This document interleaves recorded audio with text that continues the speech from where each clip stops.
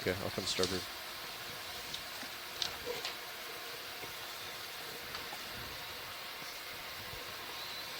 Might have to tilt your camera up to find the IC camera.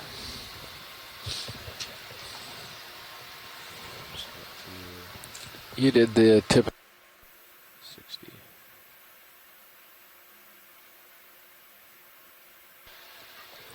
But I mean, it never hurts if you want to reiterate. Yeah, so we're on a what we think is a drowned reef crest. Used to be an old reef terrace here off of Gardner Pinnacles. And this particular feature has been dove on once before by Dr. David Clegg at the Monterey Bay Aquarium Research Institute. He was a number of kilometers away from where we are right now. And he's a geologist, very interested in these drowned reef terraces because they can reveal sort of the history of subsidence of the various islands, and Gardner in particular is of considerable interest to him, and I'm hoping at some point this morning I can coerce him to get on the phone and perhaps discuss a little bit about his what he thinks happened here at Gardner and what he found on this previous dive back in 2011. One of the things we're hoping to see with this dive, I'm not sure what these this granular material is, and I assume we're going to get a look at this in a few minutes when they get all settled down. It almost look like these are manganese nodules. Take a look, Ashley. Or manganese covered pebbles or cobbles, yeah. They're fairly uniform in size and they seem to be fairly small. Wonder if we could get lasers on at this point just so we can get an idea. And there they are. So the lasers are spaced by 10 centimeters. So it gives you an idea of the size of these. Yeah, I would superficially call these manganese nodules, but they also could be manganese-coated rhodoliths. Rhodoliths are these calcareous algae balls that form on mid to shallow water flat surfaces, and because this particular area was at the surface at some point, that may be what we're looking at, a manganese-coated rhodolith bed. Yeah, and most of the shallow water reefs we have surveyed here in the region do not have rhodoliths, but some of the offshore banks and in a little bit deeper water and about 50 to 70 meters do have rhodoliths beds on top of them. Right, so it used to be, an algae used to be alive. It's long since dead, of course, and it's dropped too deep because it's dependent on light, the rhodoliths. And then after they died, the carbonate balls that they formed actually over time got coated maybe with manganese. And that's one possible explanation for what we're seeing. It's of life here at our drop site, is it? It's fairly barren on this inside part. And there's what I think is another fish, so it'd be kind of interesting if we got a pretty fishy dive here to start off with. Yeah, because in all previous dives we've seen a high abundance of corals and sponges and almost, or very few fish. It's going to be good for us, so I'll settle right in here. Co-pilot ship move on the way. Thank you. Yeah. One of our participants today is Dr. Bruce Mundy with the NOAA Fisheries, and he's out at the Inouye Exploration Center. So he is considered one of the authorities here on Hawaii fish fauna, as well as fish fauna in the Pacific and elsewhere. So we're very pleased to have him attending and participating. And we also have Mackenzie Geringer from the University of Hawaii, another specialist on deep sea fishes, also following this in real time. And Bruce has already come in with an ID in Aldrovandia.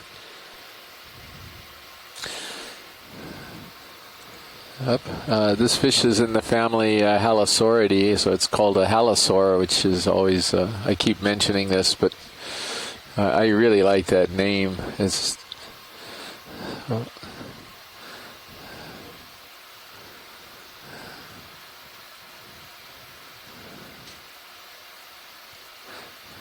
So I don't really know how you differentiate the different species of these halosaurs, but maybe you can ask Mackenzie or Bruce whether they think this could be Aldrovandria phylacra, which is the one that is recognized to be here in Hawaii. And I think we may have more than one, but...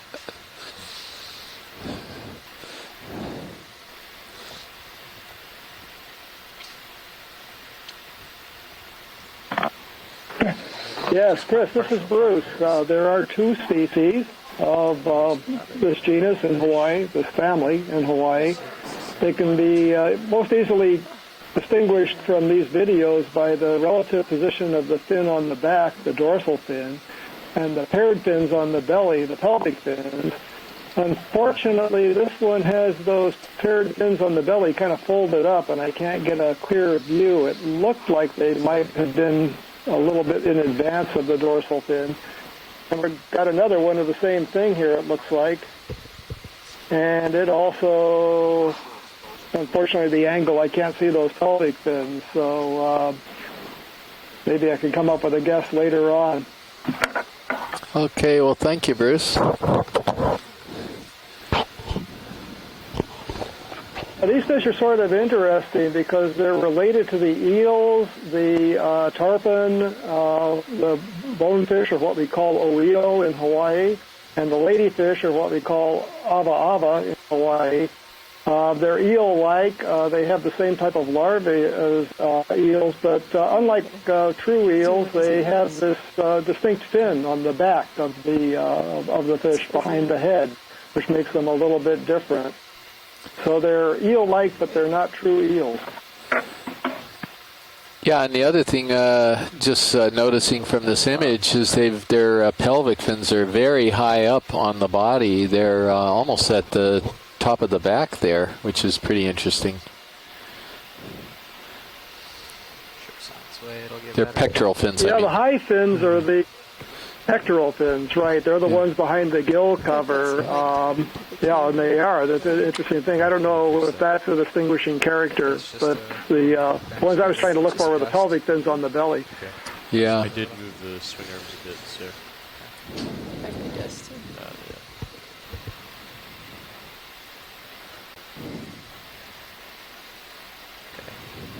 The head now.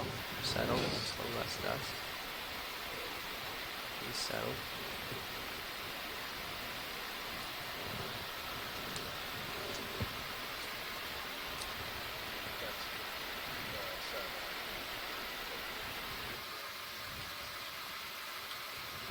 Yeah, I think it is sediment. No worries.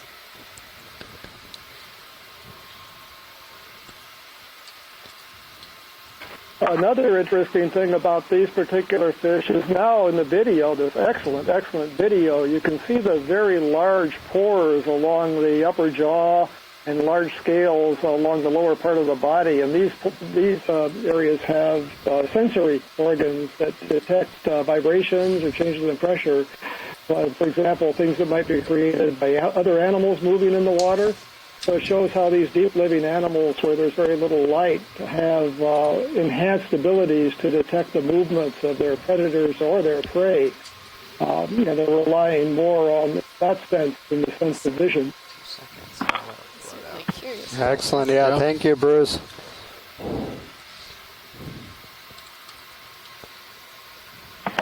Beautiful imagery, just beautiful.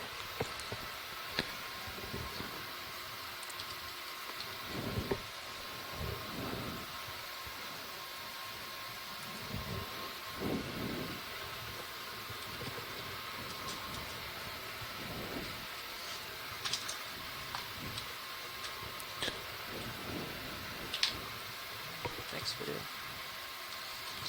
The whole of his body.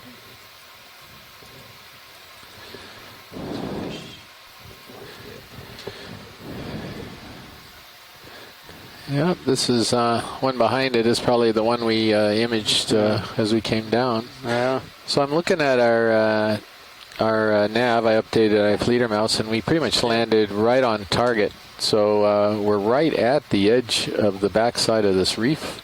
Yeah, and you can see the change there, the contact point. The slope starting right after this flat surface is in front of us. Huh.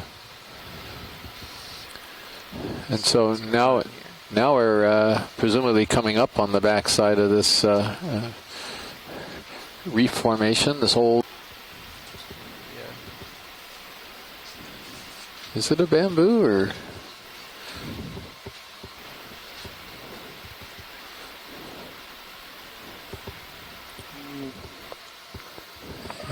Just another quick little factoid about that fish. The family name, Halosaurus, comes from Greek or Latin, two parts that mean salt lizard. Soft lizard? So a lizard that lives in the salt is in the salty ocean, and lizard, so it's a lizard-like fish in the salty ocean. Oh, thanks, Bruce. That's pretty interesting. I never thought of it. Sure, halo would be the word for salt. That's right. Thanks, Tara. I was just going to ask. Looks good. On that other fish, we saw a third.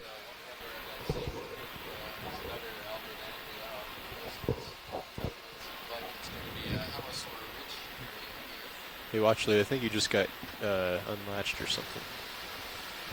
Okay, video, if you want to come in on the grab. Could you repeat, co-pilot, please? I think you just got unlatched. We couldn't hear you on OKEX again.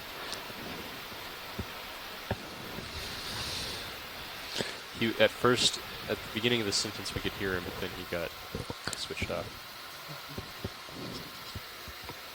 And he's like super loud on me, and I can't. I can't hear a word of what co-pilot is saying.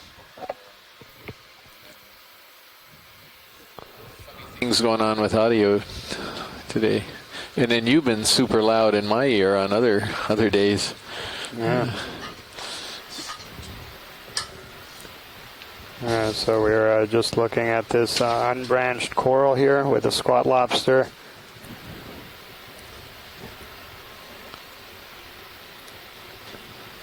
Very common association. I guess this would be another lepidopsis. I'm not sure anyone's weighed in on this, but I saw those really long spines that I thought Scott was saying might indicate it's a member of the lepidopsis group, but I'm not sure I'm remembering correctly. There's a rat tail just upper left there. Is that a rat tail or another halosaur? It could be a rat tail, yeah. Go. On the rat tail, I should just Yeah, fish I can hear him, yeah.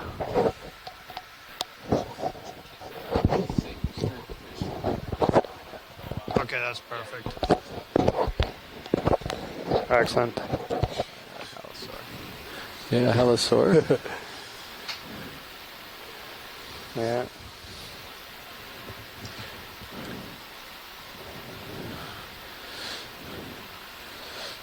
Yeah, maybe you can do a quick snap zoom here. for an ID. Yeah, and that looks like the same. Yeah. So yeah, we've seen 3 individuals of this species already. Yeah. Okay, that's good. Continue on. Thank you, video. 3-0. So it's definitely barren down here at the start of this dive. Look at this one. This is going to be a synaptobranchid eel.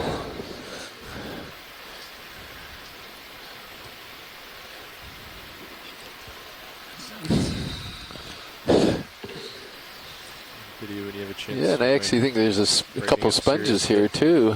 So maybe we're going to get into some animals here pretty soon. Got a sponge. Yeah, looks like it's Caulophacus. yeah. That one. I guess so. It's a little weird looking, Rick.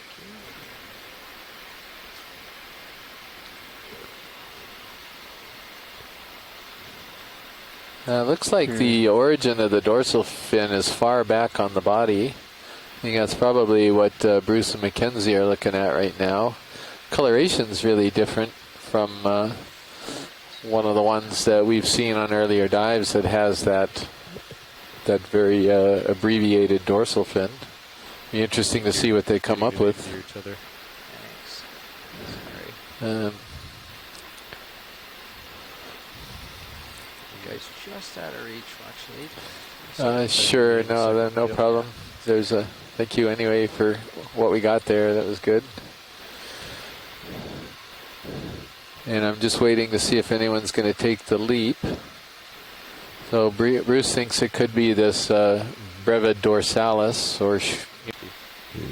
Okay. Yeah, let's do 250. Then we can get an eye on it. Roger. Thanks, Bobby. Video, come in if you'd like. Bridge, RV nav. Yep. Yes, can I get a ship move, please? yeah, it's 50 meters. pretty bearing certain that it's going to be. At 2/10. Snap the silo over here. I don't have any room on my There it toggle. is. Good copy, Bridge. Thank you. Yeah, I think it's very near Oka. I'm just checking because oftentimes they have that commensal black coral that lives in the tissue, and this is completely clear. Yeah, one of the hints here is you can see the uniformity of the frame there in this close-up grab. It's forming a perfect sort of square openings. Looks like a screen for a screen door. Lattice. A lattice, and that's real characteristic of the family Farreidae. It forms very, very thin, about 2-layer thick lattices that have very regular spacing between where the spicules fuse to form the lattice. A beautiful shot. You're ready, I'm ready. We're happy here.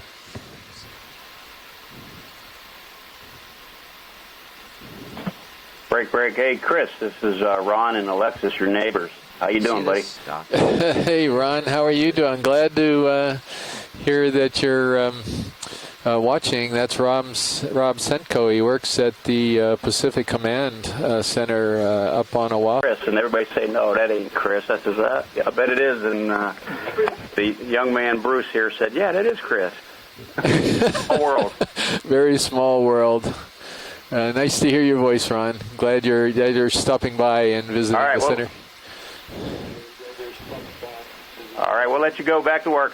Take care. Roger that, Ron. Thank you. And here's one of these Lyrae dicedellas, possibly. Yeah, looks like it. Okay. Come in video if you want.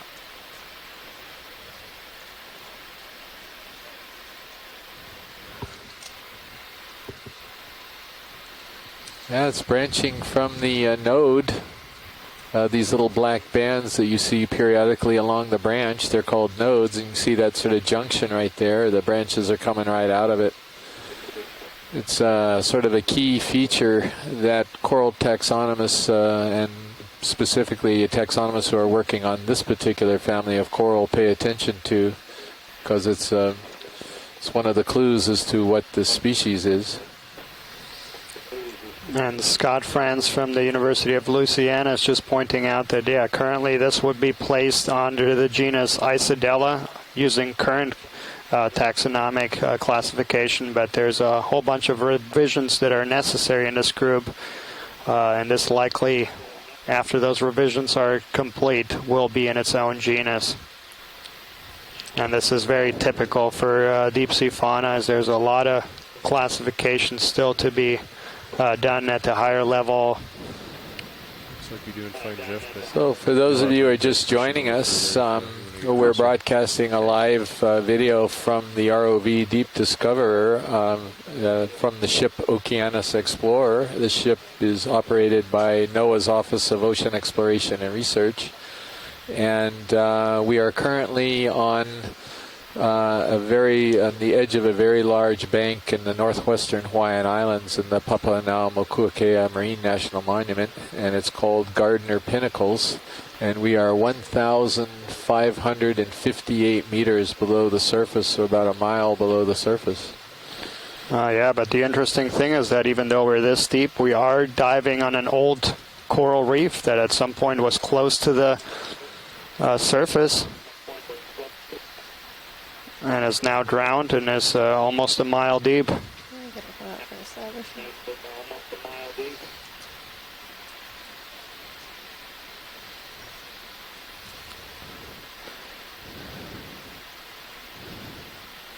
So those of you who have been following the dives that we've been doing on this cruise, you may note that the texture of the substrate here is quite a bit different. And you're right, it is different. We believe this is a very old reef that we're looking at, not volcanic material, basalt.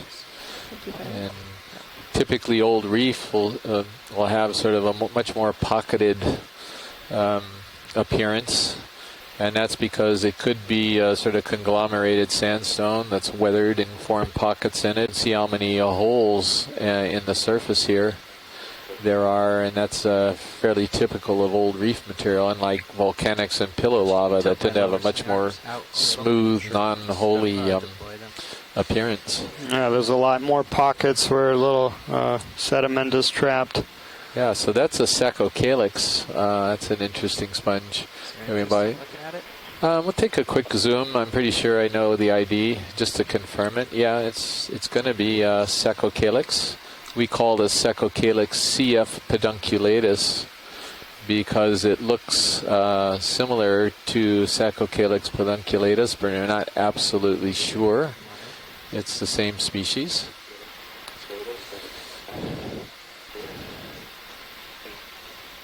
It's a very beautiful sponge. This is a sponge in the group glass sponges, or Hexactinellida. They're deep water specialists. You're not going to see them up in the shallow reefs if you are snorkeling, perhaps off of Maui, and you're looking at this broadcast from the Maui Ocean Center, one of the premier aquariums in Hawaii.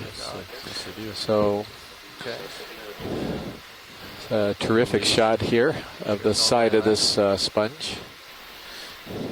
This one's a fairly easy one to spot because you can see these protuberance coming out of the side of the body that's mounted on the stalk itself, and there aren't that many sponges that have this much, these many protuberances coming out, and at the end of each is a little osculum or a hole where water is passed.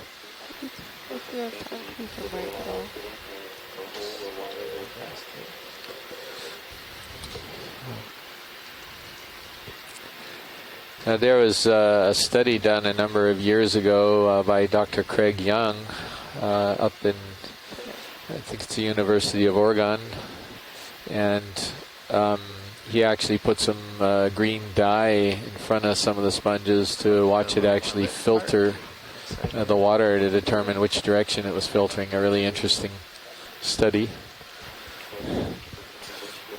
And so these sponges are able to create their own current. They've got cells within their tissues that actually beat little flagellate or little I don't know what you'd call them, little tails, if you will, flagella.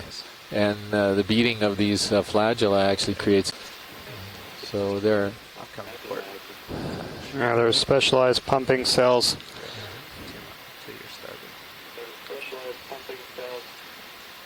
Yeah, look at that very weathered old reef formations.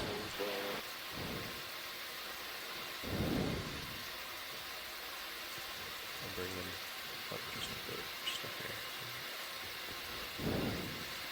Now you can play with left and right, just still being wary of. There's a fish freaking out there. Yeah.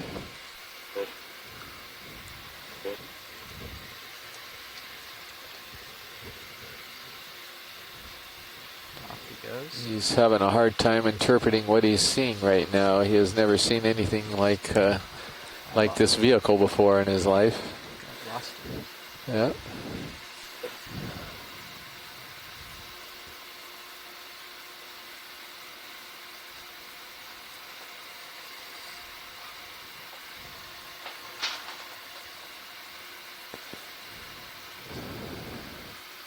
So this might be a good time if we can again coerce Dr. David Clegg from the Monterey Bay Aquarium Research Institute.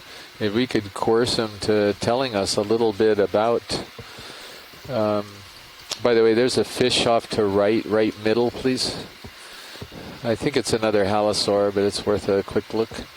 Anyway, if we could coerce him into perhaps telling us about this reef and what we're seeing.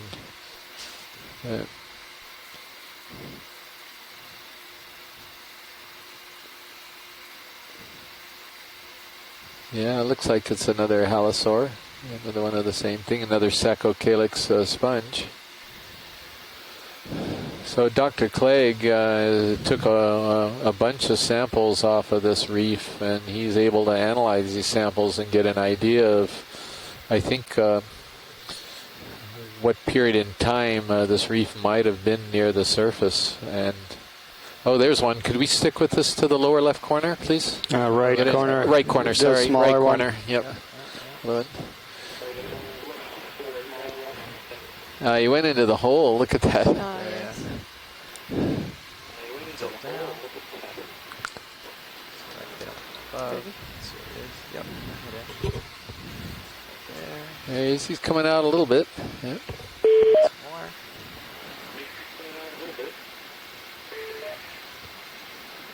Okay. I think we had somebody just dial in. Is that correct? Somebody you want to... Yeah, that's me, Chris. Hi. Dave. How you doing, Dave? I'm delighted that you're able to call in. Can you tell us anything about what you saw in your previous dive and what you've learned about this place? Sure. Well, first, the reef formed. This is actually a barrier reef that was around a fairly large lagoon. It's about 15 million years old and has been sinking with the island ever since that time. So it formed and then died rather quickly. We have been able to, we collected quite a few rocks on 7 Pisces dives on Gardner in 2011. And those samples have given us a look at the chemistry of the lavas that formed the volcano, which look rather like Mauna Loa volcano in Hawaii. We were able to date some of the lavas from different parts of the great, huge Gardner Pinnacles, which is composed of at least 4 or 5 different volcanoes. And they range from about 12.5 to about 15 million years old. And the reef samples also are in that same age range. Most of the carbonates that you are looking at are actually algal deposits. So these are coral and almost certainly formed was a location that could provide seeds and animals to the subsequent islands to form. And it turns out these few big volcanoes in the chain that were islands for 10 to 15 million years, very important in the populating the next islands to form for a ways down the chain. So they really do provide the seed money to get things going on the next volcanoes. I don't think that's so true for the submarine environment, although presumably for the shallow environment that's also true, but the deep water environment probably not. One of the things that I was very interested in here, and we have tried to do, not with success so far, was that I thought that we might be able to get a look using the lagoonal muds at what the plant life was like 15 million years ago on this island. And so far, we've been unable to extract pollens from those muds. They're carbonates, but not enough. There's apparently not enough island upslope from this area. This was a smaller part of this to the southeast from where you are diving today. Well, thank you so much, Dave. I appreciate that because that was really informative. And if you're still watching later on today, maybe when we get to the crest, I'd love to maybe see if you could call back then and talk a little bit more about that too. What we see up there. I'll keep the dive down in the corner of my screen today. Okay. So I'll hopefully hear you when you want to talk about the shallower parts. Great. Thanks a lot, Dave. One of the things these all the pitting is that these corals are now, carbonates, are at a depth where they're actually dissolving into the seawater. And so that's what creates all the dissolution pits and things. And when you get to the corals, it turns out that although the corals are made of aragonite, and most of the coral and algae is calcite, we tend to think of calcite as being the stable phase of calcium carbonate. The corals actually are more resistant to dissolution than is the coral and algae, and so you will find sort of loose piles of corals that have separated from the coral and algae because the algae is just dissolved away from them. So that's a pretty fun thing to look for. Anytime They you kind of see look skids, like you wanna chop 'em pickup up. sticks on the bottom when you see them. Yeah, well, I'll keep an eye out for them because that would be really cool to see some fossil corals here. So thanks very A much. lot of the things that sort of look like the kind of rod shapes and might be corals are just dissolution of most of what you're on right now, I think, is really kind of carbonate muds that were in the lagoon. And then when you get to the crest, it'll be mostly coral and algae. Huh. Excellent. Okay, good luck with the dive. Yeah. I think it'll liven up for you in a little while when you get up towards the crest. Sure. Thank you so much, Dave. I appreciate your comments. And that was the voice of Dr. David. Okay. Bye-bye. That was the voice of Dr. David Clegg from the Monterey Bay Monterey Bay Aquarium Research Institute in Monterey Bay, California, one of the premier research institutes that are around these days, very, very well known. They have their own ROV, the Doc Ricketts ROV, and they operate it all over the place, and done a lot of work in the Monterey Canyon area as well. So. And so he talked about Gardner pinnacles, the pinnacles themselves, these just very small rocks that just barely go above the surface of water, just about 50 meters is the tallest point, very barren. But they are in the water surrounding these two rocks. There's extensive coral reef habitat extending for many, many miles. Yeah, so while Dr. Clegg was filling us in on Gardner Pinnacle, we saw a couple fish, and one of the first fish, I think it was cusk eel or an ophidid, and then that last fish that we came across, I'm fairly certain it was a conger eel, one of the maybe a bathy conger or something similar to that. You got it. And now we're going over another one of these bamboo corals. Bruce or McKenzie, you want to comment on that eel that we just passed a moment ago? Calling the bathy. I've still got lots of stuff here at 330. Okay. But do you see something in your sonar that would... No, I think, we'll just keep on our current bearing, 330, 30 meters. Yeah, Amy commented, we just passed one of the Farreid sponges, Amy Bacco-Taylor from University of Florida. Yes, can we... And that may be possibly another one down there on the bottom. You make a quick look, and it may not be now that we're getting closer. The danger of trying to make IDs when you're not quite close enough to really see what you're looking at.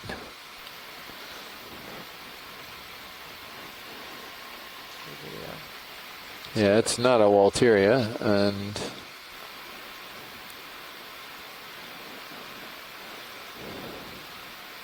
well, yeah, it's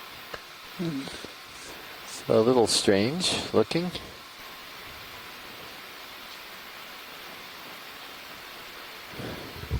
So I'm fairly certain this is a sponge that's in the family Euplectellidae, and it's going to be in a subfamily Corbitellinae, and I think we know it only right now is Corbitellinae new genus. I'm going to take a quick look at my my notes here and my photos and see if I can match it up to sponges that in that group that we know about.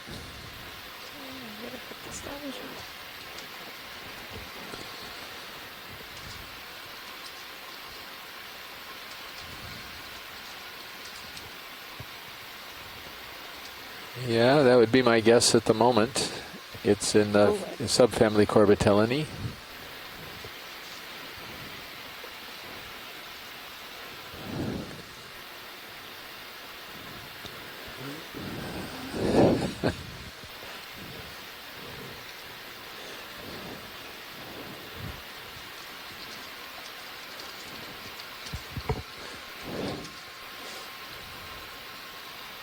Starting to see more of the slope on the sonar.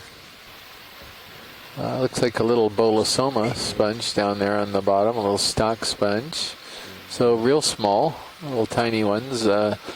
Some of our other dives, we've been in the land of the giant sponges on a number of dives. Very interesting. Look at any of these closer. The mushroom coral. Looks like a little bolosoma sponge down there on the bottom, a little stock sponge. So real small, little tiny ones.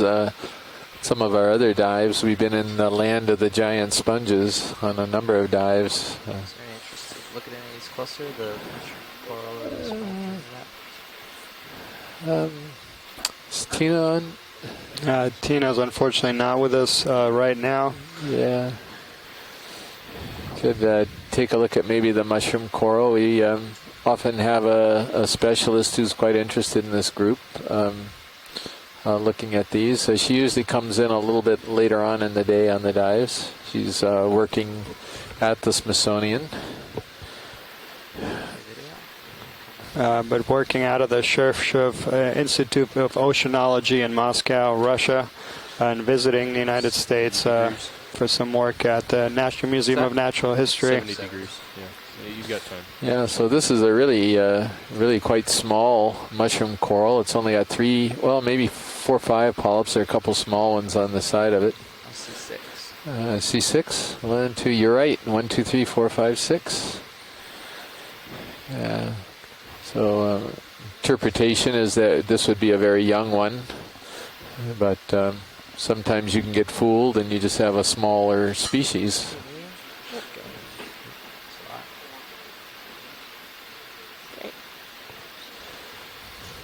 So one of the questions posed by Dr. Scott France, who's in the chat room today, he's from the University of Louisiana at Lafayette, is whether or not the erosional rate of this type of substrate, which is going to be higher, of course, than basalt, may be responsible for the low density of animals we're seeing right now.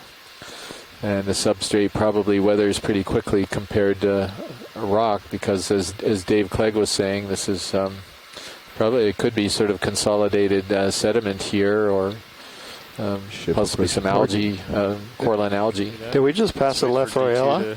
Get pushed out, and then That sponge on the bottom of the screen? I don't know. I wasn't. Yeah. You want me to go back, watch these? Just trying to Yeah, let's. I think we can just keep going. Okay. I can check it on the video afterward. You have a chance?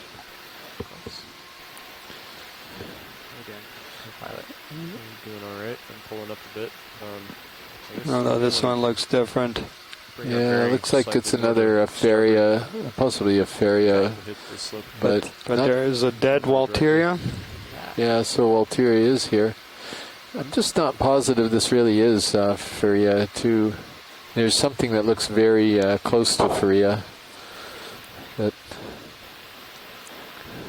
Yeah, but for those folks who scuba dive, yeah, this looks like deja vu. It does look very, very similar to shallow water reefs, the substrate.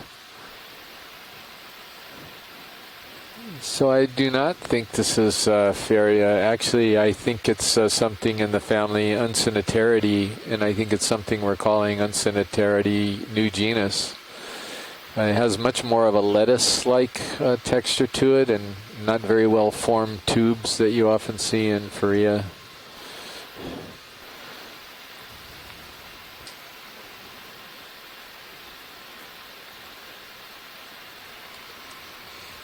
Is that the direction of the next move you're thinking? 3, 4, 5?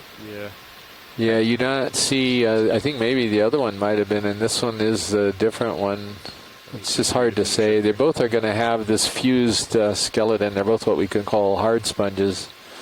And sometimes the difference between them is very subtle when you look at their skeletons. Superficially, the skeleton looks fairly regular, but... There's a little polychaete worm on there. Oh, yeah. That's right.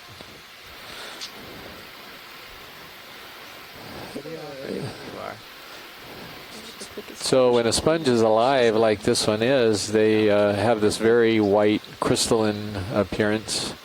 And then when they die, they'll turn sort of a tan or brown coloration. So the sponge that we just looked at is very, very healthy, alive and well. And you just saw a reason why they're called glass sponges. They have a very glassy, transparent appearance to them. And it's due to the silica that they use to make their skeletons. Actually, Pilot, are the glass sponges usually more brittle? So the glass sponges include, well, they're both. There's a group of them that are very hard and brittle, and then there's another group that's very soft. And so, yeah, they're both types. And it's just really a matter of whether or not they're fusing together some of their spicules or not. Those that don't fuse their spicules are soft and spongy because the spicules are all loose. And those that do fuse the spicules, they form a really rigid structure. So you're not going to use a hard sponge to, in the shower, for example. That might actually... well, that might defoliate, I guess, but... It's more for the greasy pans. Right, not defoliate. What do you call it when you... Exfoliate. But is that what it is? Or you scrape off the dead... Yeah, might be. Probably put in another move. Let's Not that we're advocating using these sponges for that purpose. Let's try 3, 4, 5. Another... Maybe... Quite a bit of dead sponge material here. Possibly genus Lepidices. We've seen quite a few of this. Line up with that return then? Line up with your motion.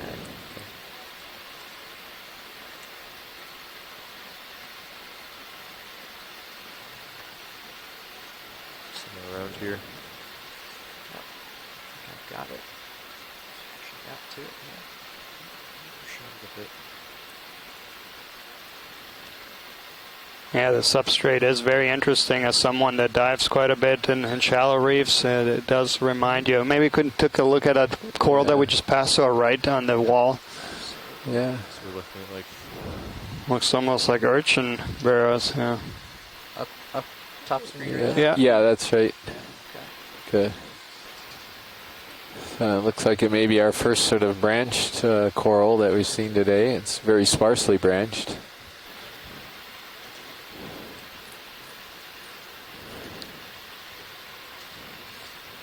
Swing iron in just to touch my port swing iron.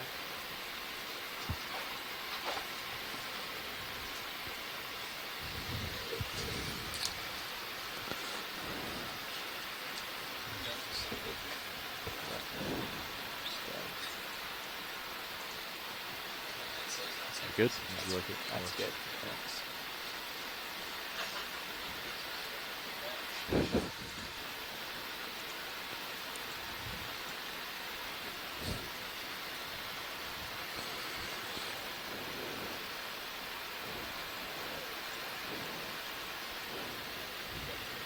So we think this may come out to be a bamboo coral. That's a suggestion from the chat room. There's a gooseneck barnacle on there. Yeah, and I think Oh, no, that's a polyp. Yeah, so Dr. Scott France is correct. Looks like it's branching from the internode between the black bands you see on the skeleton. So that's informative. That other coral that we imaged down below was branching from the black areas of the nodes, so it's a different species from that one.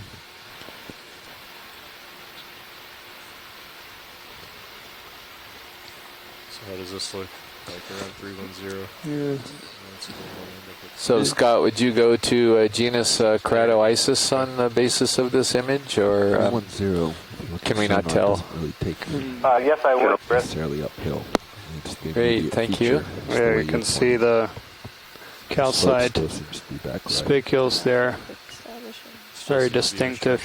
In Back the to stalk solid. of the polyp, you mean? Yeah, those sclerites, I mean. The branch we just So passed, I looking think at maybe both. you guys just went off the right side of the screen. There's a branch going up. After the first polyp, there's two little tiny buds, and I think those are new polyps that are being produced. Are you just looking at this? Yeah, you can see it at the very top. Yeah, that general trend and the same on Look at that, right? Could we Oh, get the B2. end? you mean these things right here? Yeah. I mean, right at the branch point, The that very one that's right pointing directly branch, yeah. upward. Oh, I see. It's right The here. polyp near the See, branch. yeah, it's just over. above it. There's a little pink But or we can just bump. Yeah. bring Yeah, it he's closer talking here. about the tiny little bumps. 30 If he's, meters? it's about 310? 1/3 of the way to the right and a little above of center. Might as well Tiny little bumps. Push a little further starboard. Yeah. Oh, I see. On Yeah. the base of that branch. Yeah. And keep it at 330. Yeah, there it is, dead center. That full zoom. Yeah. Yeah, it just shows a couple Yeah, of let's things, do you know, 30 that meters, 330. these corals can produce polyps not just at the extreme ends on new branches, but in between existing polyps. And typically we think of these as growing from the tips instead of, you know, some things will grow from the base. I'm thinking about plants, you know, some plants will grow from Another the ship base, move, but please. 30 these will meters, sort of follow the 330, tips along as they 210. branch. But you can add new polyps in behind where there are already existing polyps, and possibly if Good some copy, tissue thank has been removed, let's say by C-star, repair some of the injury and so on. All because this is an asexually producing organism and is colonial, so can continue to produce or replicate parts of itself. That was a good spot, Scott. I wouldn't have even noticed that if you hadn't pointed it out. So it's pretty interesting. So we're heading 330, Joe. Another one of these bamboo whips. Probably back to And these. Polyps there were much larger. So once the polyps get to that size, you know, the polyps themselves don't increase in size. The colony can increase in size. So we can also use the relative size of the polyps to help us distinguish when we're looking at different species. that coral and a sponge here. Doesn't want any- Yeah, let's take a look at a couple things here, if we could. The coral, the pink one to the right, would be first. Okay. Just trying to figure out the best. This looks like a corallium, and Dave Clegg informed us that we're going to get into some corallium, probably on the top of this ridge. The dive he did back in 2011 on this feature was a number of kilometers away from here, but we're sort of hoping that the colonies and corals that he saw at his site extend all the way around, because this is one of the things we're looking for, is how large these communities are, trying to get some information on that. Yeah, and especially because we have noted on many of the dives is that these aggregations are somewhat patchy, so understanding on a larger scale how far they extend is quite important. Yeah, It's a corallium, with another one of these basket stars on them. Yeah, and this is a nice shot because it shows you the corals on the left side. The branches are exposed and open, and the polyps on the left side of the branch are exposed and open, and those sort of toward the middle there are closed up, I believe. And so you see the difference of their appearance when they're open and when they're closed. So it's kind of a nice contrast.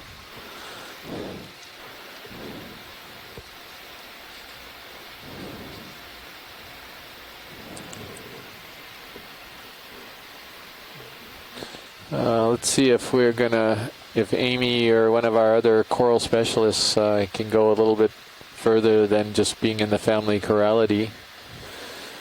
These are kind of tough unless you really get them back into the lab to look at the microstructures and sometimes even DNA.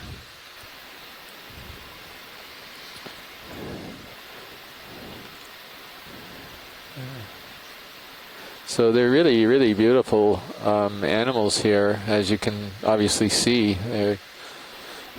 It's got a gorgeous pink color to them, and that's why this group of corals, the corallids, are valued. The ones in shallower water are valued for the jewelry trade in some countries. And as Scott France pointed out yesterday, is that's where the term coral comes from originally for this group, the corallium. Yeah, Namie suggested Corallium abyssale, but it doesn't look like abyssale to me because abyssale has a characteristic zigzag pattern to the branching. What's that? So I'm not sure it was abyssale, but again, it's hard to tell just from an image. Oh, this is just dead. I thought it was a yellow sponge. My lights were lighting it up. I think it was yellow. And we talked about this a little bit on previous days, but yeah, pink corals were at some point. This is the same sponge, by the way. We could pass this one. There was something yellow off to the left, Pilot, that I think as we were coming up. Okay. I think. Come on with me. So yeah, our current depth right now is 1,524. Can we make that ship move? Can we take 10 meters? Oh yeah, well we may be following the Sirius up. There's a Chrysogorgia geniculata and I see all these wonderful crinoids. Just catching up here. Yeah, no problem. So that anemone that we passed over, it was a real quick view, but that could have been a Relicanthus. It's recently got a new name, and this would be the right depth for it. How much did you move And back? we just passed by there also Brisingid Sea Star. 150. And I'm not going to say much about Relicanthus until we really see one and can sort of point out some of the features.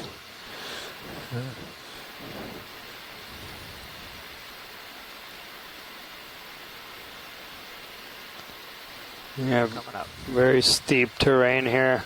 Yeah, amazing. Thanks, Bobby. Sharp. And for those folks who can see the Sirius display, it's a beautiful view of this wall that we're coming up on. Okay, I'm starting to see the top of the hill.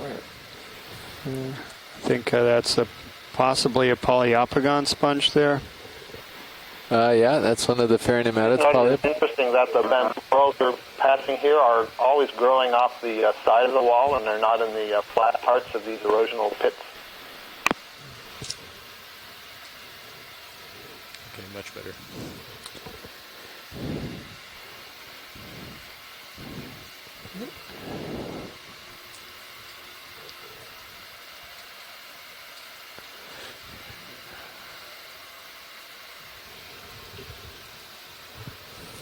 Bruce is pointing out that in feed 2 there's a fish in midwater above the ROV.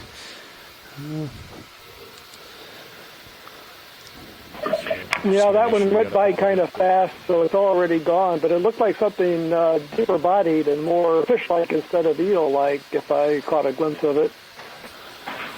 I'm just updating our position, and we are definitely on the steep part of the wall, if you hadn't realized that already, just in the Fledermaus display. Sort of out of place. Yeah, it looks like a nice little... Is there something drawing on it, or is it just no, it's just weird rock? just a reared rock that probably just rolled down slope. Circular. It may have been rounded because it was near the surface and rolling around. We may see more rounded rocks on top of the ridge. Rock. Yeah, it could be, or it could be one of these giant sea monster eggs. It's just Just quickly. do they have sea ostriches in Hawaii or not? No, that was a joke, everybody. Honestly, there is no such thing as a sea ostrich. But that rock looked like it could be an ostrich egg when you first looked at it. I guess we can't really see where we just came. All right, come back up. Yeah. Attention on the Okeanos Explorer. The ship store and duck exchange is now open. The ship store and duck exchange will be open for the next 15 minutes. Once we settle out, if you wanted to take a look at the edge of the cliff. No need here. Those of you who might have overheard that communication, he had a round rock, and now he is looking at this tiny thing, and I think he spotted something here, actually. That'll be kind of interesting to see what this is. And it is a little Corallimorpharian. Great a spot. little baby, maybe a baby Corallimorpharian, possibly Corallimorphus pileatus. It would be the second one that we've seen. Good spot. Pilot, excellent spot. So these are a bit different than anemones and corals. Yeah. And that's sort of classic with the tentacles around the oral disc that's protruding up a little bit. The very translucent type of body that Scott France had pointed out that he understood were typical of Corallimorpharians, and then a very distinct white tips to the tentacles, which are also a feature of Corallimorpharians, at least many of them. And that gelatinous kind of texture also Scott had pointed out, and yeah, very distinctive. Yeah, and he's talking of, you can see the nematocyst bundles, the little stinging cells on the tentacles, so really, really a great spot.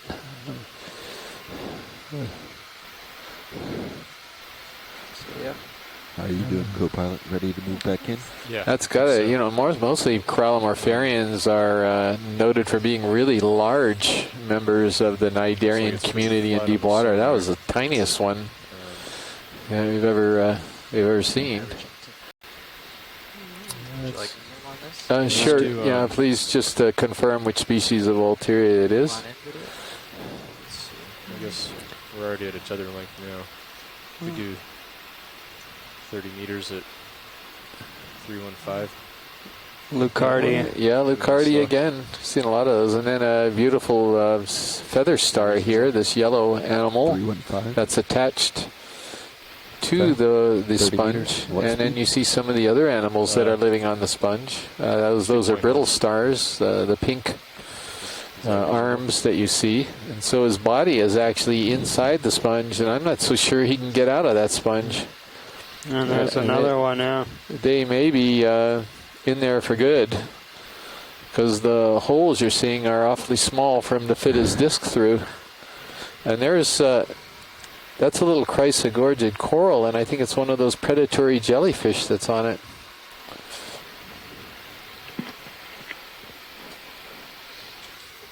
Bridge, RV nav. Wow, look at that. Ship move, please. 30 meters, bearing 315, 110. Yeah, we'd seen a few of these on Very chrysogorgid. interesting. Chris, isn't this, I think, now the third, possibly the fourth time that we have seen this interaction during this leg? And I had sent some images and questions to Steve Haddock at the Monterey Bay Research Aquarium Institute, and he said that while it's known that these type of jellies will feed on other cnidarians, for example, they'll feed on other jellyfish, as far as he knew, there was no observation of them ever feeding on coral polyps. But I'd say it's too much to say that it's coincidence that we've now seen this several times. Very interesting. Yeah, very cool observation. So most people think that jellyfish are just drifting around all the time in the water current, just sort of undulating and pumping water, and then there's this one down here that actually lands on corals, and we think is actually eating the corals. So,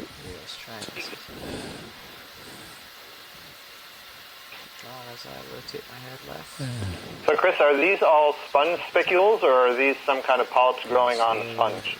I believe they're all sponge spicules. Yeah,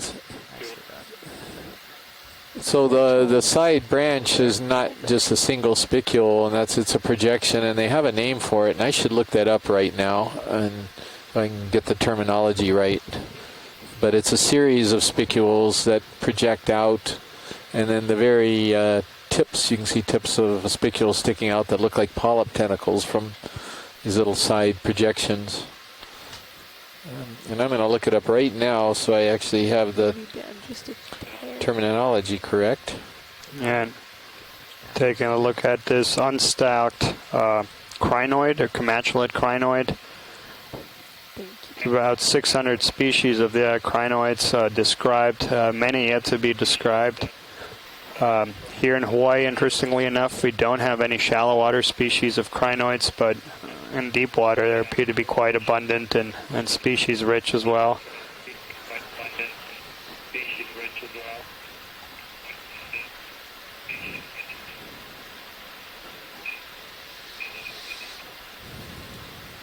Yeah, so if you just joined us, we're currently at a depth of 1,996 meters, diving off a drowned reef that's north of Gardner Pinnacles, about 600 miles northwest of Honolulu, inside the Papahanaumokuakea Marine National Monument. Gardner Pinnacles are these two small rocks, only about 50 meters the highest elevation of these rocks. But around them, there's a lot of drowned reef and coral reef habitat. The two rocks are the last basalt structure. IA. And they can be up to 14 millimeters long. I think even longer than that. They might have been 14 centimeters long in some species.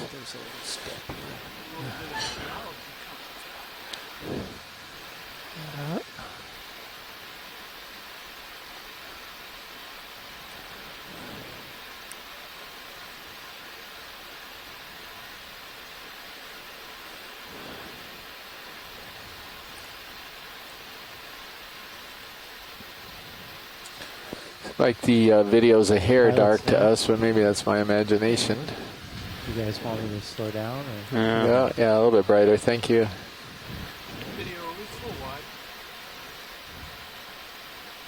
Oh, there's our first Iridogorgia. Yeah, I think these Iridogorgia are following us around from dive site to dive site, but that, of course, isn't true. I'm just making a little bit of a joke, the fact that we've seen this particular species at virtually every single dive site that we've been on this cruise. A very, very common member of the deep sea fauna here. It is one of the octocorals down here. It's a beautiful animal. I'm sorry, I didn't hear you. Oh, let's have a partial. Okay, great. That's good, thank you. Yep. Yeah. So we'll give a little update on where we are, unless Daniel did it a little while ago. I was trying to find Prostelia, but we are at, find out the name Prostelia, that is. We're at 1,490 meters down off the northwest side of Gardner Pinnacles in the Papahanaumokuakea Marine National Monument.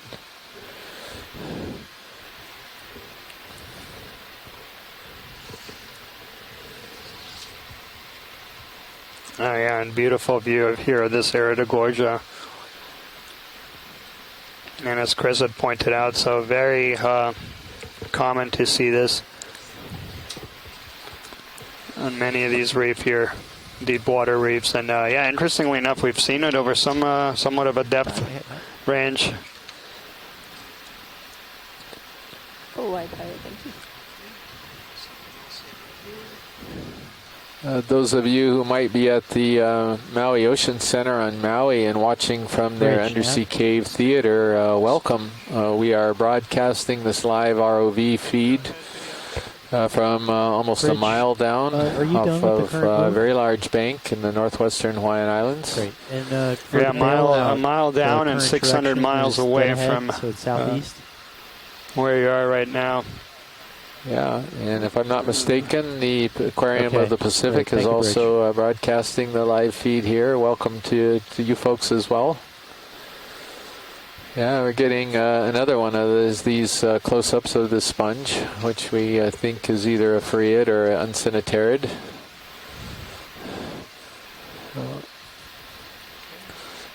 So it looks like it's the same species we were looking at a little while ago. So that seems to be fairly common on this inside wall. Yeah. But yeah, so far we aren't really seeing the densities of animals we've seen on previous dives, but we've seen quite a few fish, and that was conspicuously absent candelabrum-shaped bamboo corals and the genus Isidella, something we've been calling... yeah, we got some pretty good video of that earlier too, Violet. CU38 2395.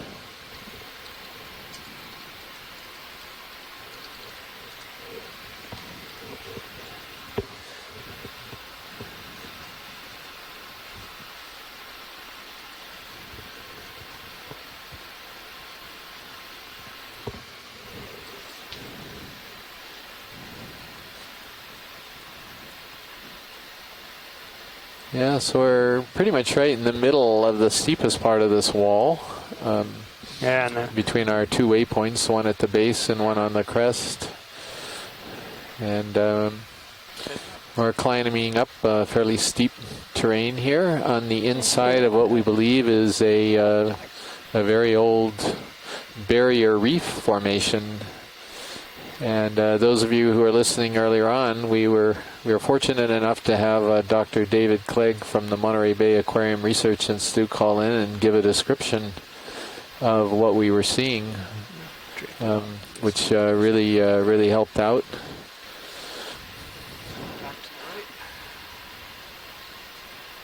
Sort of what used to be a really old lagoon, I guess millions of years ago. And there's another feather star. See, it looks somewhat similar to the one that we collected in that remarkable grab quite a few dives ago. Yeah. And interesting thing about these animals, which were is that you're looking at something that looks like it just sits there on the bottom, but if you actually disturb it a little bit, the thing takes off and starts swimming rather rapidly out of view. And you wonder how an animal that looks like that can possibly swim, but he does quite well, actually. He actually uses his arms as sort of paddles, and he'll use 3 or 4 of them at a time, or he'll paddle, and then the next arms will go and paddle down and push the water down. It's rather fascinating to watch them. And so there are both stocked and unstocked forms of these crinoids. And so these unstocked forms, when disturbed, they can move.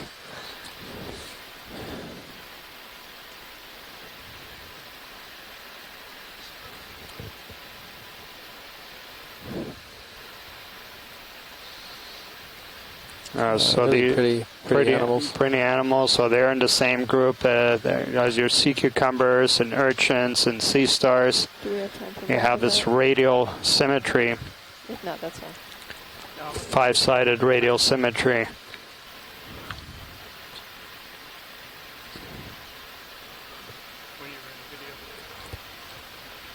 Great.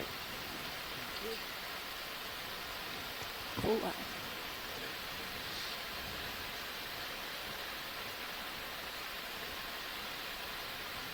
And there's another one of these coralliums, commonly known as pink corals. Bridge, Nav.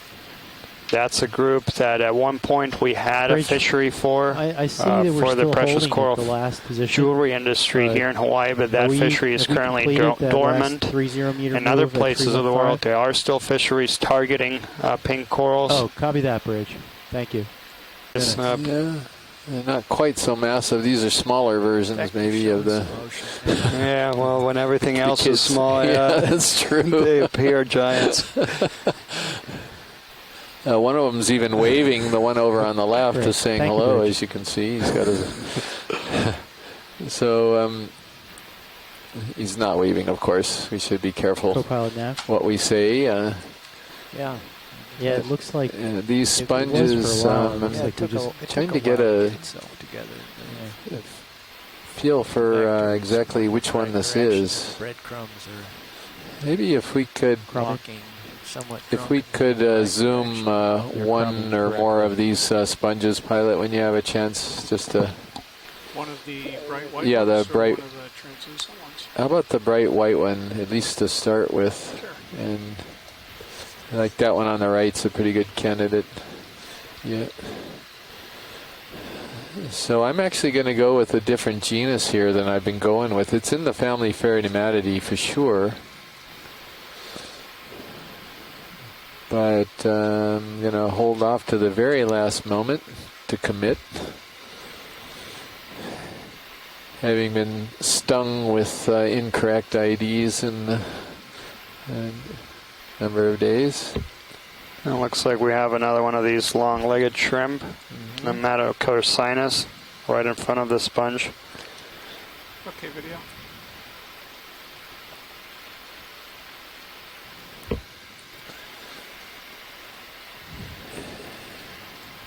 Yeah, so I'm actually going to go with a different genus. I'm going to go with Semperella on this particular sponge. And right now, we recognize one potential species here, Semperella species 4. And species 1, 2, and 3 actually bit the dust and were moved into the Poliopogon group. So it's really the only species of Semperella that we're fairly certain about here. Actually, we actually got rid of, I'm looking at the latest update, we got rid of the 4 and are just calling it Semperella. Well, yeah, we're calling it just Semperella species. We'll leave it at that.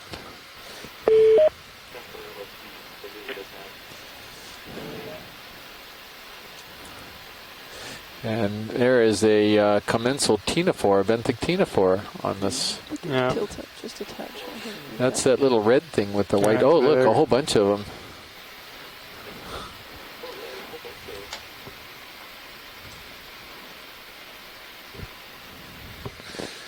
Ctenophore is a comb jelly, and those of you who are familiar with these animals, they're often in the water column. This is beautiful. You've got 1, 2, 3, 4, 5 of them right in a row on the sponge. So there's benthic forms too, not just the pelagic forms. And this is an example of one of the benthic forms. And they use these tentacles to fish. And a few dives ago, we captured some absolutely phenomenal video of the length of some of these tentacles. It looked like it was almost a meter in length for this very small animal. Okay, video. I can't linger here too long. Okay. Yeah, I didn't see the arthropod that Steve was pointing out. Sure, that'd be wonderful. Yeah, I didn't. Okay. Thank you.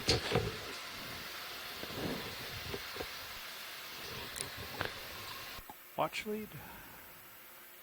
Next. I'm passing over you. I don't know. Okay. You have open terrain ahead. Yeah. I shall carry on.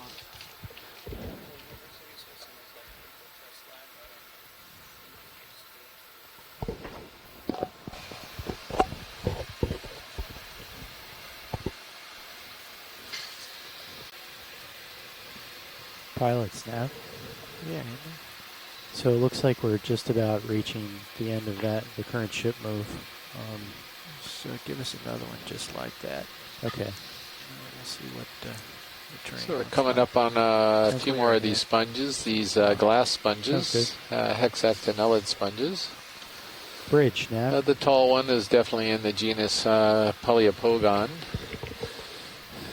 And the one off to the left may be similar to the one we just imaged. It may be another Semperella. Now, the interesting thing about Semperella is the type species for this genus is a sediment dweller. And one of the ways that you can help spot it is it actually has quite long spicules coming out from the base of it that it used to anchor itself into soft substrate. And then a number of these apparently have figured out how to attach onto the hard substrate as well, so they're not completely restricted to soft sediment. Video, let's just take a zoom as I go by. Sure. And then I have to keep moving. So you see those are the spicules of the family that are a little more modest on this one. The sponge is not glued to the bottom, it's actually grappling the bottom and attaches that way, and that's a characteristic of the pheronematids.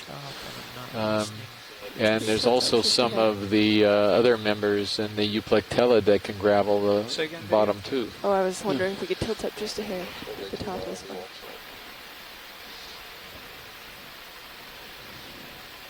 Great.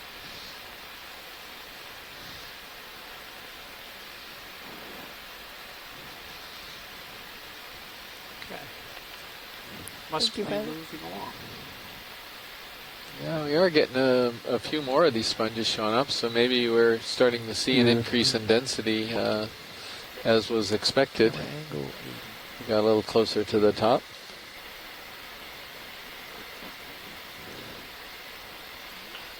Yeah, but just as Dave Clegg had pointed out, we did see a few more coralliums as we approached the crest of the ridge. Ahead and let some of our fish experts weigh in on this. Video, let's zoom in on this in case I spook it. And I love these things. These are incredible eels. And now I'll try and creep up to it. Yeah, Chris, if you know what it is, you know as well as I do. This is Bruce, so just go ahead and chime on in. No, Bruce, I'm going to let you call this one out, because whenever I can give you an opportunity, go for it.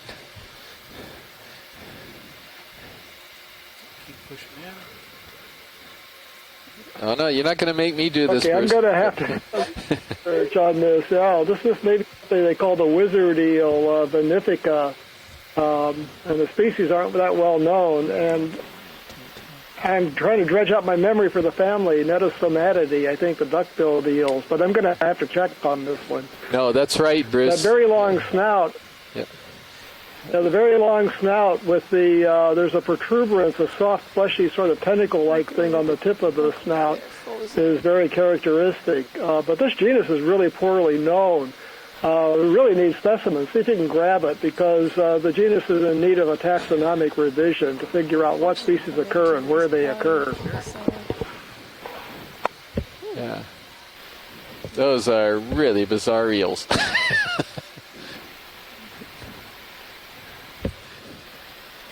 Yeah, and it is, Netostoma, and the one that is the most commonly seen is Parviceps.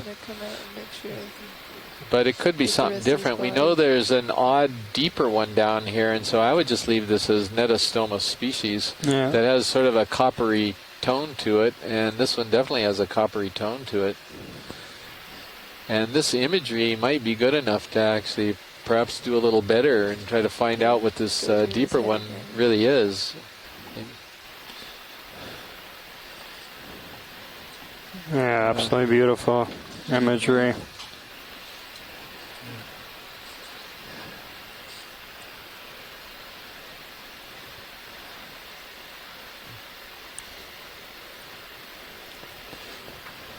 So what is he saying? He's also putting it in. He says Netostomatid. Bruce is offering Vinifica as the possible species for it, I believe. Or is it the genus Vinifica? And so in that case, it wouldn't be a Netostoma. That's the genus. So no, Bruce, it's not Netostoma, but it's in the same family. It's Netostomatidae, but that sort of tentacle-like structure or soft little rostrum sets it apart. So Bruce, this is superficially similar to Netostoma parviceps, but it's not even the same genus. Is that correct? Yes, that's correct. The Netostoma have a slightly broader snout, more robust snout, and the body shape's a little different. This one's very narrow, very slender up toward the front of the fish, and then widens out toward the back. And I think the Netostoma are more evenly deep across the entire body. Well, Bruce, you have just identified something that has stumped us in the Hurl Animal Guide for years. I knew it was related, and it was one of these animals, but I had no clue what it was. I just default to Netostoma. So that's fantastic. Yeah, in the Pacific, there are potentially two species. One has been reported from Vanuatu in Japan. There's Another one that's been reported from the mid-Pacific seamounts at 1,600 meters by people from Scripps, and so maybe that one is Benefica tentaculata, referring to that sort of extension of the snout. That's beautiful imagery.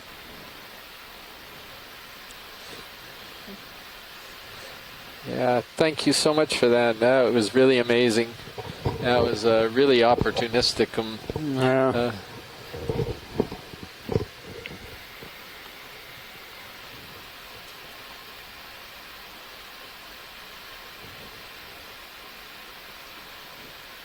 Do you want more? I can go in. No, I think okay.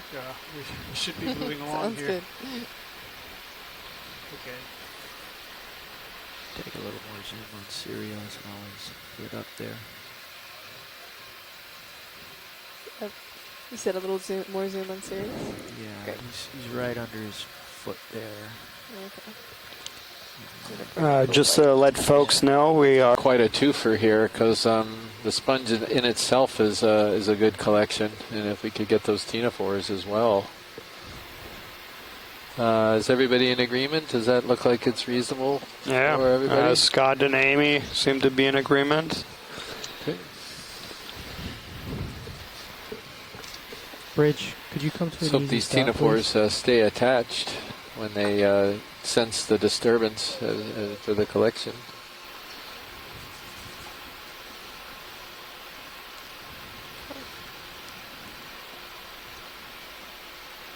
Alright, let's get some imagery of this. Great.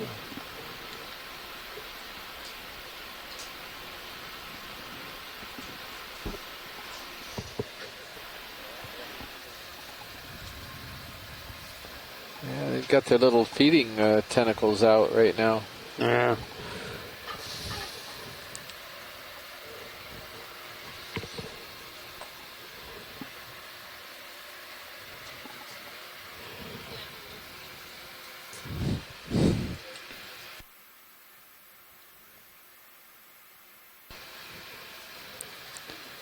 And the other day, for those folks who... We take the lasers on the sponge just before you collect, just so we know the size of these things in case they're lost or dislodged or something. Roger that, Scott.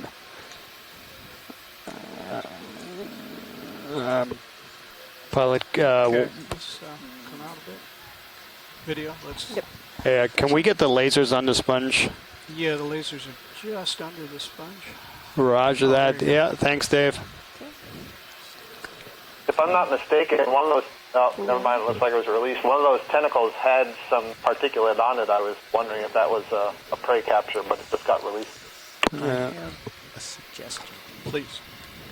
That you work your fingers down into the sand a little bit and see if there's anything below the sand. Southwest northeast direction.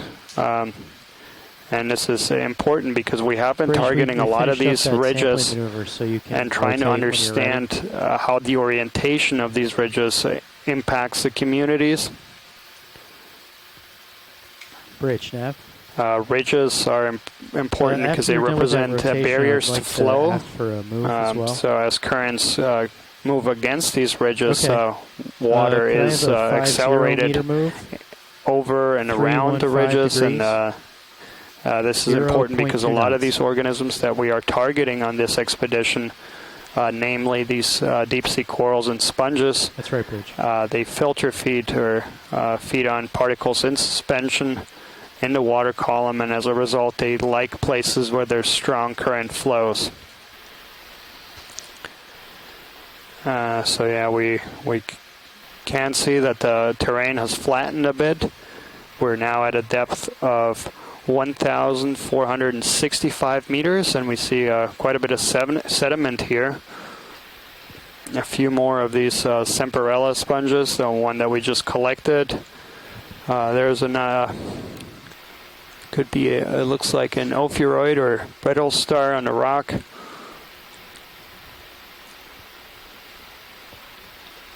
But quite barren here on top of the feature.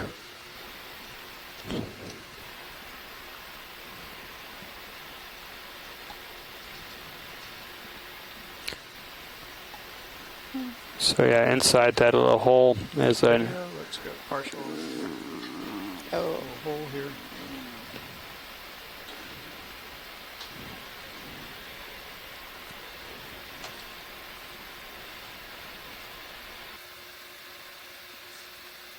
Let's push in video. Great, hold that. Somebody's got a home there. Yeah. Yeah. Sort of.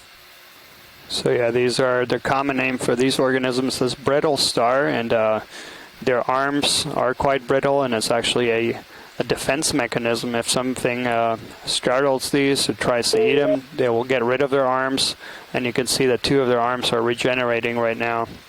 How about this, what looks like a sand worm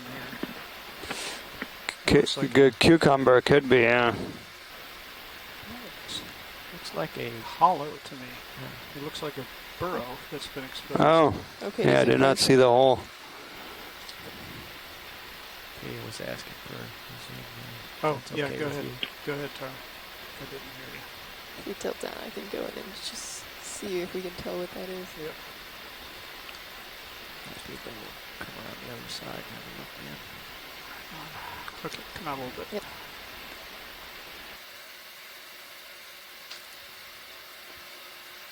Doesn't feel like there's much current until it zoomed way in, and then it's... Until we take your eyes away. Yeah. Well, everybody.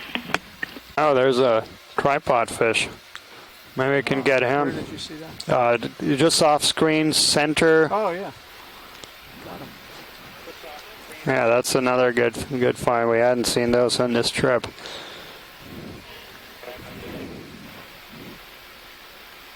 Gee, how could you tell? I'm oblivious. Where is he? Center screen just Oh, above the dots. there he is. Yeah. Okay. Go ahead, video. He's not hiding at all.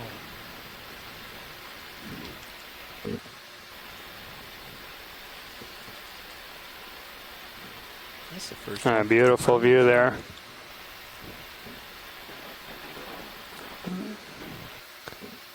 There were a couple problems here with video being frozen at our exploration command centers, but hopefully Bruce and Mackenzie can see these images right now and help us with an identification.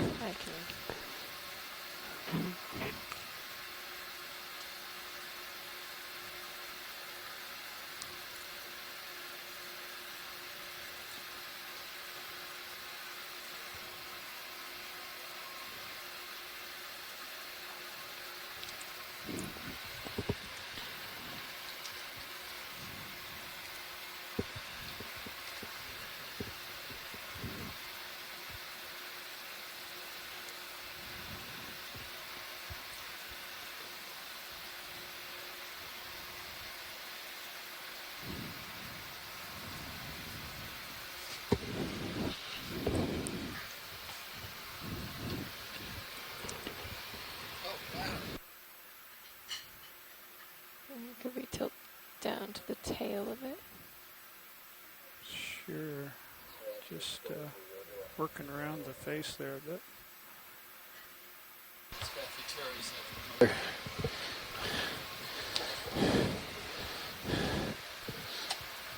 Yeah, they are quite spectacular fish.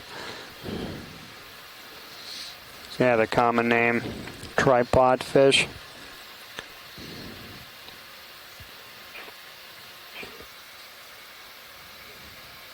I'm just going for a quick last macro.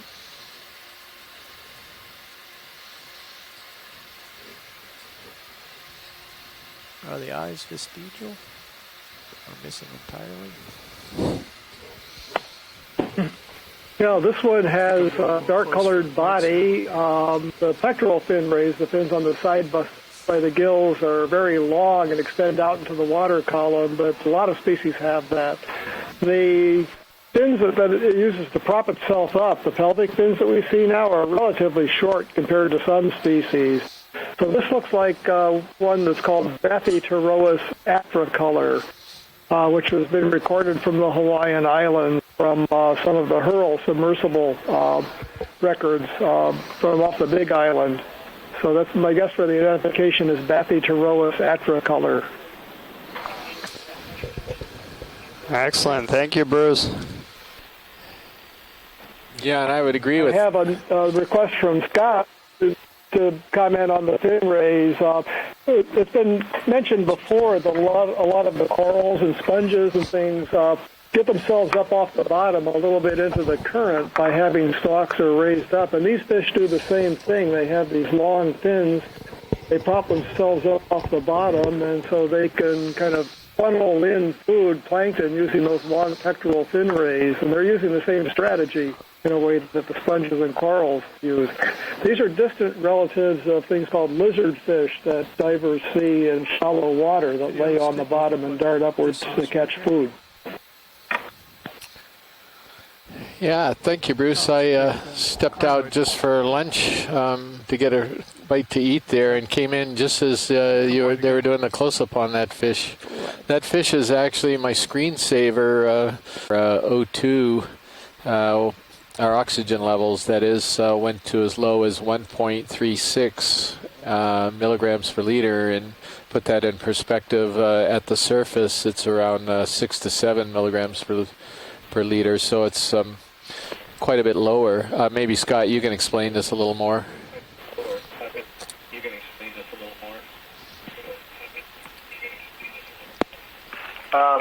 Yeah, Chris, so there's a well-known area of the ocean, vertically that is, if you're going from the surface of the water down deeper, the oxygen zone. Where that?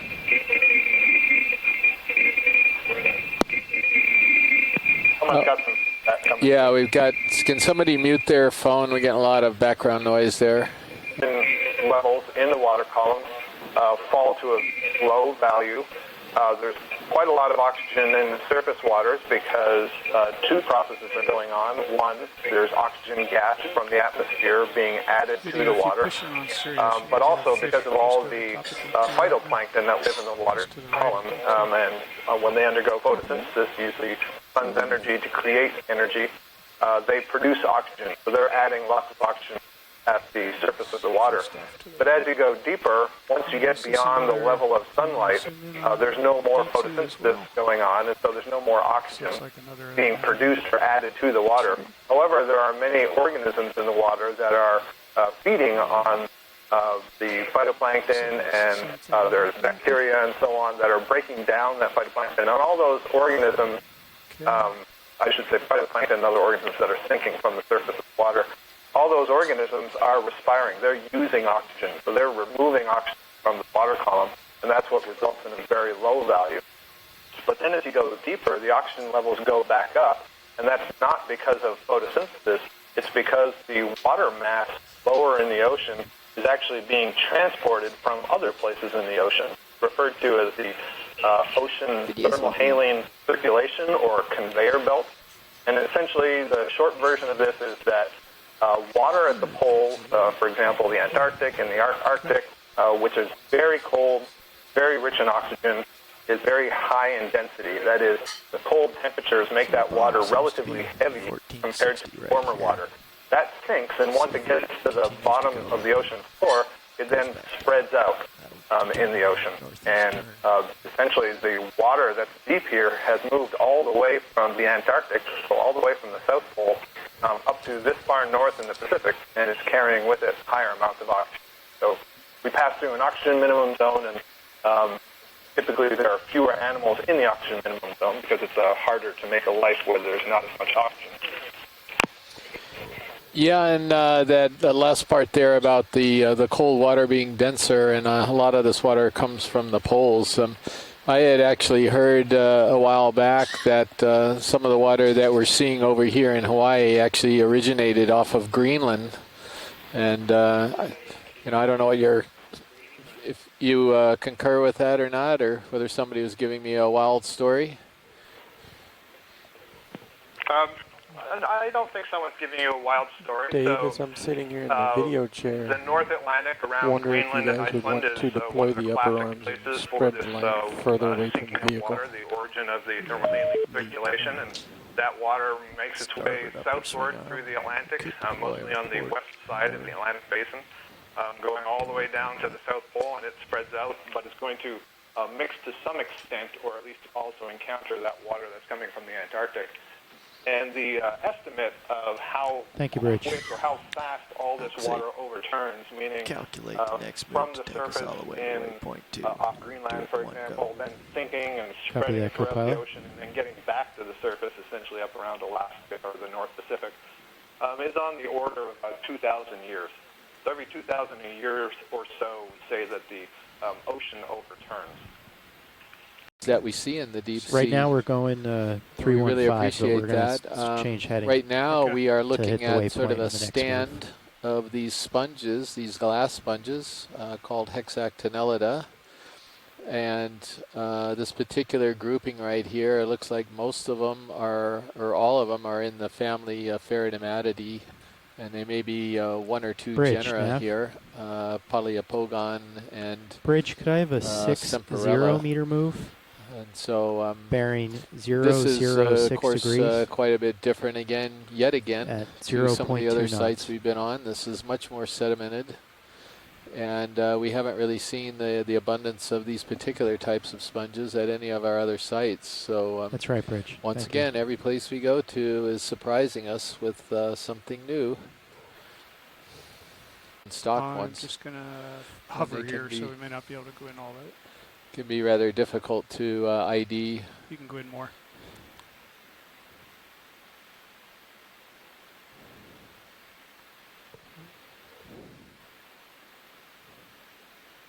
Yeah, Asako Matsumoto from Japan, she noted that a lot of these sponges are oriented in the same direction. So it looks like there's fairly consistent and predictable current flow here. So this could be a crinoid in the family Telecrinidae, but I just don't know the crinoids well enough. Can't bring the to go further than that. I always use these What'd you say? If you can't bring the non-pinnulated feet tips to as a center. clue to the Telecrinidae, but apparently I've learned on this cruise that there's other groups that can have unpinnulated tips to their arms as well. There was a note about this odd little pink thing here that's up on the sponge. Okay, Rolly, let's go out. I'm not sure what that is either. Some type of possibly a gastropod, possibly a ctenophore or flatworm.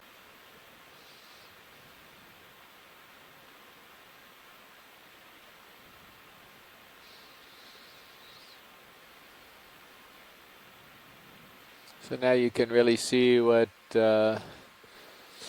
Asako was talking about there. They're all facing right at us. They have the atrial surface facing in our direction, and our heading right now is just slightly north of west. Quick zoom. So they're pretty much facing almost due west.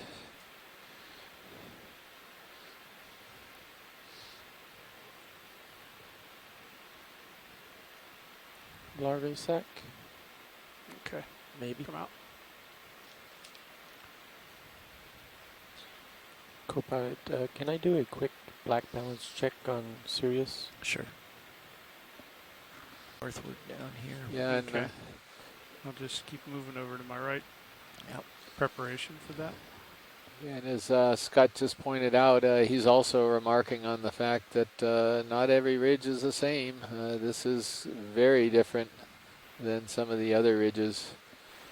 And on basically each of the ridges that we've been on this cruise, and it's been one of the focuses of the cruise, are these long ridges.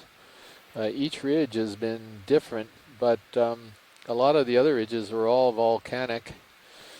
And this is the first carbonate ridge that we're looking at. And so they are different, and we're just trying to understand them better because they do seem to, in general, serve as a pretty good habitat for denser communities of animals. But there are definitely nuances here that we're trying to understand. I'm not really sure what type yet. Serious Moment. one. Oh, once it stops Well, the swinging. It's pretty previous odd. vector Okay. completes. But we are just fine. By the way, Daniel is back from lunch, and I assume that the sponge collection went fine. Got everything So in there? we got a Tina 4 as well. So Yeah, terrific.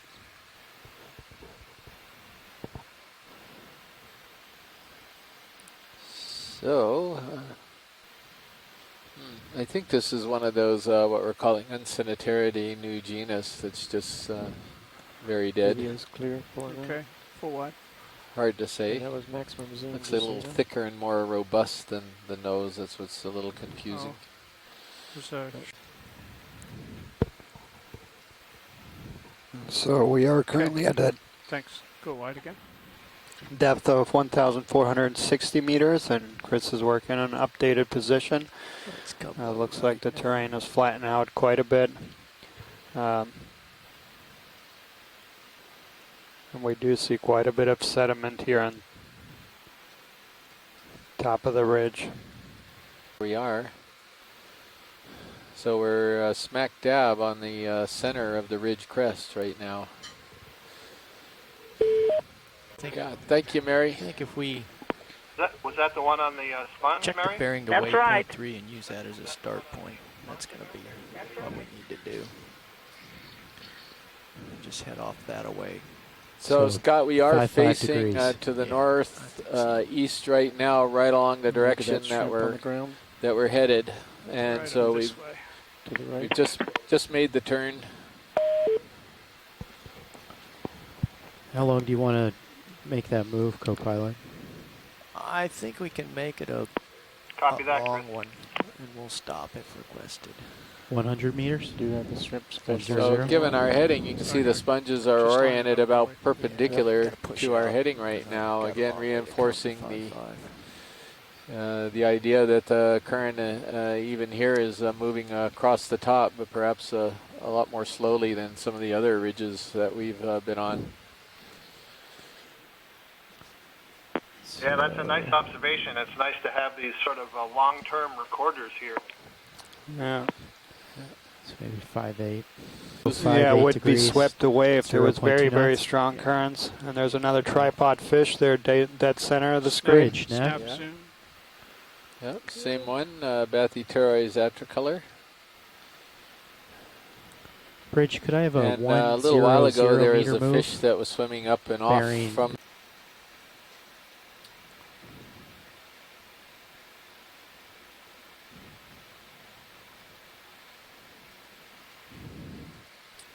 Go ahead, video.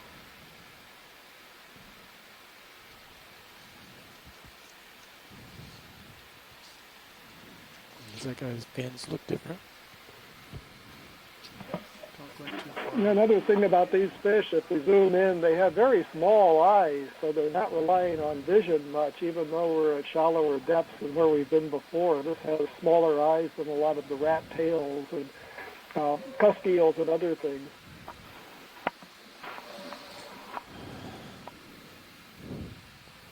So then what he's mostly relying on is the sensory the ability to go to his sensory face. organs, I guess you could call those extended fin rays that are out in front of him to actually tell him when there might be prey close to his mouth. Would that be your interpretation, Bruce?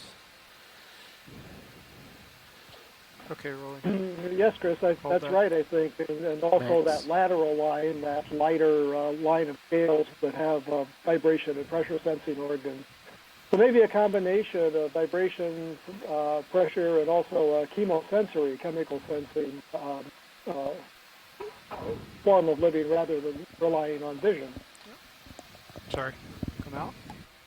And so fish that have adopted this kind of lifestyle I are can't sit typically down 'cause there are referred too many to sponges as around. Lasers across the fish. ambushers. And so they actually wait for their This is a prey to partial come zoom. along or come to them rather than trying to chase them down. And there you get a beautiful view there of those hooks on that sponge. Oh yeah. The Semperella Oh, sort there's the way of grappling base. Yeah. And but there's others that are clearly polyopogon, so we have sort of a mixed field here.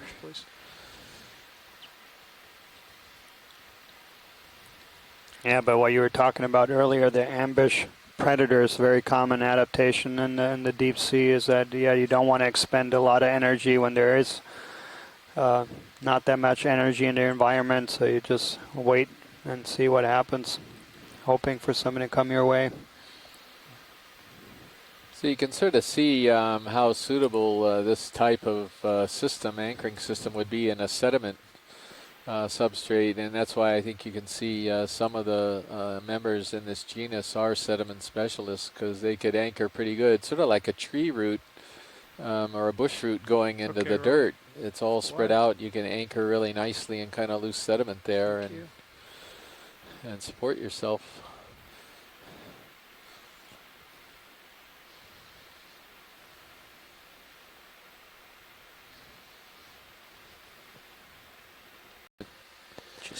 And thank you for joining us. You are seeing this view of the sea floor at the exact same time that we are. So it is a live broadcast. So you are exploring right along with us, courtesy of NOAA's Office of Ocean Exploration and Research and the ship Okeanos Explorer. Just as we go. Water communities deeper than and in other places that we have not yet explored, and it's very exciting to get to see these places for the first time and be able to share these images with you in real time, and so you can follow along on the web at oceanexplore.noaa.gov. Okay, really? Uh-oh, all right. Is this a collectible, Scott? What do you think? We've got one collection already, but there is a question about... So apologies to the listeners who weren't with us yesterday, but we saw several of these sea pens. Sea pens normally are anchored in mud, and this is a special type called rock pen. See at the bottom is not anchored in the sediment. Instead, it's sitting on a rock. And yesterday I described it as one of those punching clowns, and I went a little bit more research on this. And apparently, you can think of it a little bit more like a plunger. And so normally, that inflated sac of the colony is quite long and extends into the mud. And in this case, the tissue is folded down over the base. So think of it like a bathroom plunger. And then the skeletal part of that main stalk can raise up a bit to create suction. That's how they make it hold itself to the base. That's good. Now but when we get another zoom in here, you'll see a light white line or stripe going down the sort of the back side. That's the internal skeleton. Yes. And that skeleton is unrenched, and it's in all these sea pens. Go ahead, Chris. Yeah, so we're... sorry to interrupt there. I think they're going to do a ROV crew change out around lunchtime, but I just want to get a feel for whether or not this is something we want to grab. Amy's chimed in, and she would prefer to wait. I'm sort of open on it, just to see what others think, because this will be our second collectible if we do grab it. What would you guys prefer to do? I think that we've seen enough that I'm not worried that we won't see it again, and so if others would like to wait to see if there's something that is of more interest, that's fine with me. Yeah, maybe that would be the way to go if we're getting very close to the end of the dive and aren't seeing anything else and come across one of these. We'll have a go at it. Just reserve that final collection for possibly something else. Sure. Yeah. So just to finish up so that you can see it, Chris, I think you can see that internal skeleton. Hey, Josh. Kind of cream colored going down that main axial polyp all the way from the tip of the colony to So I've turned around. I've shot past you while they were making up their mind on this thing. So just come ahead on 050 and let me get lined up before I do my handoff. Okay. Have they decided? They have decided not. In the center of the field, pilot, I think it's a sea star. I could be mistaken. Maybe we could go take a look at that. We haven't seen one today. Or it could be just a knocked over sponge. find out. I keep him. I'm on the lookout for Chris Ma, our Sea Star specialist. And I'm sure he's appreciative for that. But I think I was hallucinating here at the moment. It does look like one of those big terrasters, doesn't it? But it isn't. Just it's a sponge. No, the upper that's fallen over. swing arm. Upper starboard. So I guess would you call this sort of a failure of the grappling system of holding onto the substrate, maybe? Yeah. Come in, video. If you want to zoom in on that bottom there, you kind of get a good look of the grappling system. It's a pretty good view of it. Upper swing arm. Although it's not very extensive, not really sure what's going on. Looks like it got sheared off, actually. Yeah. Some of it might be there. Yep. Yeah, some of it's there, I guess. Okay, pilots, we're in a pretty much and there's the benthic move at Tinophore there on the side again. Yeah. So you don't often get this particular view of the actual the base of one of these sponges. Do you have any more video? Okay. So it clearly shows you the modified spicules that pilot, I use the attached to, as opposed to other types of glass sponges will essentially glue themselves to the substrate via basal attachment plate. Much more like a coral with but yeah, this is a very unique way of attaching thing into nice categories, and when something looks out of place, you focus in on it immediately.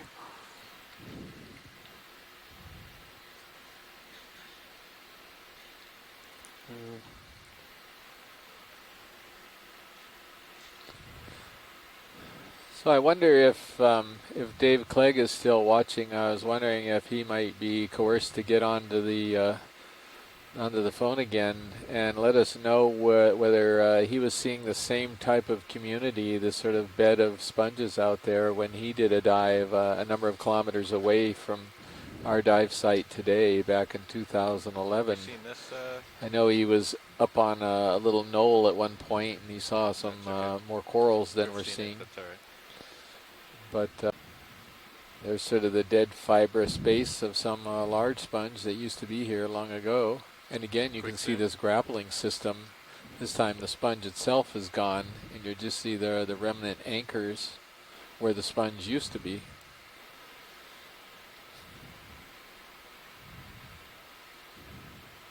There's the light. Oh, that had to have been a pretty big sponge. To give that kind of a footprint.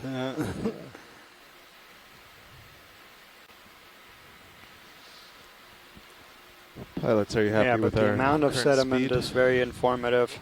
Keep us moving. You see a little bit of hard substrate poking over. Bridge and now. So there appears to be good substrate for a lot of these animals, but yeah, the amount of sediment suggests that there's not we'd a like lot to of continue flow moving here over a long time 100 to wipe it meters clear of sediments 080 degrees. over a long time 100 to meters wipe it clear of sediments 080 degrees at 0.2 knots.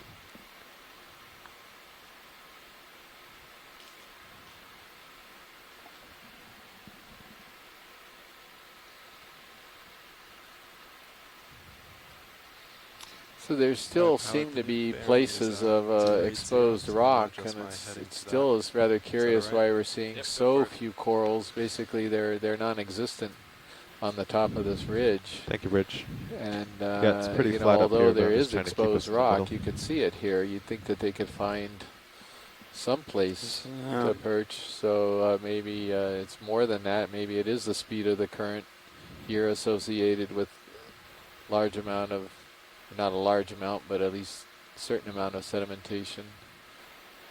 Another tripod fish to the left. And targets on the top of the ridge. Yeah, maybe the sponge down here. What's on this? Oh, wow, look at that. That's got a lot of these benthic. Look at this.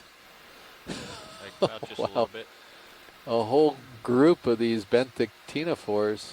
Yeah, and a nice view of the length of their tentacles. I know we got a beautiful shot the other day where we estimated there was over a meter in length for this tiny ctenophore that was only about a centimeter in diameter, and just having these very long tentacles. having their fishing lines in the water. Yeah, it looks like one of these commercial fishing charter boats that's going for mahi-mahi out here. Oh, long liners, yeah. Yeah, about that number of lines in the water on one of those.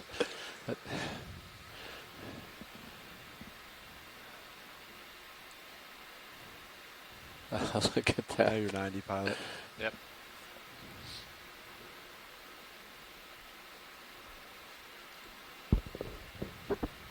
Co-pilot, Nev.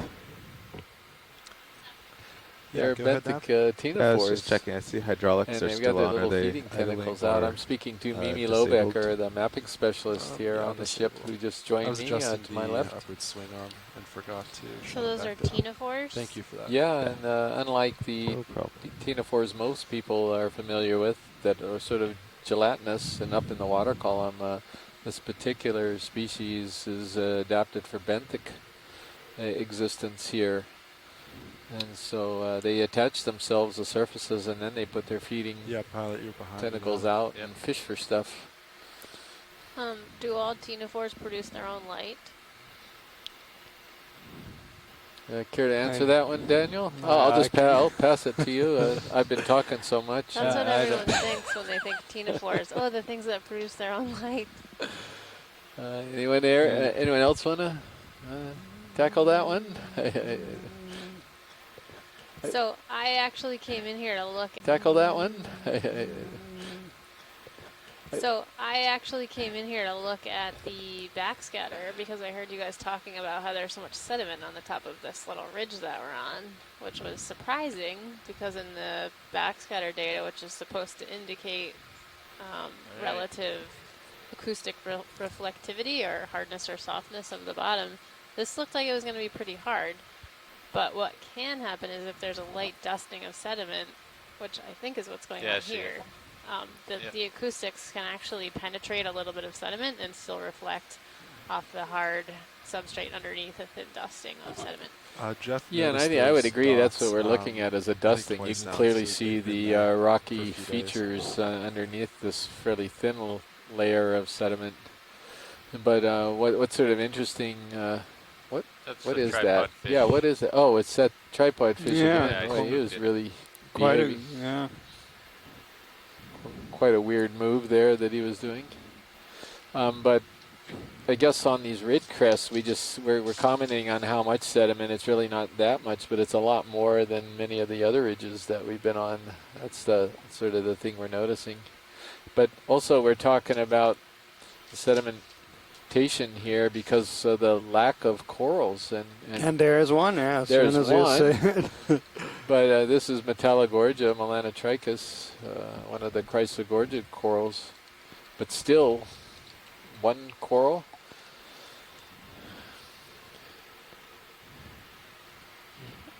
Yeah, and we're Mimi's bringing up this backscatter. It's from a mapping technique called multi-beam sonar, and it's how the sound is reflected off of the bottom, I believe. And the image that Mimi brought up is clearly showing very hard returns on the top of this ridge.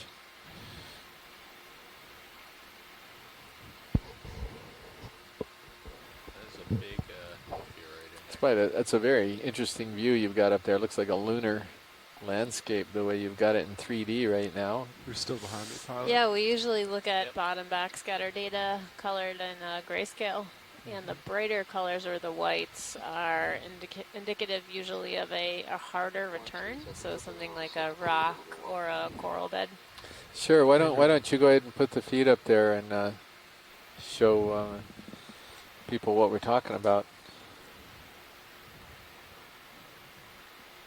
So it looks like we're on live feed 2 right now with the backscatter, so I'll just zoom out. And what we see here is we're up on this little ridge. That's about 90 right there. And so the red post is the current location of the ROV. And the white squares are our planned track. So far today we've come up this little ridge. That was about a 350 meter climb. And now we're continuing on in this direction to waypoint 3. And the area that's at the bottom of the ridge, this darker area, It looks, according to the acoustics, to be a softer substrate, like a highly sedimented area. And as we climbed up the wall, it should stay a hard return or a hard bottom, like a rocky bottom, or the Go for it. was it supposed to be an extinct reef, Yeah, perhaps? A drowned reef. Yeah, drowned reef. A drowned reef, which makes sense. And we're seeing more sediment than we'd expect, but like I said, the sound coming from the sonar can actually penetrate a little bit of sediment and return back off the hard substrate underneath. So I think that's why we have a hard looking bottom in the sonar, but kind of a softer looking bottom here. But you can tell it's just a thin layer of sediment. Yeah. Well, as being a determinant as to whether we find a dense community or not. Yeah. And while we have Mimi here, Scott offered to provide a little bit of information on the ctenophores and their ability to produce light. So Scott, go ahead. All right. Hi, Mimi. That's a great question, and one that comes up a lot because when people see the ctenophores swimming in the water column with their comb rows, their bands of cilia that beat, they often see this sort of rainbow effect of light moving with the cilia. And that's basically iridescence or reflectance. That is the light being reflected back that is being shone upon it. So that light is not being produced by the ctenophore. Instead, it's just reflection. However, ctenophores also have the ability to produce bioluminescence.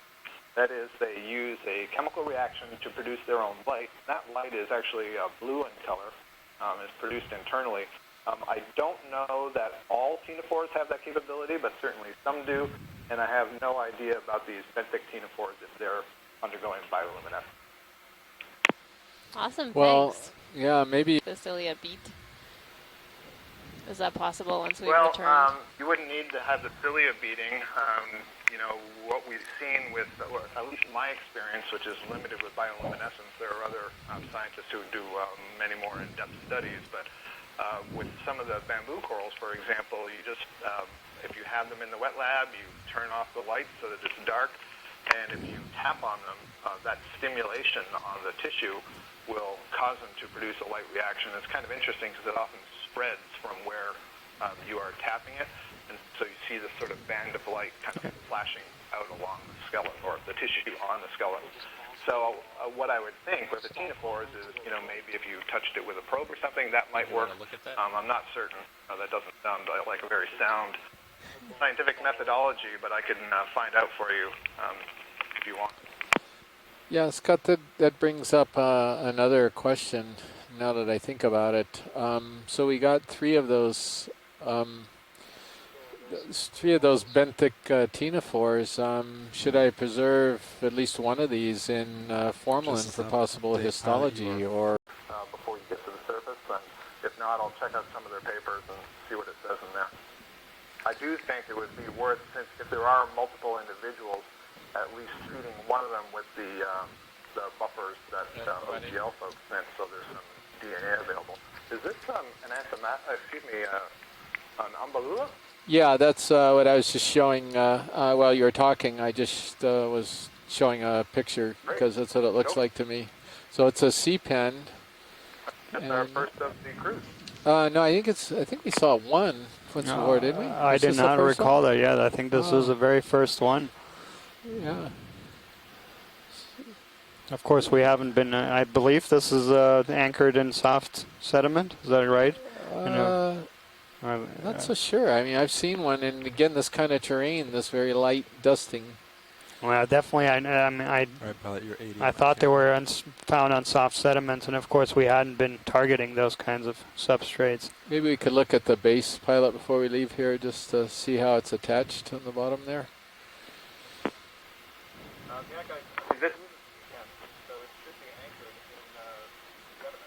Yeah. Yeah, it might be in a little pocket here. Yeah. It looks like it's in a little depression where the sediment's a little deeper. And that was my understanding, that this genus was specialized for anchorage in soft sediments. And yeah, of course, we hadn't been targeting soft sediments. So this is a nice comparison, this view right now, to the rock pen that we were looking at earlier. You saw that inflated base that was kind of suctioned to a rock. Well, here, there's still an inflated base, but it's buried down into the sediment to give it support. And you can see just through the tissue, a little bit transparent, you can see that axial skeleton. There you go, that cream color. And that axial skeleton is also referred to as a pen, if I'm not mistaken. And isn't that what gives this whole group of animals the name sea pen?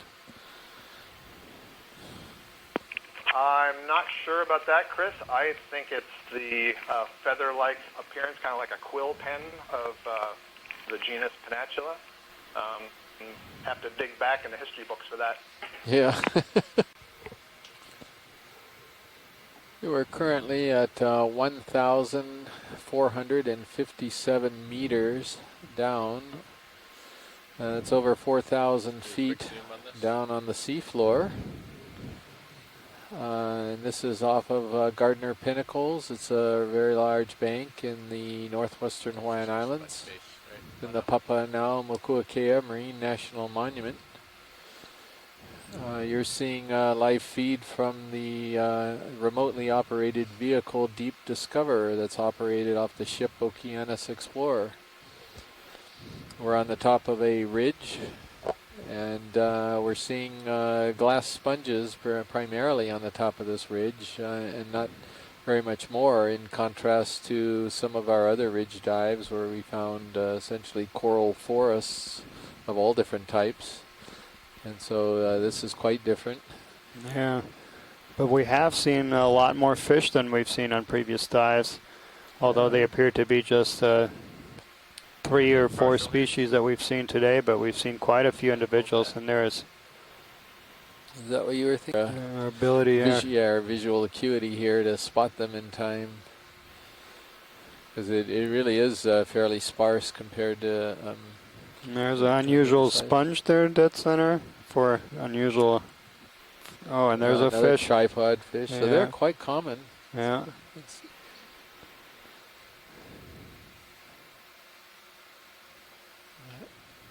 Going in for a landing. Pretty graceful, all in all, don't you think? Yeah, I think so.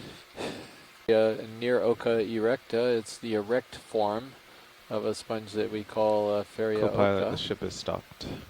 Okay, thank you, Nav. We'll get straight That down is before I just start again. overgrowth. That's not how it's attaching. And you can see a crinoid underneath that little rock. Let me With its reposition. arms just sticking out. Let's see if you can get the base from a little different perspective here. And the reason why I'm being a little asking him to look at the base is that there's actually 2 of these species of this Feria near Oka erecta, and one of them has a typical basal plate, and the other one actually looked like it had almost roots, not so much spicule roots, but bundles of spicules that it was attaching from. And it's just really hard to see. There's so much overgrowth by other organisms on it. Those look like little, maybe tube worms. Oh yeah, see the antenna? Oh yeah. The whatever worms have that they stick out of their tubes. I'm not sure we're going to be able to get the base here.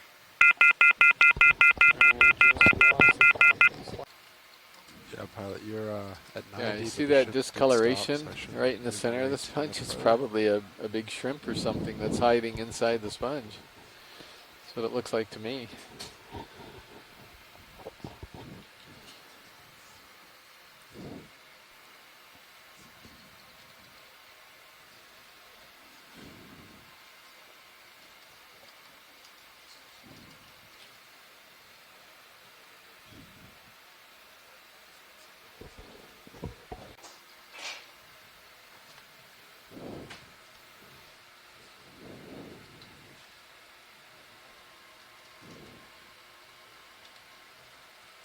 See the intricate framework for these sponges. You can see it kind of nicely illuminated there, the skeleton that supports these things. Okay, when you're happy, Joe.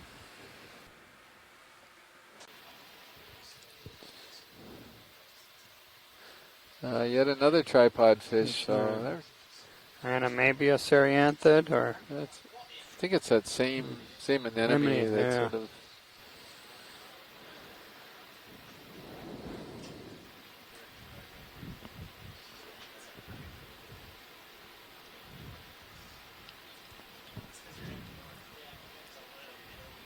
Yeah, yet again, a very, very different community that anything we've encountered on this particular expedition.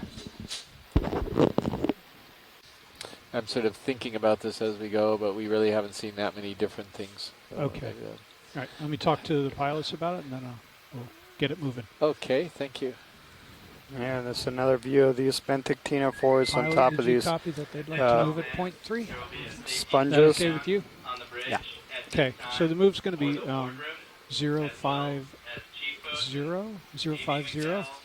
and I'll make it 100 meters at So we were earlier in the dive successful at collecting a specimen of the sponge that had these Benthictinophores on them. So yeah, we'll be able to learn a little bit more about the identity of these, both the sponge and the ctenophores. And I'd like to request a ship move, please. Unstocked crinoid or comatulate crinoid attached to the bottom part of the sponge. Oh, crinoid, sorry. At 0.3 knots. I was hasty. Sorry, but there he is.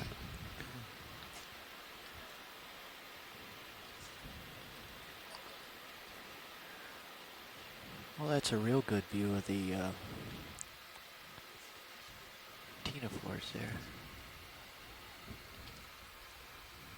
Is that Max? So I'm just updating the fleeter mouse display here, and we've moved along the ridge crest about 200 meters, and Nav basically brought up an interesting option if we're just expecting to see the same thing right here at the crest, let's whether or pull not out we slow and we'll might want to dip down a little bit on the side, but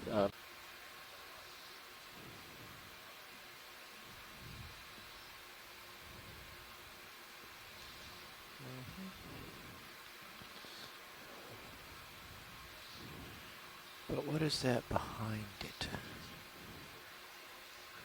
Let's see if I can't jockey around there a little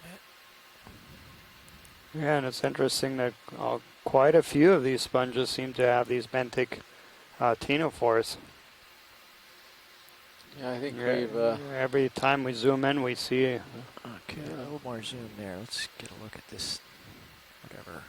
ctenophore haven here. Oh, it's just a very small one. There you have an example of one sponge growing along the side of another sponge. Okay.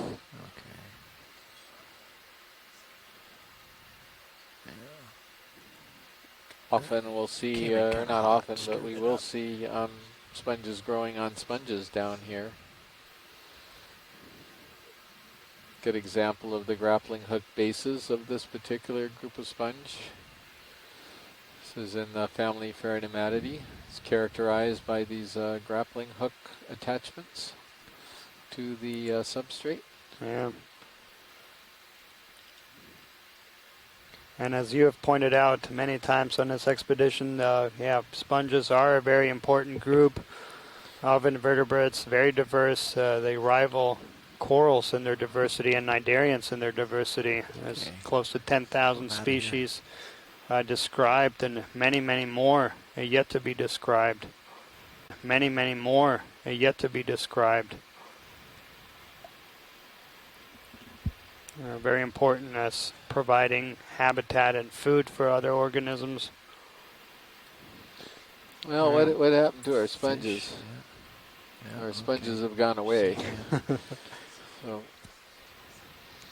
at least temporarily, there seems to be oh no, there's a few in the distance there. This is just. Yeah, Chris, there was a fish swimming in the distance away from the ROV. Right, Bruce, is another one of these tripod here on the right. To the right, it's a big, very long. Oh, it is a coral. Yay! We've got a coral, although I think it might be one we've already imaged, but we're desperate, so let's image it again. Looks like a very unhappy... yeah, he's... Oh, no, I guess we haven't. I was thinking it'd be that Lyrate Isadella from the side, but it doesn't look like it, no. So, And holy cow, we can write something different down into the log, and there's a Metallogorgia to our left. I mean, this is just an explosion of life right here. I'm not sure I would use the exact same phraseology there, but phraseology, but like, how about like a tiny, minuscule little squirt of life might be more appropriate. But at least we've got something different here that we can look at. Good to zoom. General public will have to pardon us. We're staring at the screen that's been pretty monotonous here for quite a while.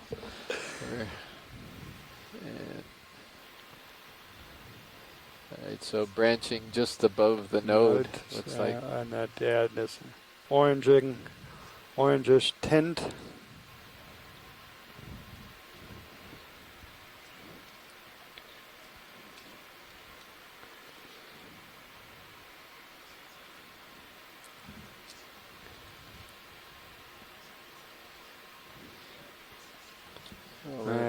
Looking to see if we're going to get an ID from our chat room, our participating scientists. We are noting internodal branching, as we mentioned, and that's usually a cue to narrowing down what its identity is. Now I'm going to go up. Yeah, Chris, I would say that this is keratoisis or something similar, and I think we've seen this sparse branching morphotype on some of these dives before. I'll have to compare later on the detailed imaging based on what the video is doing now, but that's certainly a good ID to start with. Sure, great. So just out of curiosity, are you thrilled with this ridge crest as we are with the community we're seeing? Go ahead, Bridget. Well, I think it's important to see these sorts of ridge crests to know how valuable the other ones are. You don't really appreciate the perhaps the rarity or patchiness if that's all you ever see every time you get down. So I'm okay with that. And we are seeing some different things. The few more sea pens, Copilot now. Umbellula, some of the fish, and of course you're talking about its relative sparseness here, which is certainly true of the large suspension feeding stuff. But I'll bet if we got down into those sediments, we'd see lots of organisms, very small, too small to be imaging. So, go ahead, Copilot. Yeah, that's did you pass that message on? And that's a very good point. Yeah, that so what was probably it a lot of small life. He's requested up on the bridge. Copy that. Probably a lot of bacterial life, and all the sediments. Got to go soon. There's a little crab there in the back. Pilot, are you comfortable if I keep this move going? Add another 100 meters? I'm going to dash here in a minute. Okay. Yeah, passing you by. That crab is okay, I'm just going to add 100 meters. Yeah. That's on something else and then notice bridge, crab in the bottom in the background. Yeah, Carl's and on his way actually, up. we wouldn't have even could seen we add this crab 100 if it meters wasn't to this for move, the really amazing camera system that I'm not falling behind. Let me follow up on that, Chris. Sometimes it's amazing. I think it's hard to understand how small some of the stuff is we were looking at because the equipment, the cameras that are being used and the attention to detail by the videographers on the ship is just outstanding. Sometimes you got to realize that, we're a mile deep in the water. Okay, move continues. Something that is, less than half so Andy, you can see that size, if need be in this sort of terrain, it's possible to scoot quite quickly. The CD and the flagella and so on. Truly outstanding technology. Yeah, it really is. Yeah, I totally agree. A lot of these features that some of the taxonomic experts use to distinguish species, microscopic features really that you usually need a microscope to fully appreciate, we're able to see. So we're still heading 5-5? I guess I could challenge anyone who has a camera and a telephoto lens or a macro lens who's trying to take a photograph of a butterfly or some insect, and there's a slight breeze outside, and they just can't get that thing in focus, to try to imagine what it's like when you have folks operating from the deck of a ship with two vehicles more than a mile away and fighting currents on the on the surface, fighting currents at the bottom, driving that ROV, somebody else operating the camera, and so on. It's, it's stunning that we're getting these images. So well done to the crew. Yeah, most definitely. This is Bruce in Hawaii, and I was going to say much less. We'll talk about butterflies and all, but as somebody who did underwater photography here in Hawaii with our surging water, they're doing a much better job of getting close-ups of these coral polyps than most of us as underwater photographers could do just using scuba. Bruce, I think we all get really spoiled by these images, and it is useful once in a while to sit back and think about how difficult it is to get them. So one of the ROV pilots and I were speaking in the lab last night and talking about the collection of the stylasterid, and when you see the actual specimen, you will be absolutely astonished by how small and delicate it is. And he was describing how he actually had to do this collection. He had to have the actual, I've forgotten what they call the part that they're actually operating the manipulator by. He had to have it like over his shoulder next to his head to start off because he wasn't able to, I guess the term is the index, the manipulator to get it to the box, and he had to swing from beside his head all the way across to get this incredibly dense coral into the box without damaging it. So it's really amazing. And also just to figure out what he needed to do to actually get it safely in the box is incredible. Yeah, and both in tandem, so having these very high quality images as well as the intact specimens, that's extremely valuable. So we've got a fish, excuse me, fish right there to the center left. Got him. And this is not a tripod fish for a change. I don't know what's going on with his head. Very severely scraped or something, I guess. Nice top view as well.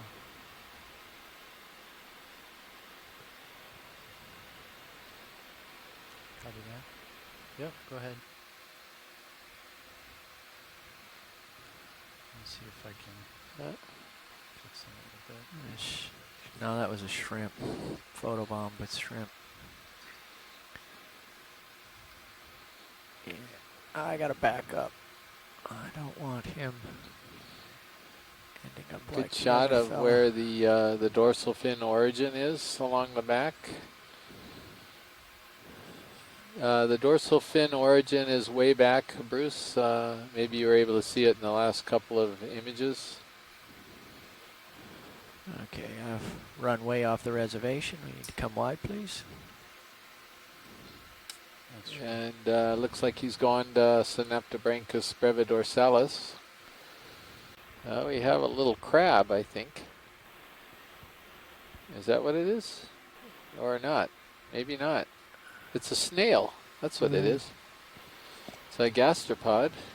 Got sort of the front end of the shell sticking in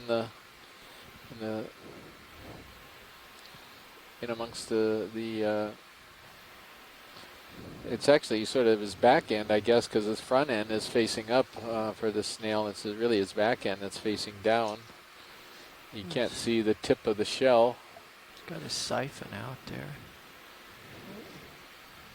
See the siphon tube sticking up? Yeah, I'm pretty far off, Joe. Gotta go. Yeah, we do.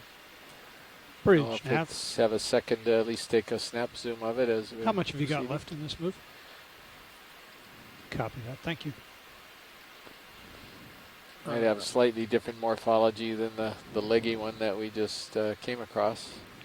Pilot and co-pilot, there's 26 It does have a meters crinoid on top. And shall I just add yeah, another looks. 100? Sure. Sounds good.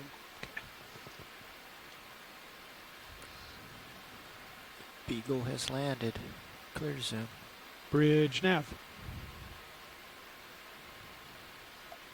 Add another 100 meters, please. Well, by crinoid you mean the feather star, right? Yeah. Go ahead.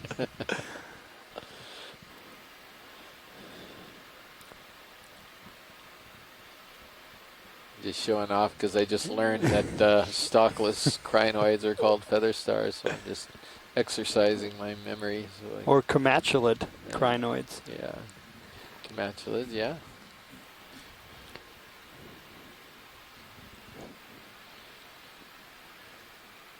Yeah, I'm kind of rocking around here because I don't have much time. Yeah, you're beneath me. I can't see you. Okay. Not even that. Yeah, we've upped our speed. He's gone down in the hole, but I am in pursuit. So we got Bruce a little is bit. willing to much. commit Go to ahead. McCrory from this distance. Yeah, I'm all the way tilted down, backing up. Prop wash. Yeah, it's interesting that he's holding these out. He almost looks like looks like the way Bathygattids do it, but it's not a Bathygattid for sure because of the difference between the dorsal and anal fin. So it's definitely Recurreni, if you will. But I've never quite seen one that's got the filaments that long. Those are really long. See what Bruce is going to come up with here. I'm not sure I've seen this animal before.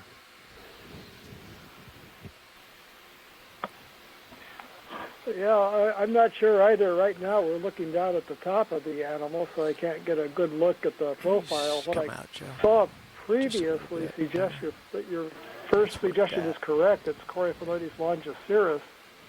I don't know if we've seen one of these out in the open over a smooth bottom before. They've always been kind of in rocks or a distance, so it may be that we haven't seen the way they hold their pelvic fin rays out over a sedimented bottom. Maybe it's using it as, again, sensory structures to see what's along the bottom, feel its way. So maybe behavior in a different habitat for the Coryphaenoides longiceros. Best. Not very fast.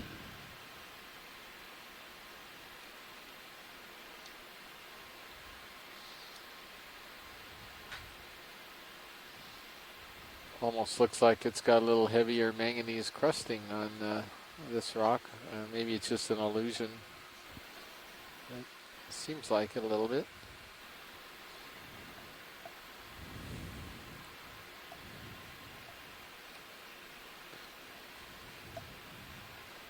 But it does have even longer pelvic fin rays than longiceros.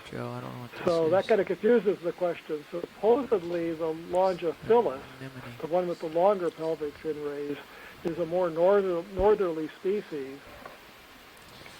It hasn't been reported south of the Emperor's Seamouth. It hasn't been reported in the Hawaiian Ridge. So maybe we have a little bit of a mystery here with that macrurid that you just videoed.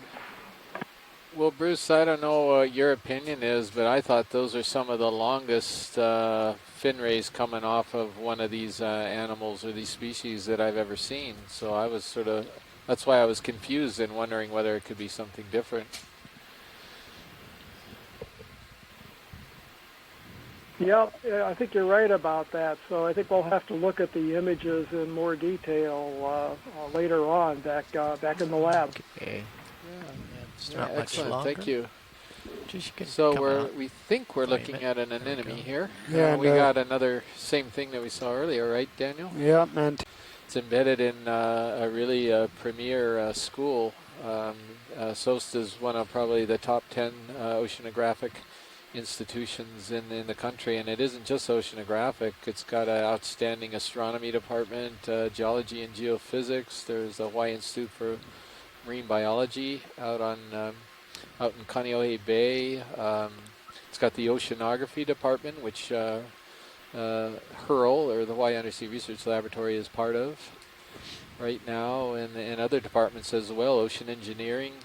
So it's really a tremendous school, and they are actually hosting the control center, the exploration command center there on this in this video wall that they have at the bottom of the Hawaii Institute of Geophysics, which is part of the school as well. Don't try to chase me. And it's one of these huge, giant, multi-monitor walls that the scientists there at SOST have been coming in and out of and participating in this live feed. I think Mackenzie Geringer and Nick is also...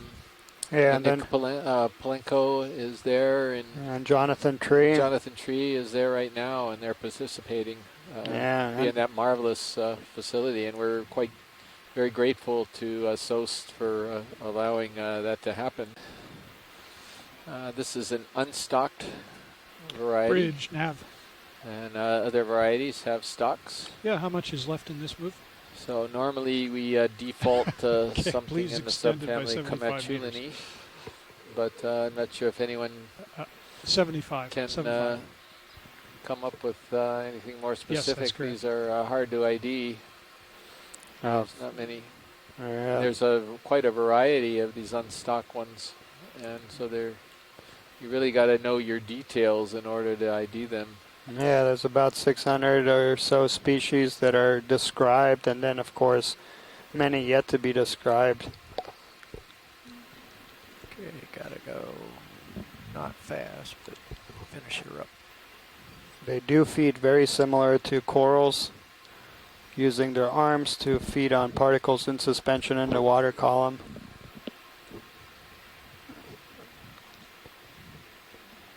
There we go.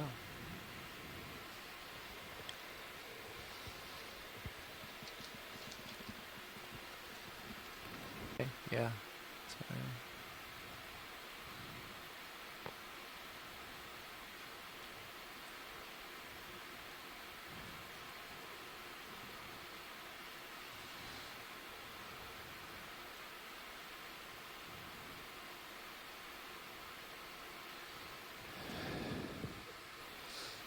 Yeah, it's just, again, looking at our options here, looking at the Fledermaus map.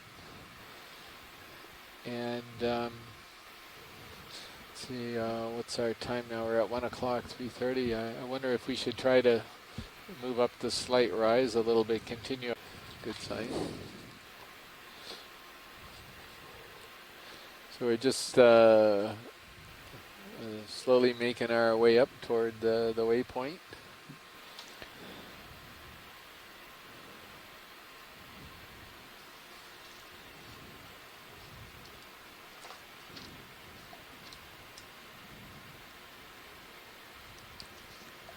Hold that level right there. What was that? Maneuver. Wait a second. Can we pan down, please? Skip the sponge and Skip go down the sponge? if we can. Wait, see whoa. that tube? Yeah, I got it. Okay. Don't zoom out like that, Joe. Okay, these I think have been a real mystery since they were first imaged by Hurl, and we just sort of refer to them as the exhaust pipes down here. Something's creating these bizarre tubes down here, and we don't know what it is. We saw one of those curled into a semicircle earlier. And here it is again. You're clear to zoom, Joe. Just hold that a moment. Coming left. It's a shorter one. Usually they're really long.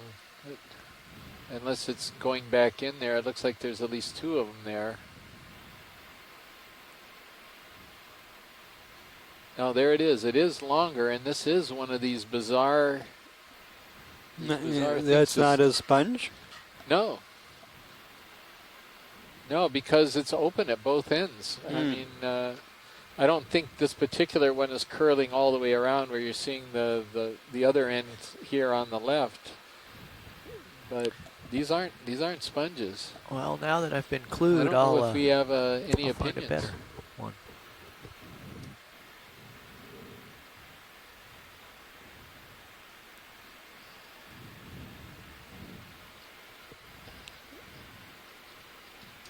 Yeah, so Scott, where we've seen these before, we'll see an aggregation of these things, maybe 5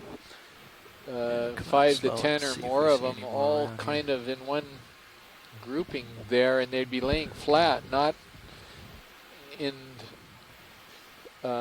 sort of a cave like that. shuffle along. Can't and believe look. I said Yeah, forget I'm the starting sponge to because that was a weird sponge too. But I did. It's just, yeah, I didn't say that. I wasn't myself. And there's a question about the diameter. Yeah, maybe we could take a look at this. Yeah, that looks. Come in. Well, that's interesting. There's two. Okay. Coming up. I think it's a black coral, is it? We have an umbellula to You're the. starting to go out of beneath me. Okay, hang on a sec. I won't dash. Well, it is. Yeah. No, is it? I don't see any notes. No, I think this is this might be a Chrysogorgiid, Radicipes, which is an unbranched Chrysogorgiid, and it's also quite common in sedimented areas. It can anchor itself.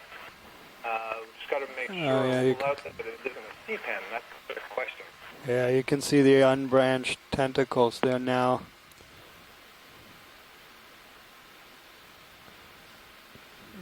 And I must go. You mean the branched tentacle? Yes, that's exactly what I meant. Sorry. I didn't even catch that. I was just studying the polyps. Yeah.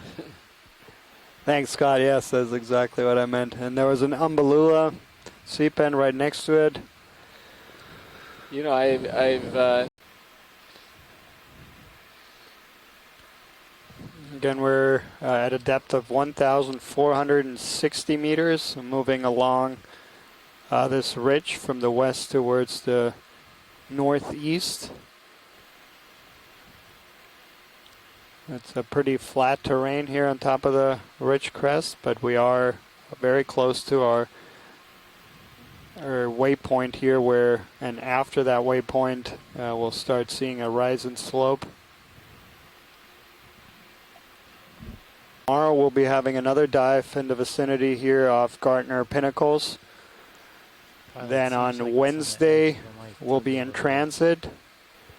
Thursday we'll be diving in the vicinity of Nihoa. And Friday off Middle Bank before returning back to Honolulu on Saturday. This was a 22-day expedition to the northwestern Hawaiian Islands with dives in and around the Papahanaumokuakea Marine National Monument to explore the deep water resources of this large-scale marine protected area. The vast majority of the resources of this monument are in deep waters. In fact, 98% of the surface is at depths below 100 meters and in places that we have never explored before. So up ahead is another one of these umbellula sea pens, and we've seen a few up here in this more sedimented surface.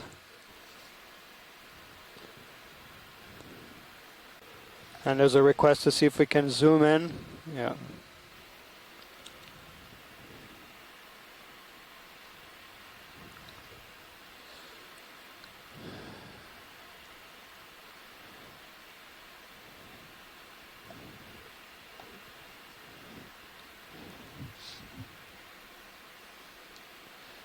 I think in our gallery, we've normally, I'm not sure we've got, I'll have to check it right now, but we've had Umbellula willemosii that was in the gallery for some time, and I don't remember whether I backed off of that because it's been a while since I updated the sea pens and just left it as Umbellula species, but I'll check calling it Umbellula species right now. It was in the gallery for quite a while. ID just.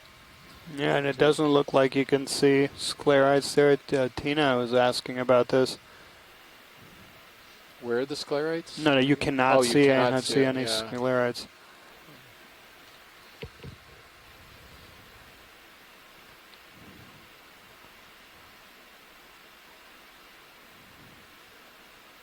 So Scott was talking about that Radicipes, and quite frankly, I was really delighted to see that animal. I've really never had a good search image for it, except for that it was going to appear like a Stichopathes or something really wiry. Yeah, I mean, it looks Yeah. And especially with the polyps kind of spiraling around the axis in that manner, that's very characteristics of the black corals. Yeah.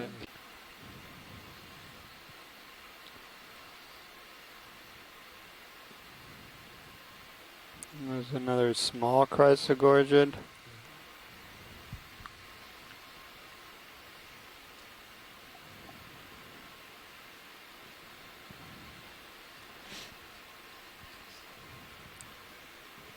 Yeah, we are noting a little more rugged topography as we come up onto this little knoll.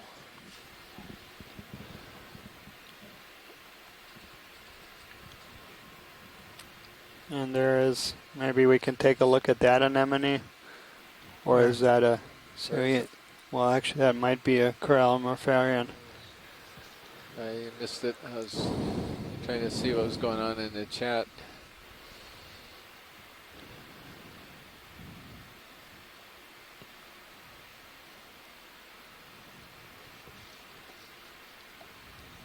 And we're coming up ahead on another one. That's that same anemone, same brown one that we've already gotten. Oh, that guy? Yeah, okay.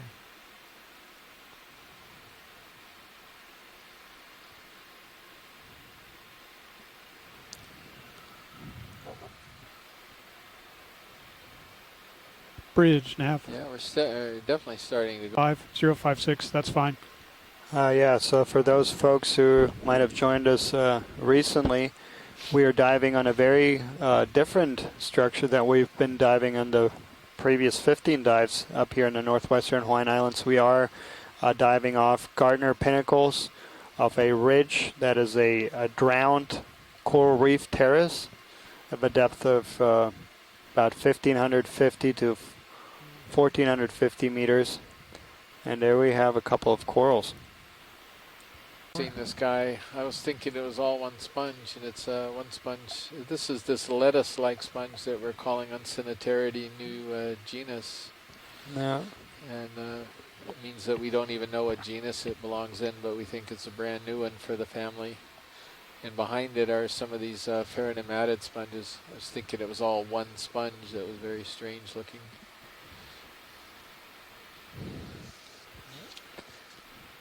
And there's a couple questions about these two corals, and we'll try to image those after we're done with the sponge.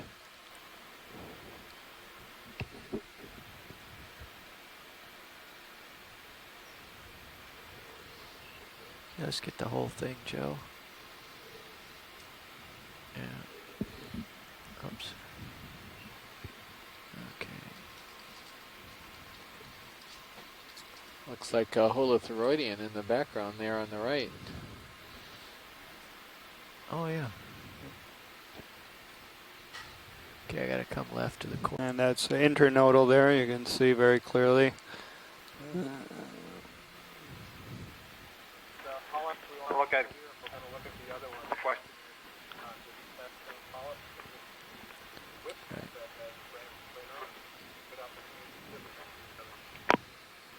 Coming right. We couldn't quite hear you, Scott. You're really faint there. Geez, I was saying that it's the polyps of interest here because we're next to a whip that could be the same species as this, but it's not growing off. That is intriguing. It looks like a lot of tiny barnacles on it. Yeah. Yeah, what I was saying is intriguing is this idea I've raised many times of can we have recruits on whips? Yeah. And look at that branch we're looking at right now, boy. Dave, you're falling. Is that a regular branch or is that something that settled on that colony earlier? Okay, I'm gonna take a quick look at the one to the right, saying. and then I'm gone.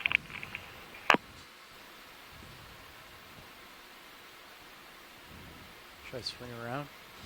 I'll catch up. Zoom, please. Got any more? Coming left. Same situation. Okay. No, I gotta go. And again, we have these scalpellid or gooseneck barnacles. Okay, come on out.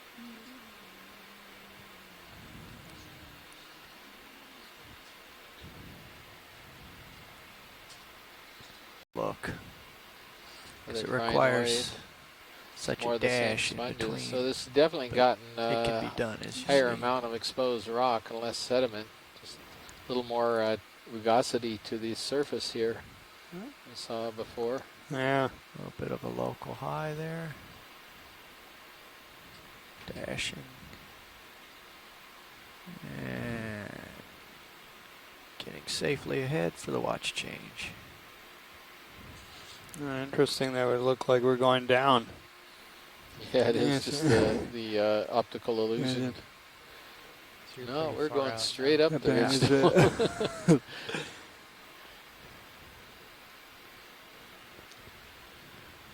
Okay. Yeah, and I think that that sponge sample is very good. You can see how representative that is of this community. It looks like they're so common on this particular feature.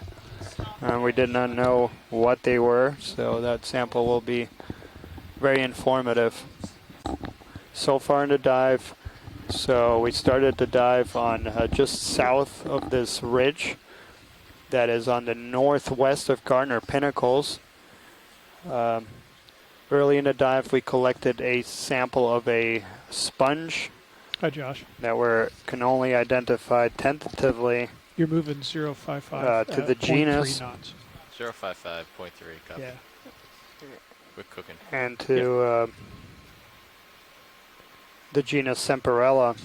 But more interesting was that we found a whole bunch of these benthic ctenophores on the top of that sponge, and those photographs were sent to a specialist who works on these groups, and couldn't recognize them. So very interesting what we'll find out once those specimens are analyzed in the laboratory. The interesting thing about today's dive is we're diving on a completely different substrate. This is all here underneath us, believe it or not, is coral reef, so limestone, calcined carbonate, that has drowned and is now encrusted with this manganese crust, that dark blackish crust that you see on top of the material. That is a precipitate that forms in a deep sea. It contains, of course, manganese and all kinds of other metals and rare elements.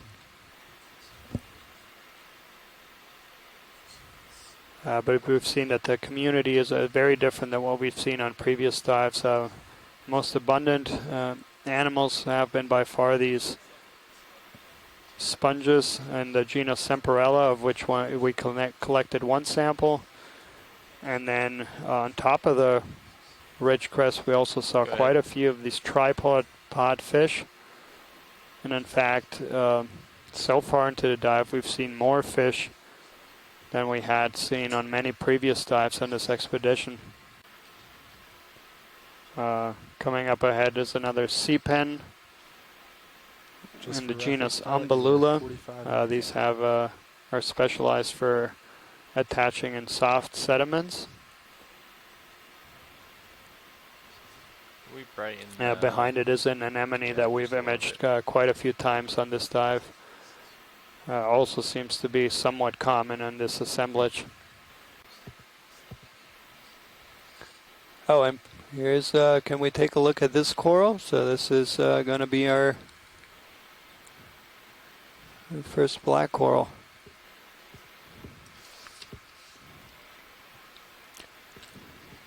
Nope, hold that. Just settling down.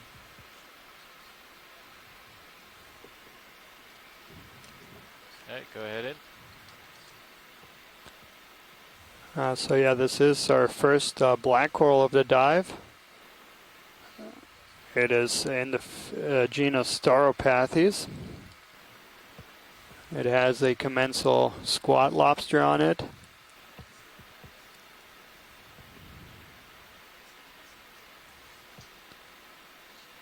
Very common association of corals and sponges to have these squat lobsters that basically use the corals to get off of the substrate and in a place where there's a little bit more current flow.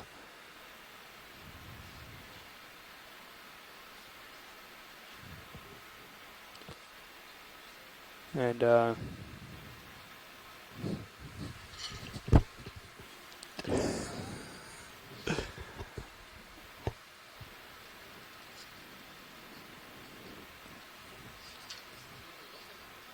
Asteropathes. Little anemone or something I on step out of the room for like 1 whole minute. And good things happen. Good things happen. Alright,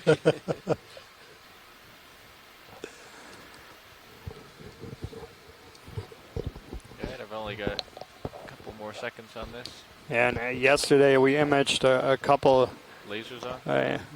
individuals of this species side by side, completely different coloration and absolutely beautiful imagery. I'm gonna push along. Come in tight. A little chrysogorge it, I guess. That's what it looks like, yeah.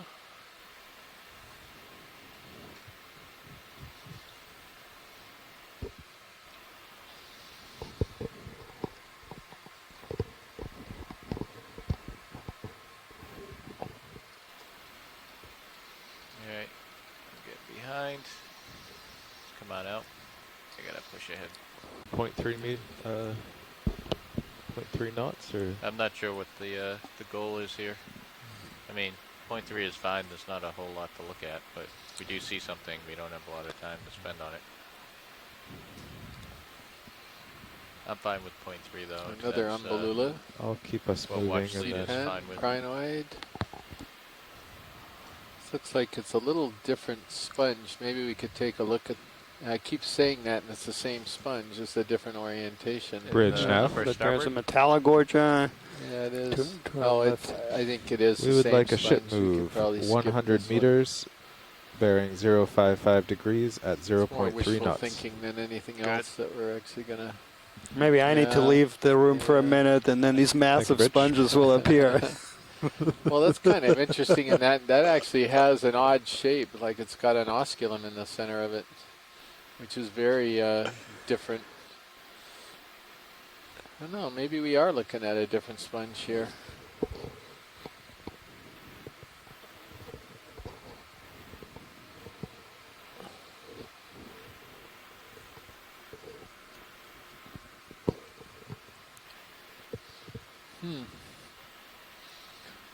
Guess we can wait on this one too. There's another little different type of sponge, probably a ferronematid that's settled on it. A tiny crinoid. Right, tiny crinoid there at the bottom.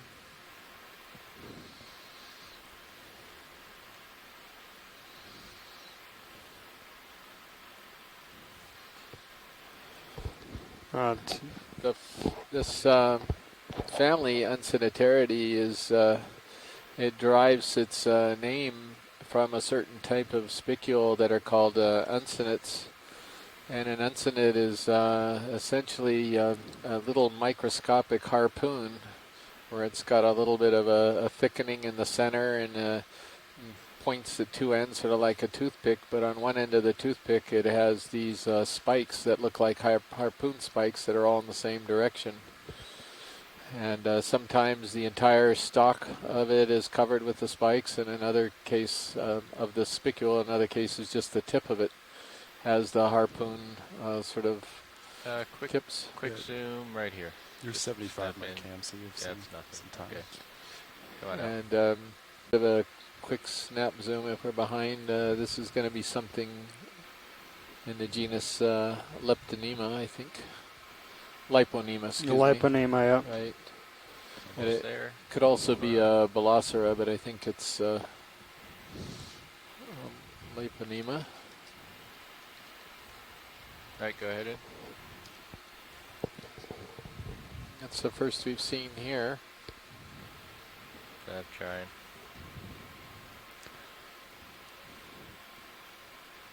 Yeah, it's interesting that while we haven't really recorded a very high abundance, with the exception of those one type of sponges, we have picked up quite a few species that we hadn't imaged at all on this expedition before.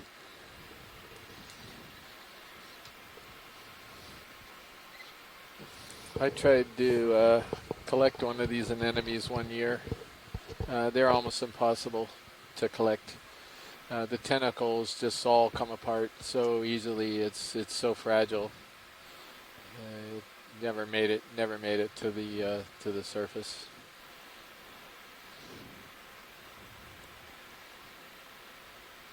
We didn't quite have the type of sampling box, of course, that this ROV has, but in any case, even when you grab it, it just all comes apart. Yeah. Very, very delicate type of an enemy. Yeah, no, the sampling box here of the Deep Discover is truly amazing. It seals completely when the water comes, and when the samples and the ROV comes back on deck, the water is still freezing cold. And it's, all the samples have come on deck in very great shape. Well, these are weird kind of anemones because you can't even see the mouth on the anemones. It's just buried somewhere in the tentacles, a very small mouth on them, I believe. Daphne Totally flat to rising 10 and meters that was over to 50. Honor the world's Still one of the pretty world's flat, foremost but anemone experts, much Daphne bumpier Fountain. And then rougher, Do you want to slow to they 0.2 for decided this? that it was not an anemone, we but can it do that. didn't fit in anything else in the night area. And so Bridge I think nav. it wound up in its own completely different category called Relicanthus, and they kept the species name as Can we slow the Daphne ship still. to 0.2 knots? But there's a stock sponge back there. Looks like we have our first either Power 90 stock sponge we've seen here on top of the ridge. Where's that? No, Or that's is that not a sponge. Metallogorgia? Metallogorgia, yeah. Oh, yeah. Very me. deceptive. Looked like it for a second. The holy texture of this. That's a fish right there, right in front of us. It looks like another Aldrovandia, I think, halosaur. Since we haven't seen a fish for a while, we can come on in. go ahead and take a look. And we had two of these individuals right side by side. Away he goes. At the spot where the ROV landed.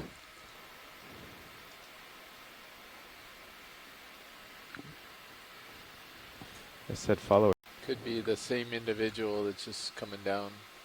Oh, yeah. Yeah. Good. But Bruce mentioned that he couldn't see the pelvic and dorsal fin positions on the body to get a species identification.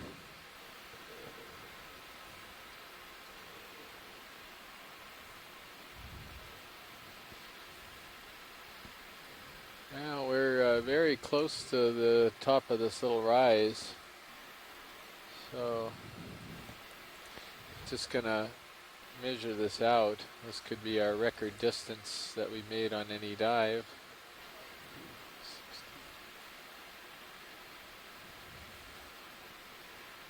Chris, do you mean that high point or the rise just below that high point on the ridge? It's sort of a rise beyond waypoint 3. We're getting very close to the top of that little rise. And then there's checking these distances again. 360 plus 550, so that's 910 plus 240. So we've actually, I think if my calculations are right, we've already made it 1,150 meters today in length. That's the longest that we've made on any dive this cruise. Let's do a quick So zoom we're here. making good time, and I guess That's nothing. the question here is, I'm not so sure we're going to see anything different here on the top of the cruise. We have another About a little less. Ridge, so we can see if the currents coming over the ridge cause a difference on that side versus the side we came up. Squid. Oh, and there's a squid. Oh, look at that. Whoa. Yeah, that may be one of the glass squids, Granchiidae, but I'm not a squid expert. If there's somebody on who is, I'd like to hear.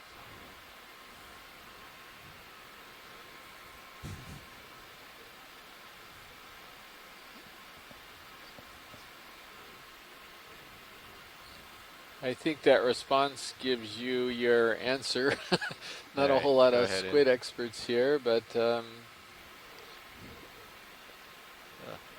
I would agree with you. We have something that's roughly similar in the gallery that is in the family Cranchiidae. It's now been go ahead. identified as Leocranchia, but I have no idea how to differentiate these guys at I think all. he's feeling my Maybe we prop could leave it wash as and Cranchiidae getting tossed around. question mark.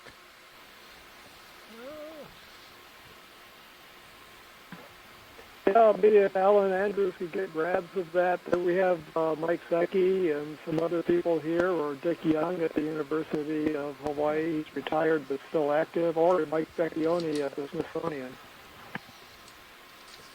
Way That's up beautiful. in my lights. Don't go towards the light. There he goes. Now he's moving. He's had enough of that.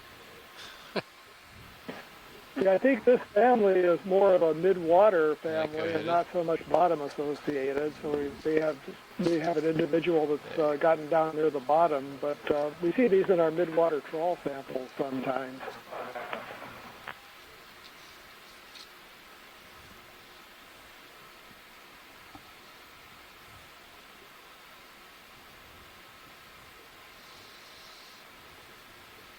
Getting out of my light pool. What is that, the second squid of the cruise? There's another chrysogorgid coral. Yeah, and amongst some dead sponge bases here, what used to be pretty big sponges. And is that a pink coral? Yeah, it could be. A corallium Yeah, and on the other a side. and an anthomastus. Wow. Just somebody decided to bail on the ridge.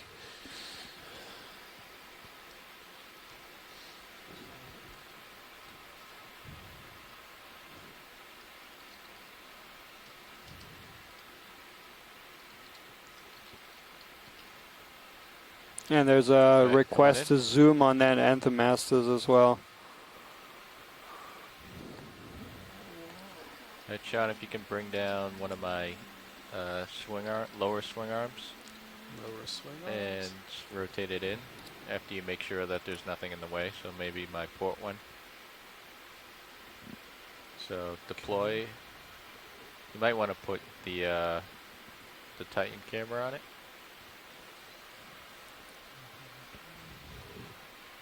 No, not on the screen. On move the camera so you can see it. I'm not sure what species of corallium this is. Come in tight, Joe, if you have it.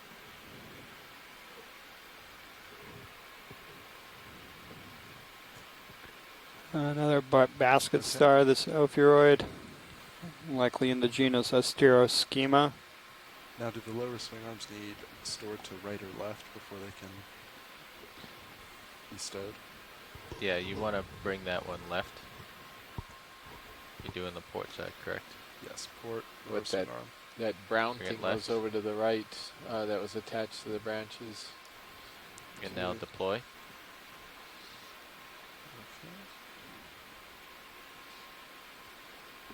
Oh, you gotta do it very slowly. That thing's. Yeah, that got away from me. Yep. Come back Pretty up. amazing detail.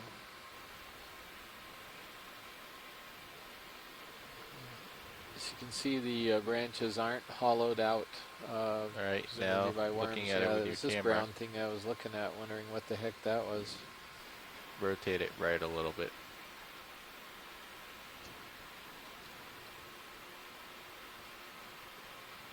Yeah, it looks That like could be an octopus egg. We've seen things like that that are Yeah, eggs right of there. See how it cephalopods lit up? on other corals. But Yeah. Okay. Yeah, actually, that's what I was thinking initially when I first saw it.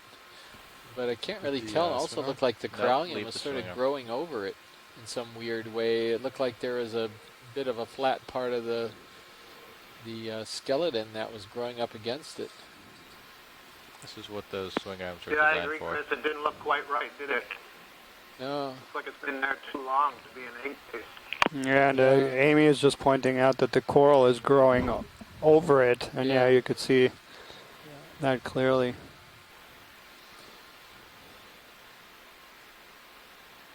And there's a mysid shrimp there.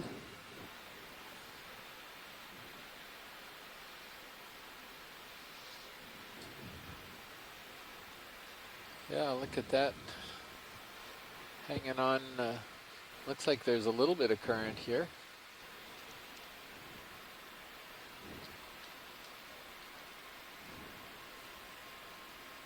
And Tina is pointing out that she's never seen Anthomastus like that, with the tentacles curved like that and the polyps curved.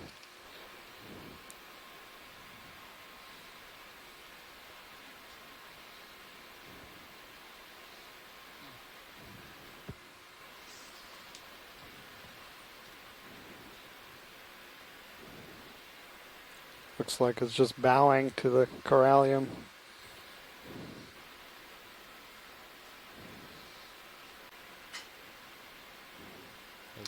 Could you look down just for a moment to the right? Yep. Looked like another. Yeah, was that a Paragorgia though? Something red. Oh, good eye. Yeah.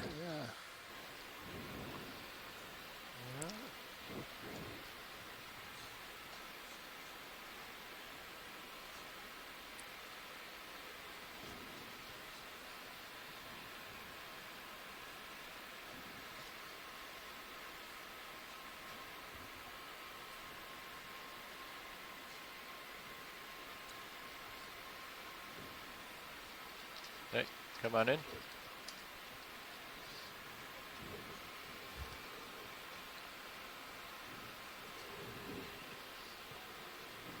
Alright, if you have any more.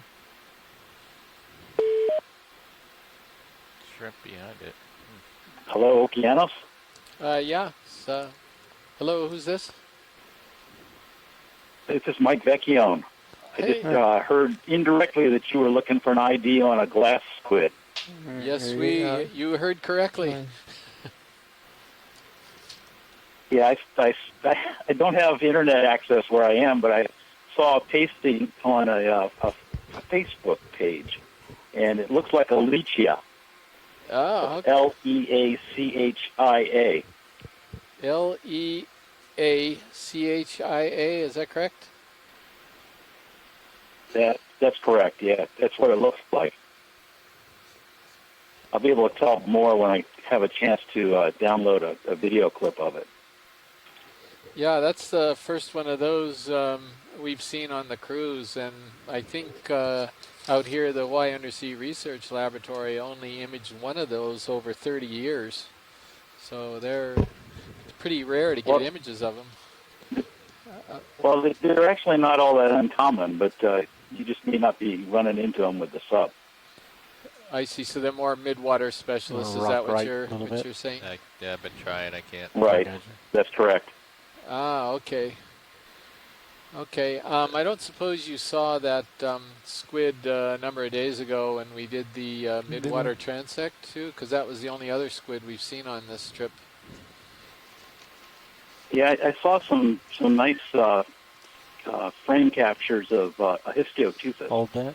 That's what it was. Unfortunately, it was turned. Yeah, I couldn't tell the species because of the way it was turned. But once I have a chance to look at the video, I might be able to identify the species. But yes, it was a Histiotuthis. Okay. Excellent. That's very helpful. Get a full frame. We'll update that in our records.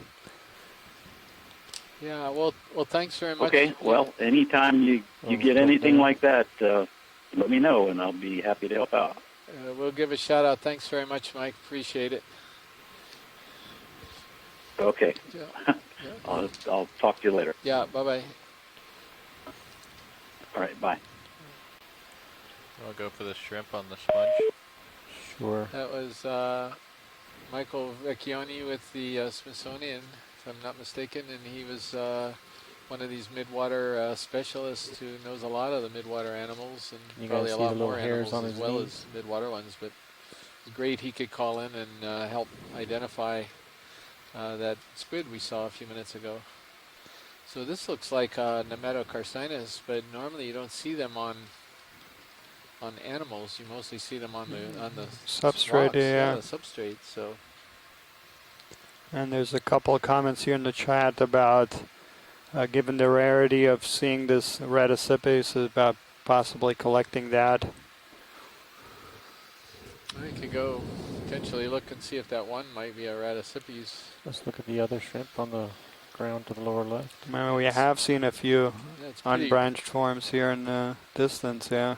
Yeah, it's pretty rare in my experience. I mean, as I said, we only had that one really poor image of it, or maybe two images of it from in the whole 30 years of Hurl Gallery. Right, That's more like what you see on these long-legged shrimps and hanging out on the rocks. Yeah.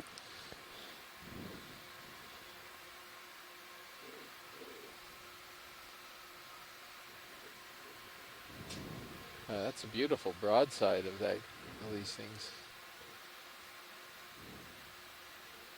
Yeah, another one of our kind of loyal companions. We've seen him on pretty much every dive. See him pick that up, take it to his mouth. Going for full frame.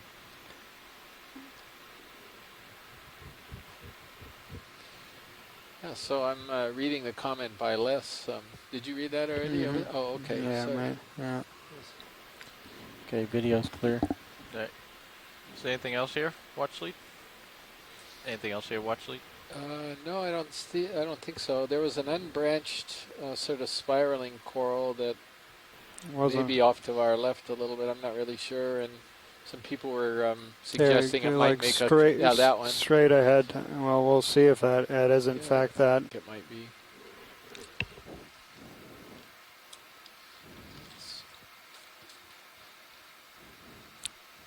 I have a feeling this looks more like a bamboo, yeah. Yeah.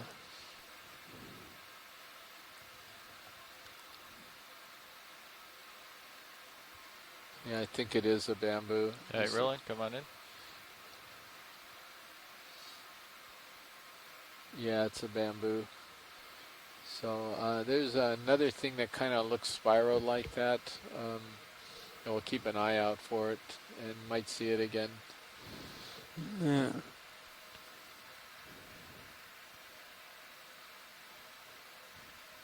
Check out the eggs little and bit those slower. polyps. There's a crab A little right there bit in the higher image. on the colony. There were some that were very, very obvious. I mean, you can see him right now, yeah. They're still obvious in the video we're seeing right now. I'm glad you pointed that out.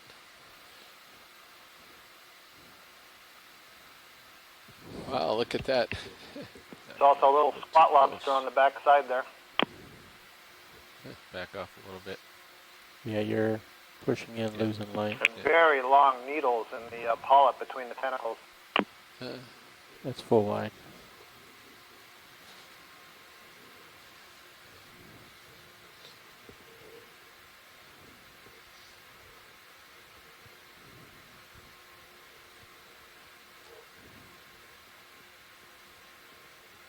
All right, Roland, come on in.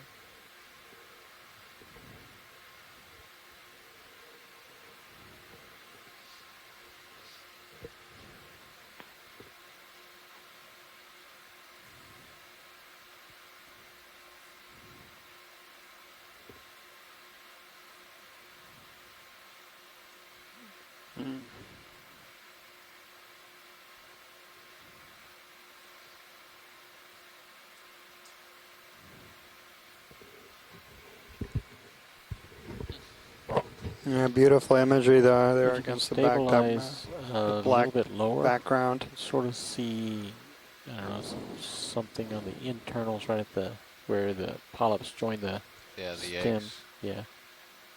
One of the things that's interesting Showing up to really me well as I there look to your at left. this is that not all the polyps are packed with eggs. Some of them have a lot, and some appear to have none. Some appear to have just a couple. Actually, there's So some Scott, at the top what's of that known rib, about the top of the arc. reproduction in isidids? Do you have male colonies and female colonies, or do you have male and female polyps on a single colony, or what's the story with them? Does anyone know? There is precious little known. I believe some work has been done on Okeanos. I have to dig up the paper to find that, done by folks up in Canada. Les had a student, Ann Simpson, who did a lot of work on reproduction of various deep-sea octocorals that we were collecting in the New England seamount. And I don't recall that she got to the bamboo corals. She had a lot of material. It takes a lot of sectioning and study. In general, kind of as you were saying, octocorals can be, the entire colony can be one sex, so all of the polyps would be male or all the polyps would be female, but you can also find it where some polyps are female and some polyps are male, or even some polyps that are hermaphroditic, and that's in general for octocorals, so it's a field wide open for study. Yeah, if I remember correctly, in shallow water, the octocorals tend to be gonachoric brooders, and a lot of the hexacorals tend to be more hermaphroditic spawners. See how they're sort of brownish? So gonachoric meaning that you have separate sexes, a colony being either male or female, but not the two at the same time. But yeah, in a lot of these deep water species, that's very poorly known. And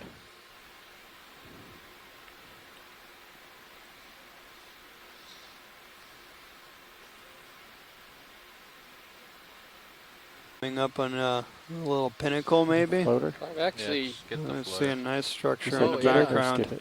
Get it. That looks more like a mucus. But to the right in the background, there seems to be an interesting structure.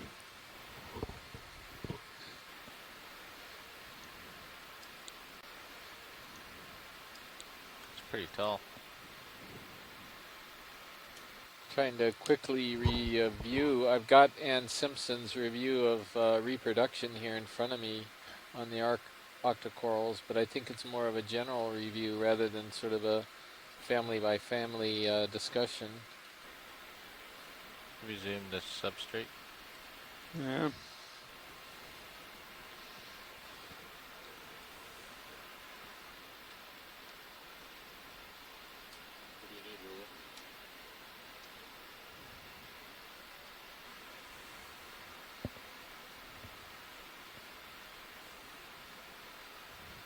Right, coming up. Hard to review this thing in the middle of the actual feed, but I'm just scanning it very briefly here, and I'm not seeing any mention of acidity. Beautiful structure here. Yeah, look at this. Okay, I'm going to quit reading. I want to look at this. Wow. Yeah, look at the couple of these Chrysogorgia geniculata. Co-pilot, Nav. Wow, look at that. Go ahead, Nav. It's pretty exotic looking. When we do decide to leave here, we're just going to head roughly north at 010. See, the ship's been stopped a while, so you can feel free to follow him up and around. It's like a primnode up there on the top, the leggy colony. Yeah, you can feel free to follow him to the north. Next position's north? Yeah, 010. Okay.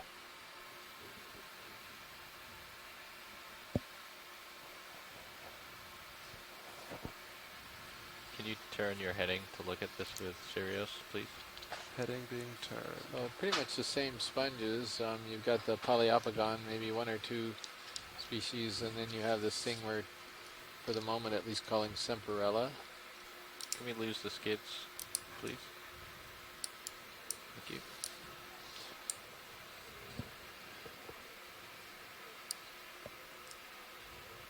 Is this good pilot, or do you want me to... That's fine. Okay.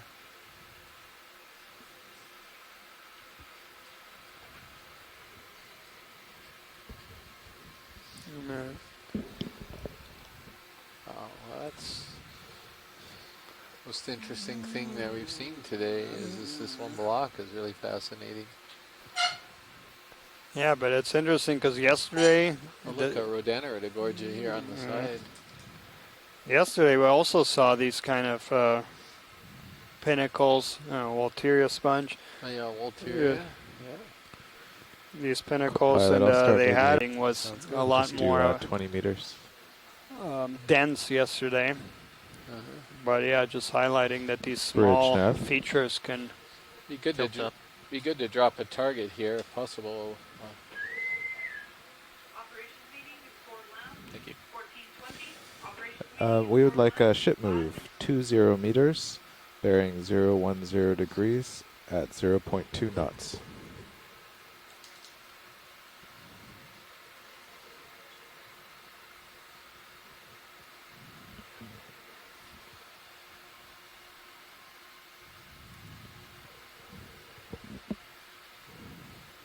That's correct. And maybe a What are those Tritopleura lines sponge on the here in the bottom right background. We on the hadn't seen ground? them. Yeah, Is that's that what it a is, right? Sponge The on the Tritopleura. right on the ground.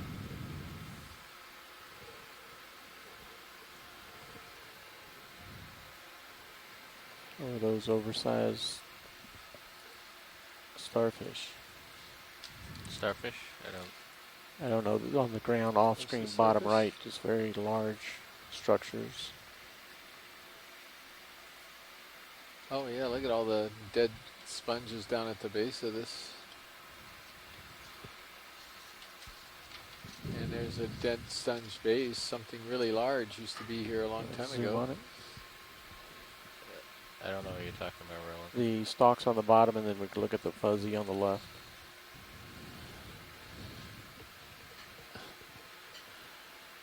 Sort of wonder whether or not we ought to cruise along the top here if we. You don't have to. Yeah, I sit think, there I and mean, Getting some light down on in here. if we have a little time, just image around here because there seems to be a few more animals than we've seen. And Well, I'm wondering whether we're going to see more stuff right in Right here here. as we proceed. That we were in a little bit of a dry area, and then this little top of this knoll here Yeah. has got more interesting come on in. topography. That's the base of a ferronematid sponge. Seems to be quite a large one that used to be there. Really good example of how they attach to the substrate. These sort of grappling spicules, modified spicules. Alright, come on up. There's a little coral right in there, actually. Yeah, I saw that little chrysogorgia, the single branch of a little chrysogorgia coral. yeah, Full so that's Metallogorgia to our right. Jellyfish. There seems to be a Paragorgia A little on the top. And there, a little hydromedusa or something. Come on in, Roland.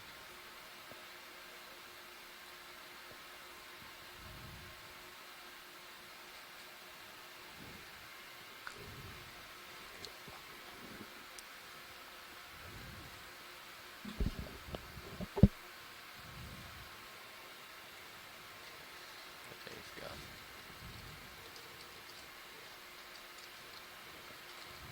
I wasn't really looking at the screen when this came up, so I didn't even see it. You can see the maybe a little bit better, wider view from a Sirius camera. Oh yeah.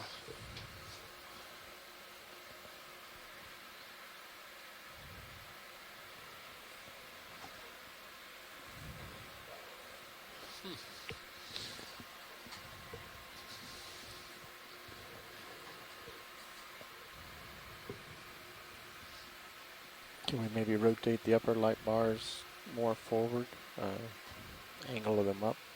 You okay with that, pilot? Yeah, you can move the left one.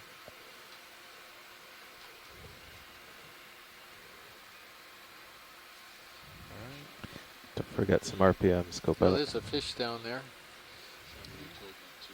Fish? Fish. I was. That's, yeah. It's just the poor. Yeah, Yeah, maybe go we ahead in, could- Roland. Yeah, this looks like he's different. Oh, don't go under there. That's right, stay out. So when they're deployed, you actually go down to go up Max because in. they flip 180. Okay, down. You can see it in your view there, the upper one. Yeah.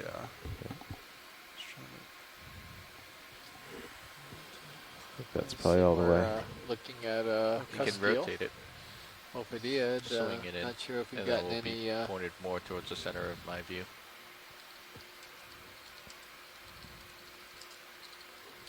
My goal is to get more further in front of you to show the rocks in the distance. It's coming in. Oh, on Sirius's view? Yes. It's, yeah, come on out. I don't know if it's going to make that much of a difference. Combination of Sirius's view and get less light in your direct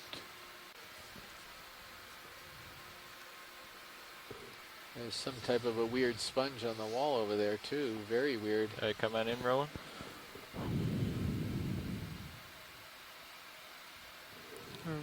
And there's kind of polykid. There's a crab underneath it. Oh yeah, stone crab, lithodid crab. This is where everybody's hanging out come here. down a little Looks bit, like. Sean. Yeah. You're referring to Sirius? Yes. Correct. Okay. Coming down. See how my camera is oscillating? Is that the oscillating? tug? That's the tether. Okay. That's fine. You're happy there. Okay. See if we can see this. Yeah, I can't quite see the crab well enough to. Co-pilot now. He's got some long spines on him. Look at him. Can you bring your heading, keep him in view, but just really bring it to spiny. center up the Wow, blocks. look at that guy. Maybe What bring are it we 10 looking degrees at? to Mary, are starboard. you still with us? Please help. I wonder if this is the thing that we small only saw yesterday. The big one. Well, there's. One yesterday was red. I mean, this. Scott is suggesting that this is a neolithoidid crab. Yeah, and I would agree, but there's one that we imaged a long time Oh, it's ago pretty good, that we've co-pilot. never gotten another image of. So I think I'll move you See if I can find it. another In the 15 gallery, I meters think that it way. was just lithodid or something like that, as I recall. Actually, I'll go 20. You'll be right over him.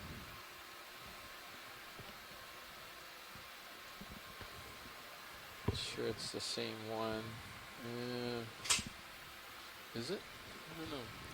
Bridge nav. Let's go ahead and look at the anemone. We've got lots of video of that guy. Yeah, neolithodes is what I would agree. I'd like a I ship would agree move also. That's 20 what it looks most meters, closely. bearing 030 degrees at 0.2 knots. Look at that guy. Oh. Nice scale, Wow. nice scale worm there. You can clearly see the scales. Thank you.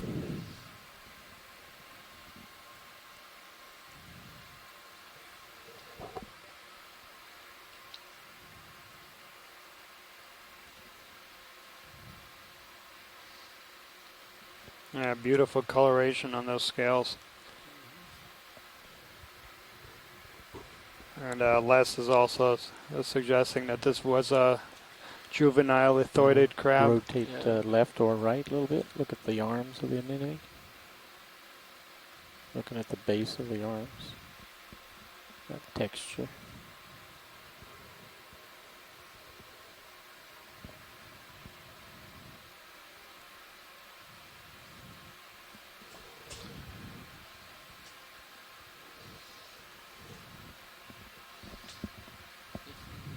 Going for a full image. Yep, coming up. So there was a sponge on the wall behind this anemone. Tilt I wonder down if just a we'd little have bit. time for sort of up a little ways from And the lasers anemone. off. Shot. Lasers going off. Give us that for about 15 seconds.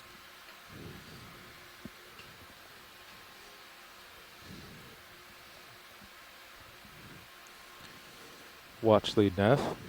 Roger, Nav. If you look in the Sirius sonar, the right-hand sonar, okay, we're clear. you can see Pulling where full D2 wide. is at the base of these two large about that rectangular sponge. blocks. You are full wide. Two is, Alright, where pilot, am I would you looking like, again? Sorry. your lower Oh, swing arms over in at all? to the The left lower of you? ones are fine. The upper one I want you to deploy. Are you looking at the sonar? I'm looking over your head right Oh, now. yeah. Okay, so the D. Angular. Come on in, Roland. Oh, excellent. Thank you. Yeah, that's the sponge.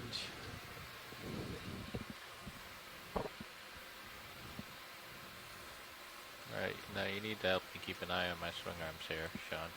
Yeah. If I start turning into Yeah, something.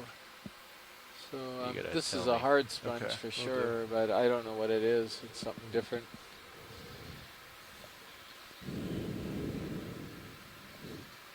There's There's a weird spiky tube there too. Pilot, of a I'll dead bring your sponge. sonar down so you can see what you're up against.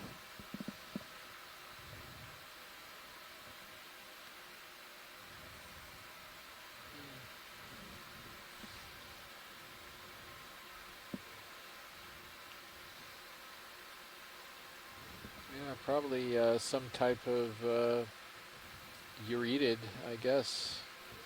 It's a best guess for the field ID.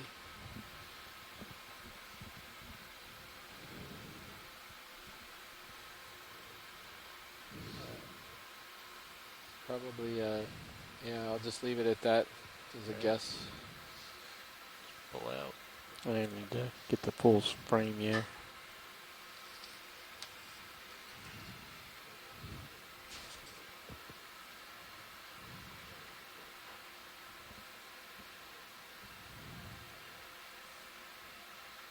Okay, we're clear. Pulling out.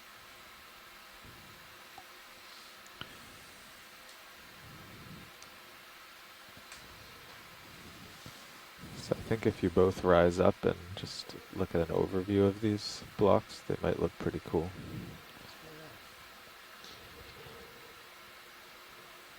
Gotta hold this.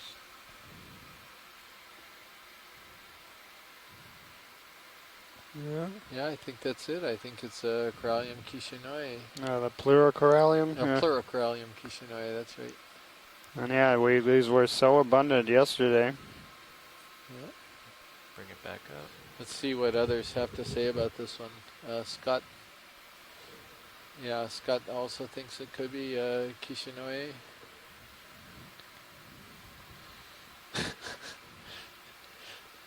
Alright, after this shot, I'm going to back up. I want you to stow my upper swing arm. You got it.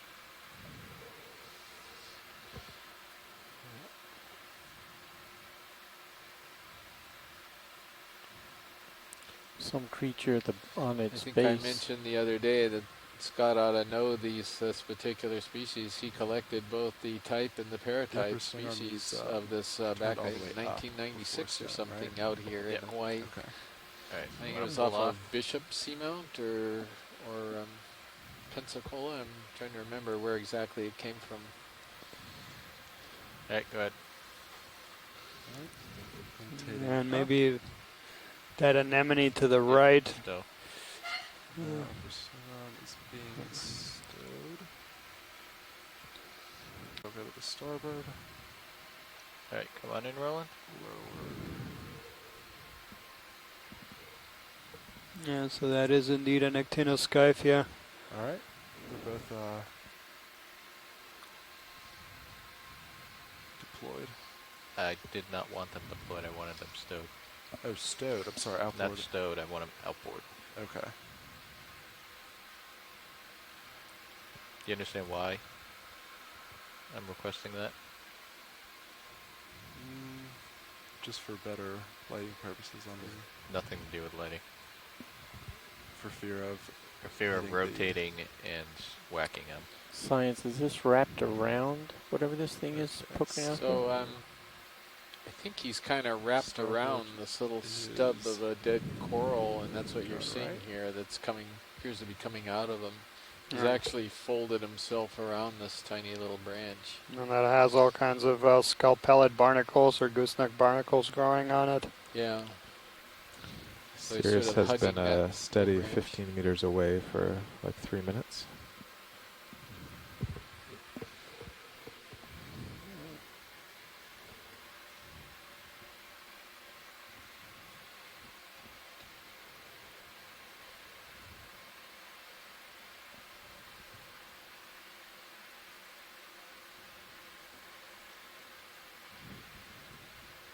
Alright. So did you, when you're happy, note Bruce's comments on that? Yeah, about the Cuskeel we saw earlier.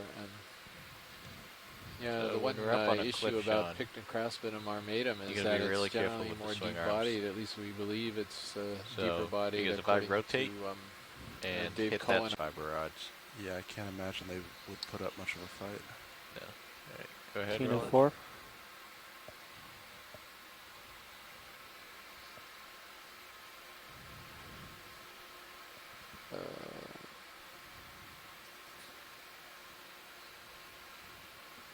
Okay, is that a larvation?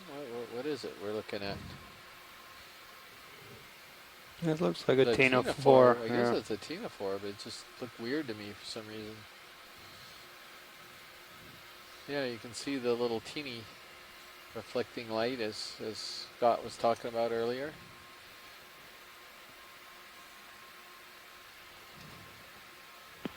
This is low-bait ctenophore. It doesn't have the retractable tentacles. Instead, down at the oral end, you can see that there are these lobes that extend, or maybe you can't see, it's hard to tell, but there are these big muscular lobes that extend below the mouth that are used to help gather food. Excellent. So what do we want to do here? Do we want to hang out with these rocks, or do we want to see if there are more rocks? Or we got about There's another get eyes on black the coral top. and bathybathes. We got about about 45 I think minutes it's or more of so a left. spire than a cliff. I think we might be surprised. We're latching onto these boulders, which are the biggest Don't bump relief it and that we've knock it seen over. all day, of course. Well, there seems to be quite a few animals on it, so it depends if we want to document the diversity here or cover some more terrain. It's Sirius's closest point to it is about how 20 far, degrees if to there's his more port. boulders yet to come, a little Couldn't further copy, upslope. pilot. Something's floating here. there's You wanna looks zoom like in there's on it? kind of a sea Not star seeing to the it, left but and a I'll very zoom right interesting over looking crab. Okay, see it? Yeah.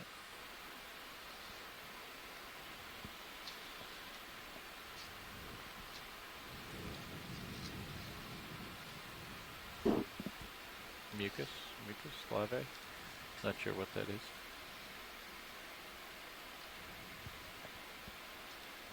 Yeah, looks like a mucus strand. All right, come out.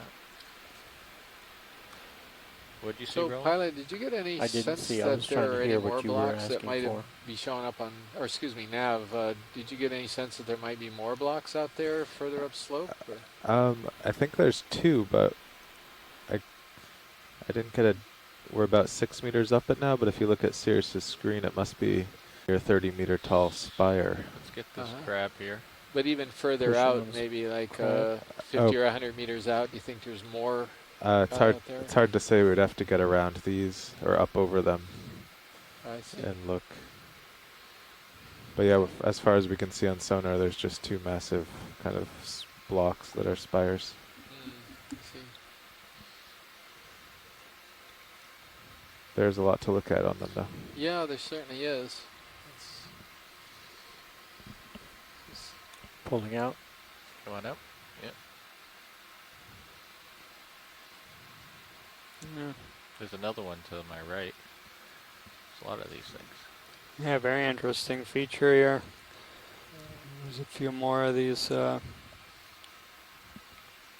a pink coral there in the Don't you bring crack my ahead of power us. swing Another. arms?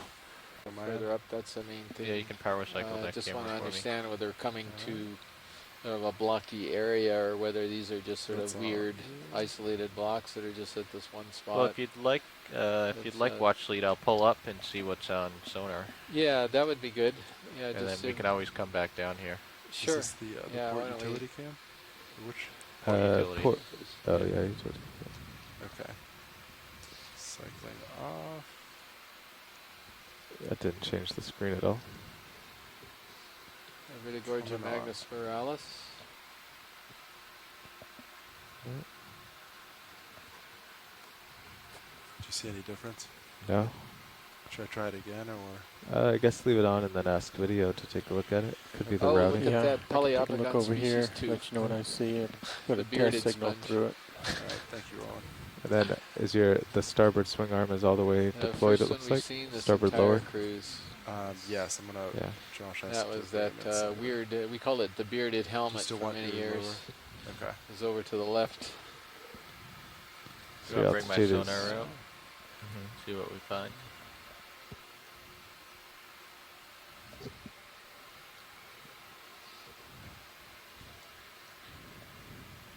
These are quite high, and look at all the Kishinoye on this one over to the right. Yeah, that looks more like what we saw yesterday. Yeah. I guess they're Kishinoye. Yeah, some of them are. There's a whole mixture of stuff here. Yeah, they look to be about 20 meters tall. Yeah, and these pinnacles, they could be exactly what we saw in yesterday's dive in terms of the species.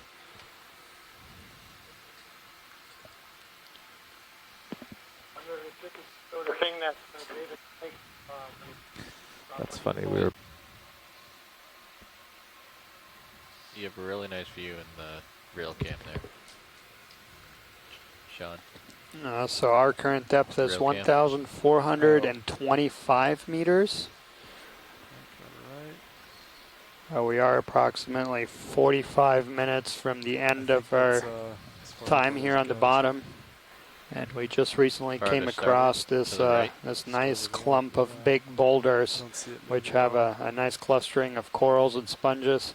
Very different what we saw the rest of the dive. Yeah, that's what it looks like between the blocks. Do you want it all the way stowed? No. Okay. I just don't want it hanging out my side when I'm up on these cliffs. So how high are these cliffs, do you think? I can't really get a sense. They seem to be very high, but I can't really get a sense. That's good, co-pilot. Switching your bad monitor to the starboard camera. Are we talking 10 meters, 30 meters? Looks like your starboard, that monitor is not working. Less than that. Okay. Do we want to go back down and look? So were you able to see anything beyond the rocks, or are they just so high that we really didn't get a good look on sonar beyond them? I got to the top of these two spires, and then I couldn't tell what was out ahead of me. Yeah, our sonar would be above, unless there were taller ones, which would be pretty unlikely. Let's see. So we're on the western side of these things. Is that correct? Southern side. Ship has made these moves to the north. Do you have any opinions showing up in the chat room? So whether we... There's another one of these massive polyopagons. Yeah. Nav is trying to show you some stuff on the high pack. Oh, sorry, I didn't hear that. Sorry, actually. And I'm streaming on stream too. So we... here, I'll stay a little bit zoomed out. We're roughly in the middle of the rise here. Okay. And we came up from the south. You can see the ship track heading to the north. So we just came up from the south and came upon the south side of these two blocks. So we're right in the center. It's just a little tiny shell. So I'm just wondering if we came around the blocks and sort of looked see the fuzzy to the side, northeast a little bit, whether we might be able to see a little clearer whether there's anything else. And then if there's not, maybe spend the remainder of the time documenting stuff here. Yeah, or there's a chance also if they're not to the north, maybe they run along the ridge. Right. Yeah, because right now the blocks are blocking our view. Is that correct? Yes. Yeah. The blocks are blocking. Yeah, so you did say to the northeast, yeah. Yeah. Okay. Video. Well, yeah, let me know when you're done with these and we can start moving around them. Yeah, there's a sponge on sponge right there. Two different species, both in the Poliopogon group. Nice. With some hydroids and a Munidopsis, I guess.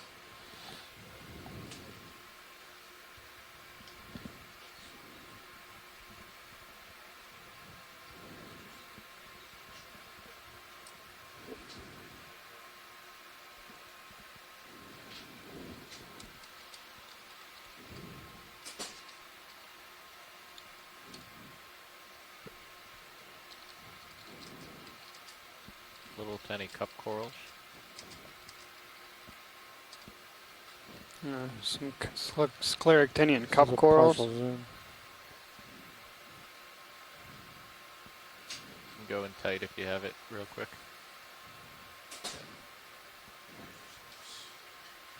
Okay, pilot, your monitor's back. We had a loose patch for your port cam. Thank you, video.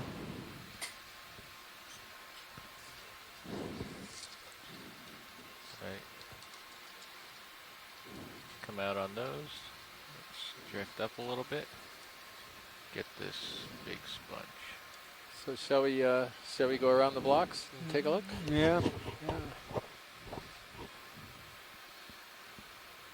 So the Cheeto Pleura line. looks like. Just at the base of.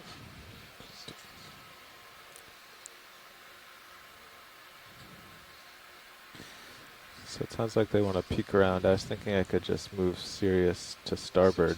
You could keep a visual on the blocks.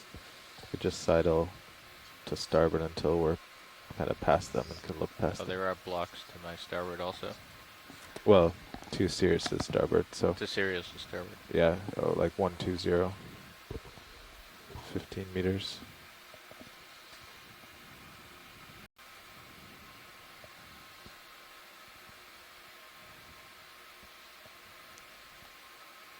Let's get this crab here. Squat lobster rolling.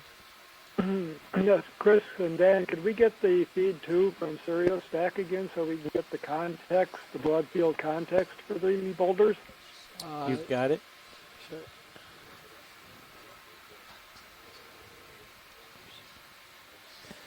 So you guys comfortable with that? I'll just move 5 meters at 140. So just move you sideways and a little bit away from. We'll tend away. Sounds good. Instead of towards. Yeah, roger that. Thanks, Roland. Do you have any more zoom? Yeah.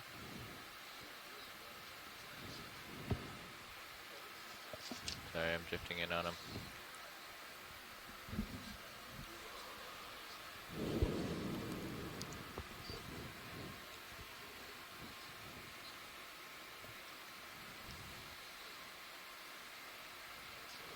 Alright.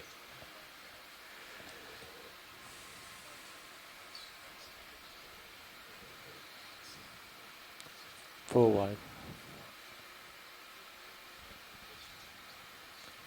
There's one of these on every one of them, even that small one to the left of the lasers. All sort of oriented. He's on every one of them, even that small one to the left of the lasers. All sort of oriented in the same way. Bridge nav. We've seen. Yeah. We've seen other places on the dive. Could we get a ship move 15 meters, bearing 150 degrees at 0.2 knots?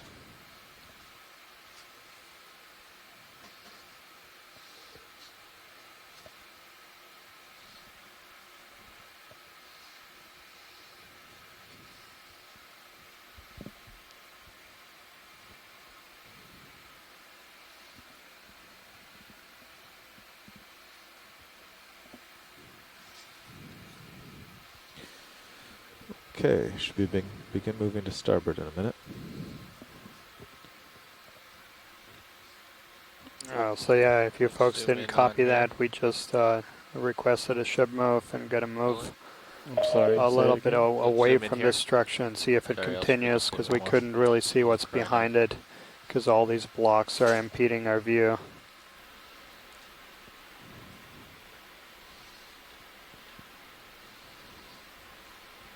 Another one of these comatulid feather stars, or crinoids.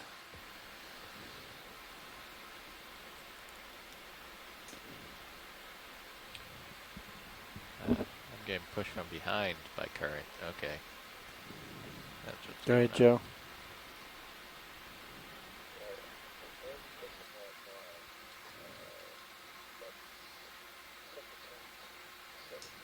Alright, Roland, whenever you're ready.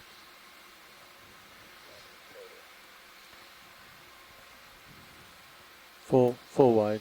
Thank you.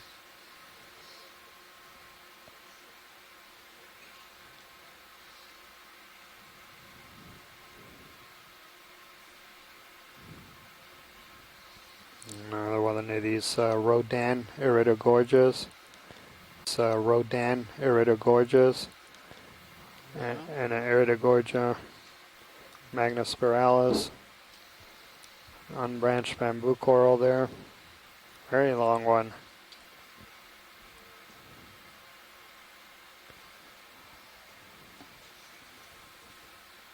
So I suspect that we're going to see more of these blocks if I'm interpreting Drave's comments. That's why I'm just curious to see. We're going to see more blocks up on this higher point of the ridge. You can see D2 in the sonar right between the two. Oh yeah. It'll be interesting to find out if that's correct.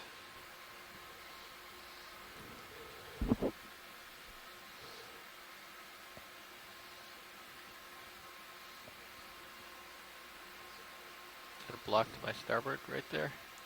Yeah. It is. You gotta help me out, Sean. Alright. Sorry. Good. I'm all settled into that. Yeah, careful your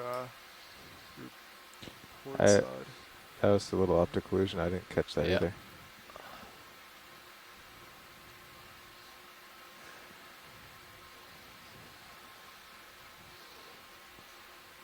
Just put the swing arms away for these exercises. Yeah. Alright, pilot, he's ready for swing arms to be stowed. I think you can stow them a little bit. I wouldn't put them all the way in. Okay. I mean, we have some leeway with the wings. Yeah, the starboard one's pretty already. Yeah. I might just make the port to match. It's almost perpendicular to it. There's another mushroom coral or anthomastus.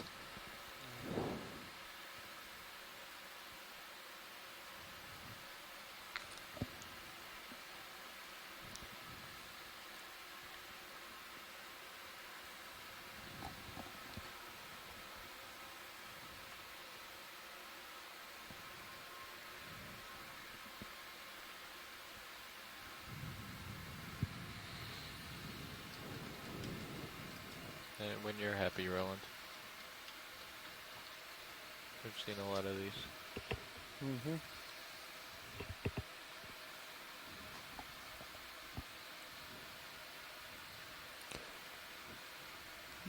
There's a pink corallium and a bathypathis, or black coral.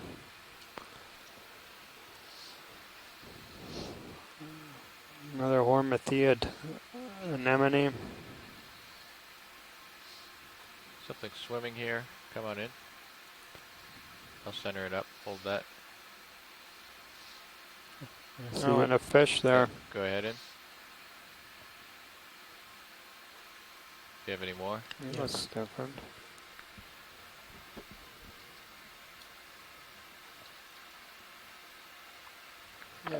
This is a midwater family. It's Gonostomatidae. It's probably one of the dark cyclothony species. Maxim. Thank you.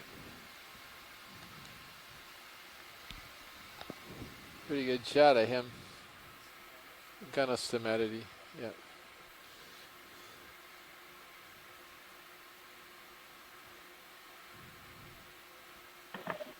These fish are usually seen in captures by midwater trawls. You can see the dorsal and anal fins are placed opposite each other back in the back third of the body.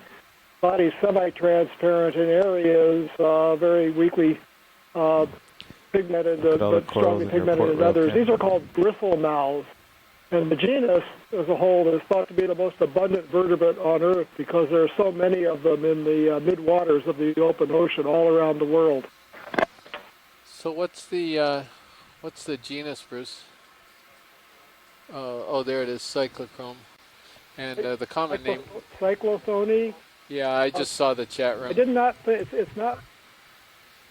No, it's not one of the other gonostomatid species. They don't have those translucent areas on the body. They're more uniformly darkly pigmented.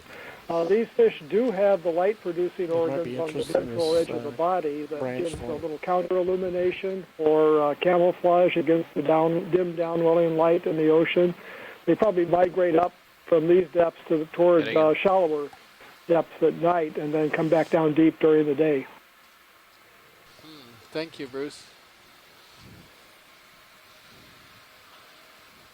So this looks really similar to something that both Les Watling and I collected back in 2007 and 2009. Organs on the ventral edge of the body that gives a little counter-illumination or camouflage against the dim downwelling light in the ocean.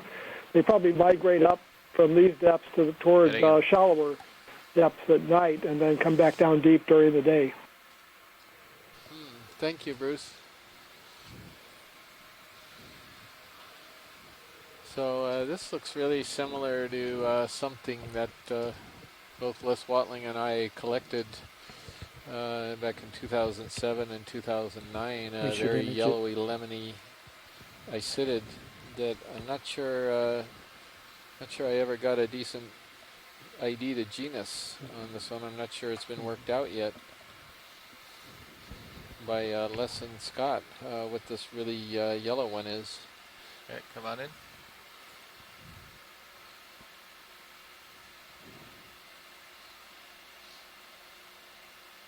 It may not even be the same thing that Maxine. That we collected too. Don't know how many yellow ones there are out there. Last thing I've got in my notes regarding the identity of this was the yellow one that we had collected was Icidid nodal genus B.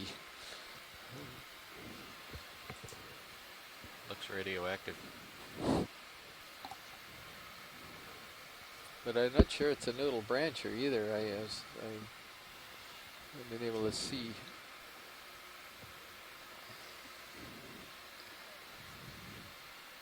Go ahead, Rich. One of the original comments, as I recall, from Les. Slow down your moves. There is. So Amy collected one of these yellow ones on Necker as well. Sure, go ahead, Rich. And I remember one of the observations Les had made on the specimen we had grabbed is a lot of the tips of the branches were without polyps. I saw a couple ones that were without polyps, but then you're looking at some that you have polyps going right up to the tip, so I don't know about that. Yeah, and Les is mentioning that they have this one from the collections made in 2007. Yeah, that's the one that I grabbed, and then Les grabbed another one in 2009. And then Amy collected in 2011, I guess, third animal. Yeah, she's mentioning here that she collected one from Necker. Yeah. Okay, pilots, I can move Sirius a little closer and a little farther starboard. Then they'll be able to look past. So do we have a genus on this yet? Or is it still kind of controversial what it is? Bridge, Nev? Well, I'm sorry, I walked away at the wrong time, clearly. Go ahead and Yeah, we're discussing. This looks like... Yeah, could I get a ship move? 10 meters, bearing No, go ahead. Do you have a genus on at this thing yet? It's the 0.2 yellow knots. one that we were discussing. I collected one in 2007, Les collected one in 2009, and Amy collected one in 2011.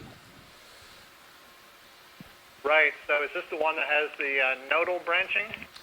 Well, it was either nodal or just epinodal. It was sort of, I wasn't really sure. I remember looking at lab photos of it afterward on that 2001 that I grabbed, and it almost looked like it was branching just above the node, but I didn't really look at it that See if we closely. can find a solid branch separation somewhere. Can I come out a little bit? I wonder if we could see a branch point somewhere. Maybe down at the bottom left, see where the main stalk comes up.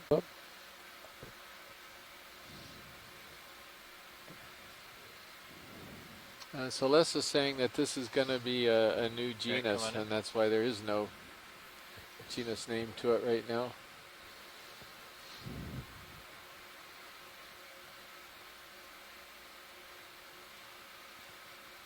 We should micro the pink one while we're here. Yeah, go ahead. I can't help the bouncing. Yep.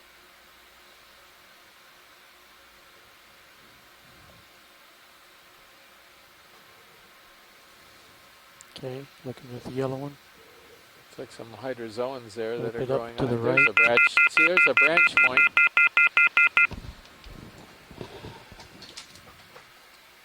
And that looks epinodal to me. That looks like it's branching just above the node, and that's what I kind of remember seeing in the lab photo. That it wasn't clear that it really was nodal branching. Joe's got it in the back now.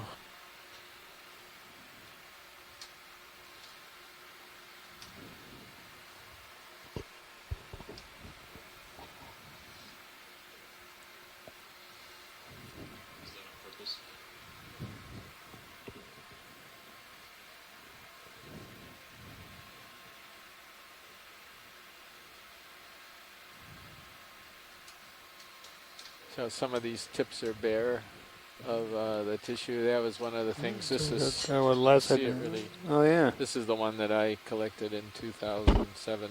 Yeah, that one. Everything looks like almost all tips have. Right. And then you may have Les's in here. That's Les's in 2009 when he grabbed. But also you can see that the tips are bare on a lot of them.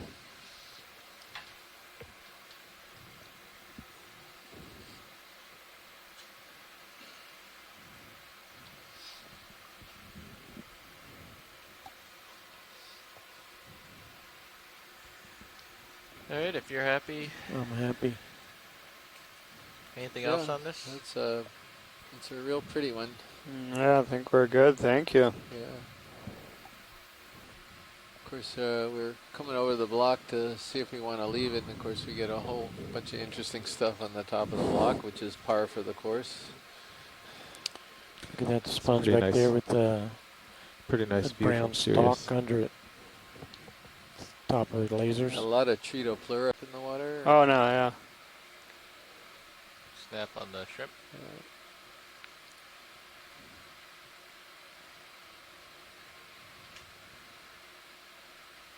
It's a little bit Looks different. like an armada. That's a very nice purple one. I'm not seeing the spine. I don't know if Mary is again still with us.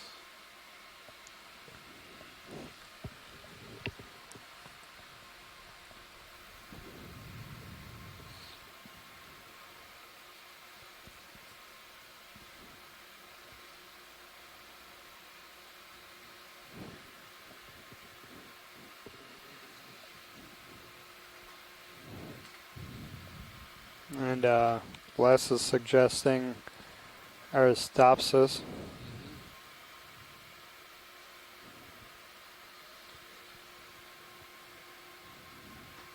Yeah, so I'm actually leaning toward a Benthocysimus or a Benthocymide, and the reason being is I'm not seeing the long rostrum coming out of it that defines the Aristiids. And I had these things wrong for a long time. I had them backwards. I think they still are backwards in the gallery, and then I guess it was Jeff Drazen who found out some more information about these shrimp and told me that we had it reversed, that what we were calling Can let him float off. Aristeus was actually Benthocymus and vice versa. So, yeah, it's... Alright, come on up. Yeah. I wish we had our geology friends with us right now, and I don't think John had to leave us. The ship store / dock exchange is now open for the next 1 to 5 minutes.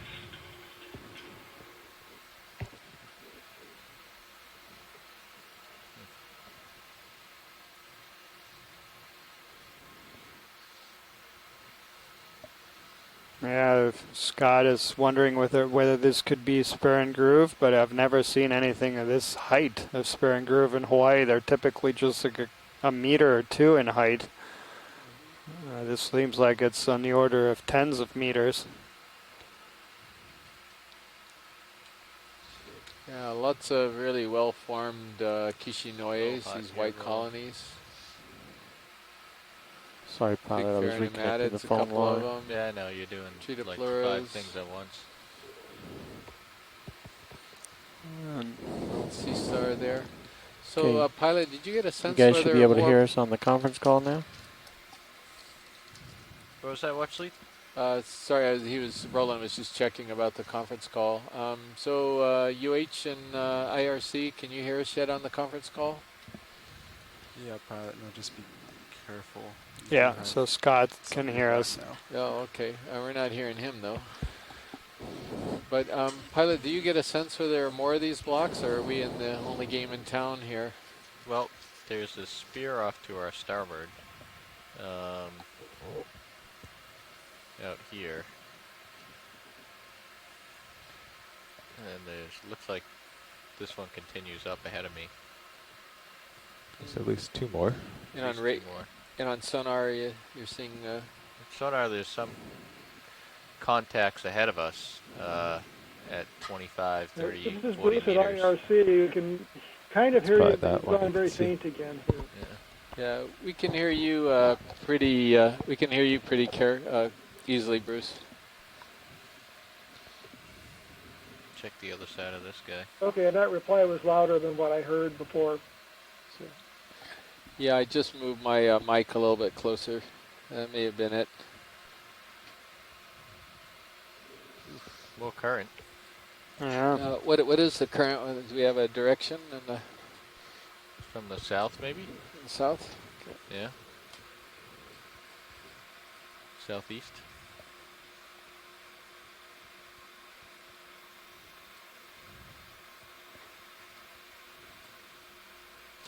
Conference call audio should be louder now.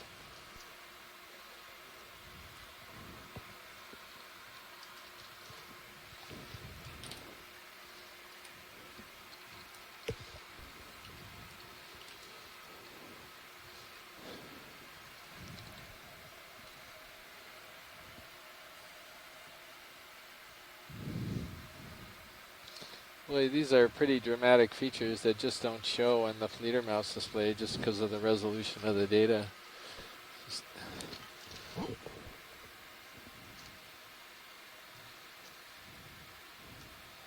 Give you a sense of how much coral is on this wall. Yeah, it's packed. Looking down. So do you have any idea how tall this is? I'm showing Josh? 18 meters to the bottom right now. 18 meters, wow. And you're not at the top, you're just below the top, right? Just below the top. So if I come up level here. All right, 25, yeah. Watch the tether there.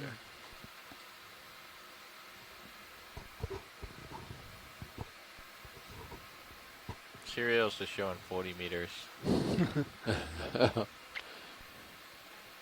might be getting a couple beams off this wall. I can pull out, see what I show. Yeah, you might get a tug from your pilot. So that's showing about 20 meters. So Okay. that's tall. Yeah. Meters to port. To the right edge of the rock. I think we could And safely John go ahead. Smith here from the University of Hawaii is like 15 meters. suggesting that these could be erosive channels. 15 meters due east. We can keep looking past them. He wants to see a little bit more before making a Pilot, how do you feel about that? 15 more meters conclusive due remark. east. That's the way he's faced now. He'll just stay parallel to them. Yeah, I would do more than 15. Keep him But going. whatever you feel comfortable with.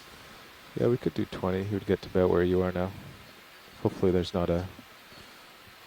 Well, just to get to the next... Just about half an hour left in our dive. And right at the end there, it's been kind of dry most of the day, and then right at the end, we wound up in these big, huge formations here. That's where a lot of the action is here. And as you can see, there's sponges growing all over them. There's corals all over them. Tons of very local relief here. Yeah.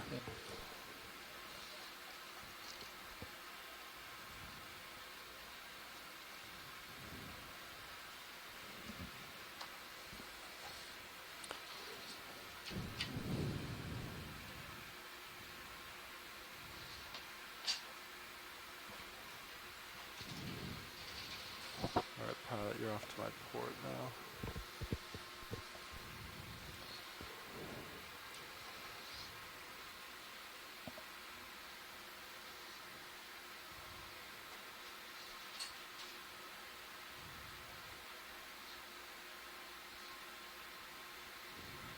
That's sort of an odd series of flanges, it almost looks like in the distance there. Yeah. Maybe we'll have a chance to go over and take a look before we have to leave the bottom.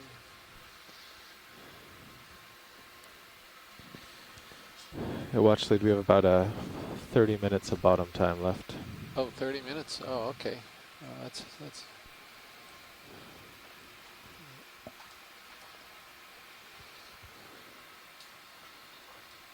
So what's going on over there, Sean? I think I'm just feeling a tug from you. Yep. So you need to let me know that I'm tugging you. Yeah, at first I actually thought it was a sudden current or something. But then, yeah, I thought of the tether.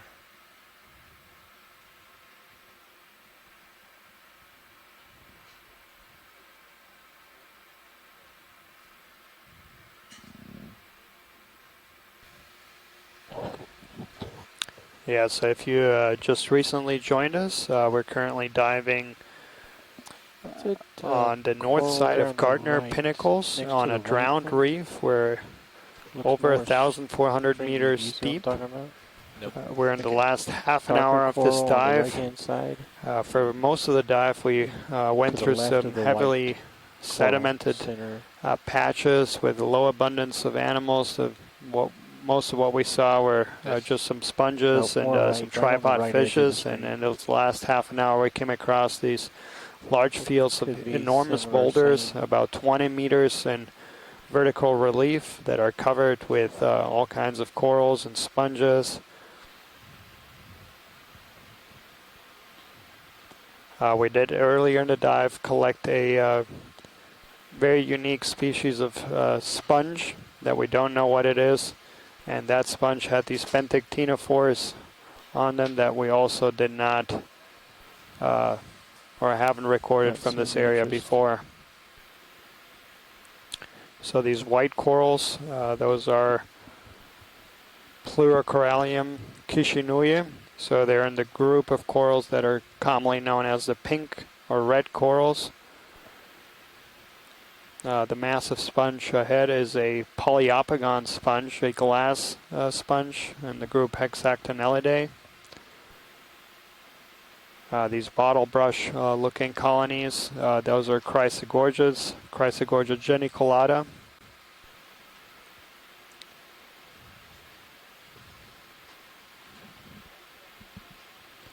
The interesting thing about today's dive is that today's dive was the first one on this expedition where we dove on a different substrate. This is all carbonate. This is a limestone or drowned coral reef material that's now over 1,400 meters below the surface of the water.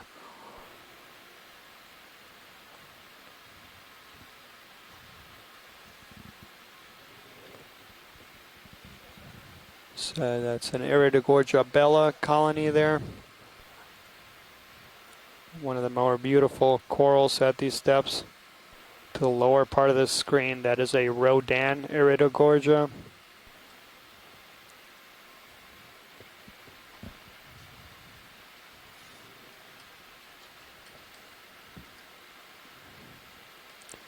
Beautiful view here of just the three-dimensionality of this habitat that a lot of these corals seem to favor. That sponge on the left,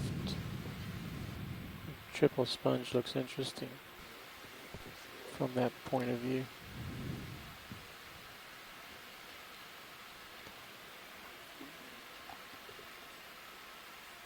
And so I was mentioning that we have about 25 minutes left in this dive. Looking up ahead, we have 3 more dives on this expedition.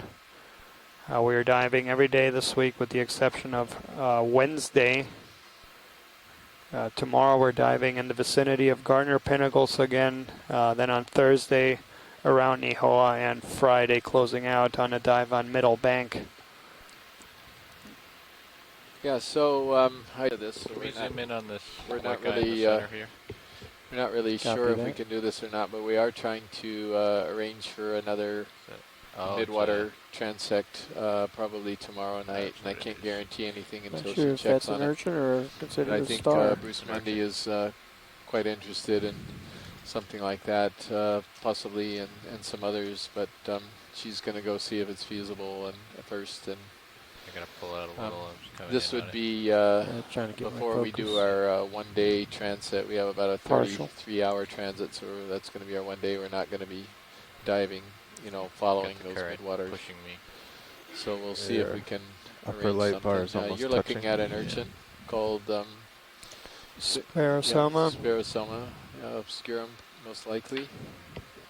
Too bad there's too many corals to use it as a hold.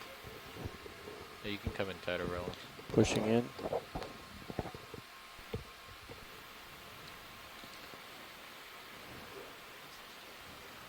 So, not that you'd ever grab one of these urchins while you were scuba diving because they're deep water specialists, but as it turned out, I grabbed a member of this family on a dive a number of years ago, and the person who was helping me picked one of these up with their bare hands, just thinking it's an urchin. We had a bunch of urchins on that particular dive. And that was something that she regretted because these are toxic and it hurt a lot. And it was a very, very painful sting. So that's something that these echinotherids are known for. After the shot, can we come back up and orient? She got over it, of course. spires? It wasn't like it was life-threatening or anything, but it hurt a lot for a while. Sirius should have moved 20 meters they're by not now. types of things that you want to pick up with your hands.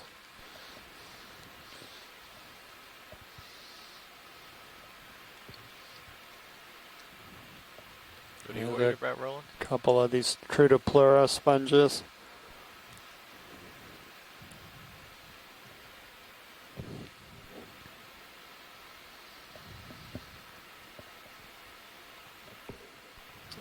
Another little bit of housekeeping here. When we do end the dive, we'll take maybe a 10-minute break after that, and then we'll do the post-dive briefing. Oh, and talk about Sirius had just moved 20 meters, and you were 10 meters below the top, so I just want to see where we were. So those of you who are interested in participating in that Co-pilot, can you bring your heading around session, to center on the RV and the spires? please stay on the line, and we'll have that as soon as we can after the dive leaves the bottom. They do seem to continue now.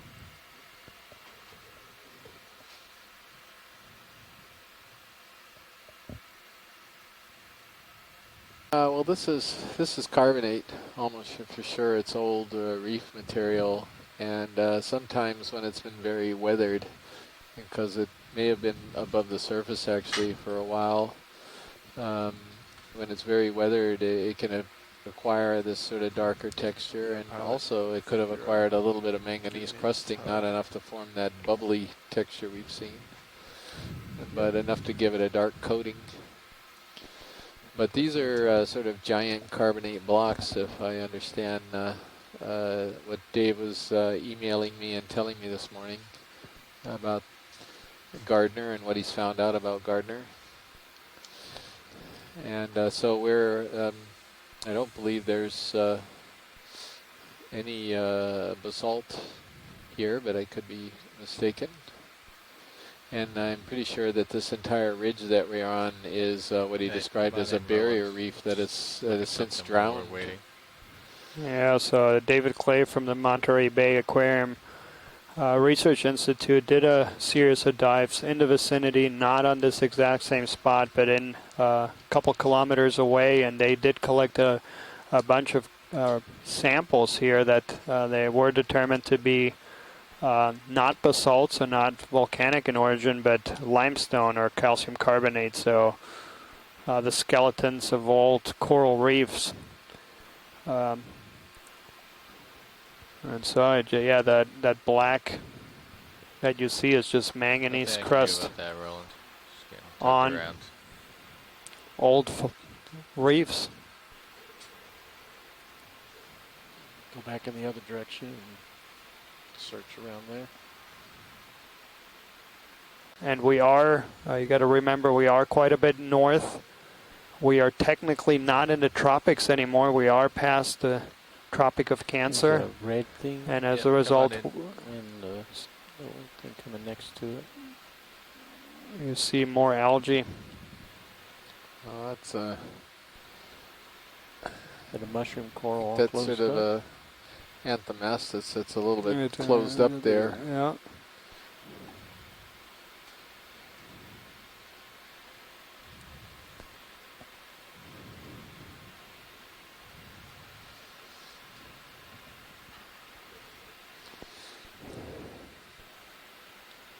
That's a nice view. Oh, there's an enormous sea fan there. Look at that guy. I can't get to it. Yeah, no, just Okay. impressive view. Is that the direction we're heading? Nope. We're heading 050. Let's get a zoom on it then. Yeah, go ahead, Roland. And I'm guessing lasers are on. And that looks like Corallium, is that Loenzi? Let's see. It's actually looking at the nav screen, trying to interpret a very pale, pale white corallium. Science, we're really far away from it, so it has hardly any light. My best guess is this is a pink color. Oh, okay. So yeah, it'd be another one of these Loense or near Loense, I think. I'm just trying to show you the polyps from 30 meters away. Yeah, thank you. Yeah, you do sort of see that pinky cast from even this distance. I see. Yeah, sure, definitely it looks pink. Okay. Thanks, pilot. Yeah, thank you.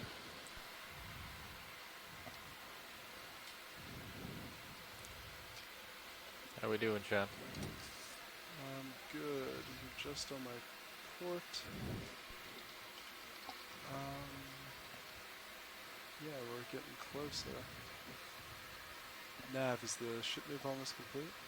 It's still going. Okay.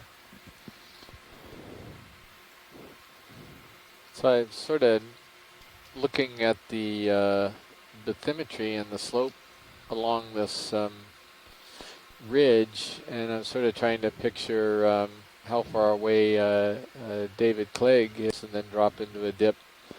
And then there'd be this big long stretch, which would probably be kind of like what we were on most of the day, and suddenly there's a big huge rise, and we might find a whole bunch more of these blocks. So I think on this ridge, you're going to have less continuous community, because there's so many highs and lows along this ridge. You're going to have these local areas of pretty good density interspersed between very low density stretches until you get to another one of these local highs. For Emily Rose, Lieutenant Emily Rose, please dial 227. So again, it's kind of interesting. It's a bit of a different ridge than we've seen on any of the other locations. Look at all those things right there under your lasers. Just right at the surface of the rock. This ridge is absolutely Yeah, enormous. This ridge extends for miles here at Gardner. And it'd be rather fascinating. We are going to be coming back through the monument. The current plans are coming back through the monument in 2016. And I'm just seeing these series of high points and low points all along this ridge, and it'd be kind of interesting to check out some other spots along the ridge to see if the pattern continues. And some of those that look like just straight pinnacles, yeah. Yeah, this area here. Stalk crinoid. That's what it is. It's just a very curvy up and down the RV, and I'll move type you of another ridge 15 topography. meters that way. Sounds good.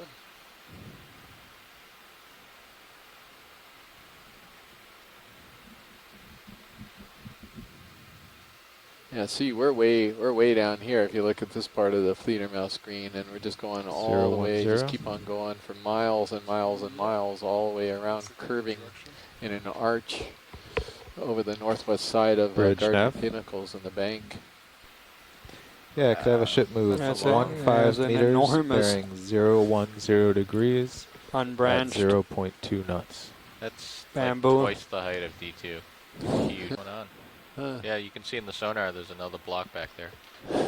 Oh yeah, that's right. Sonar's being broadcast. Fascinating. Well, this is very different type of a ridge than we've been on before. Pilot, you want to describe sonar? It's going on stream 2. So the sonar on the left is D2. And it's showing the block immediately to my left, which is 7.5 meters, less than that, 5 meters away. And then there's a block 15 meters away up to my forward starboard side. Yeah, I'm looking over to the monitors, and I can see that.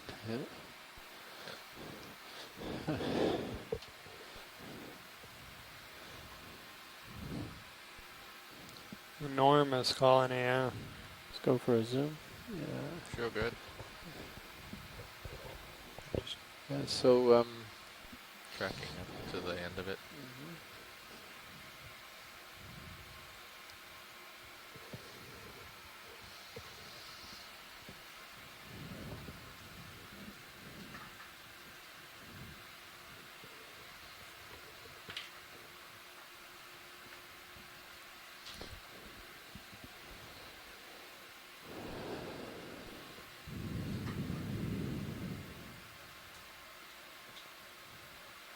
Okay, pulling out. You can go on.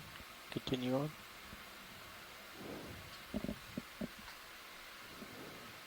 Smooth flying. yeah, we have some question in trying to find candidates for the second collection. The issue, of course, is whether or not we're looking at something that's been collected before, and seems to be some discussion about that. And we really need to be certain that we are looking at a potential new species, a new record that hasn't been collected before, and that's one of the issues with corallium, of course. To the left of the fuzzy center. We're looking at things that look like left of they your certainly lasers. could be things that have been collected previously. So 3:55, we'll meet back on the Telcon line. For everyone else, we really appreciate you hanging with us, Nope, we'll be ascending with in us, a and minute or two. enjoying the excitement alongside it. For the first part of the dive, was a very interesting terrain. A lot of sediment, not as many corals and sponges as we hoped up, but we did see quite a few fishes. A lot of these tripod fish and some halosaurs. And then towards the latter part of the dive, we stumbled upon these very big boulders, about 20 meters in height, with very dense aggregations of corals and sponges.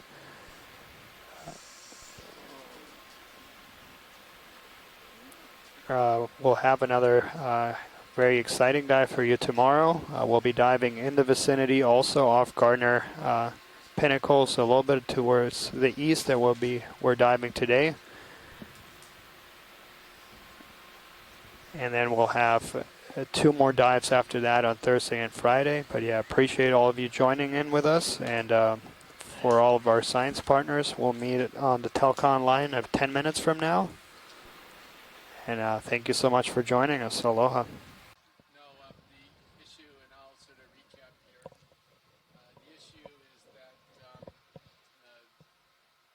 Starting at the base of that really sharp escarpment is not going to be acceptable from an operational standpoint. And you set in your scaling perimeters and it automagically does it for you? That does sound automagical. Getting close. I'm going to turn off some layers. And I was a completely different sensor, and it's stuck right in the hydraulic fluid. There's a hose that comes down on top.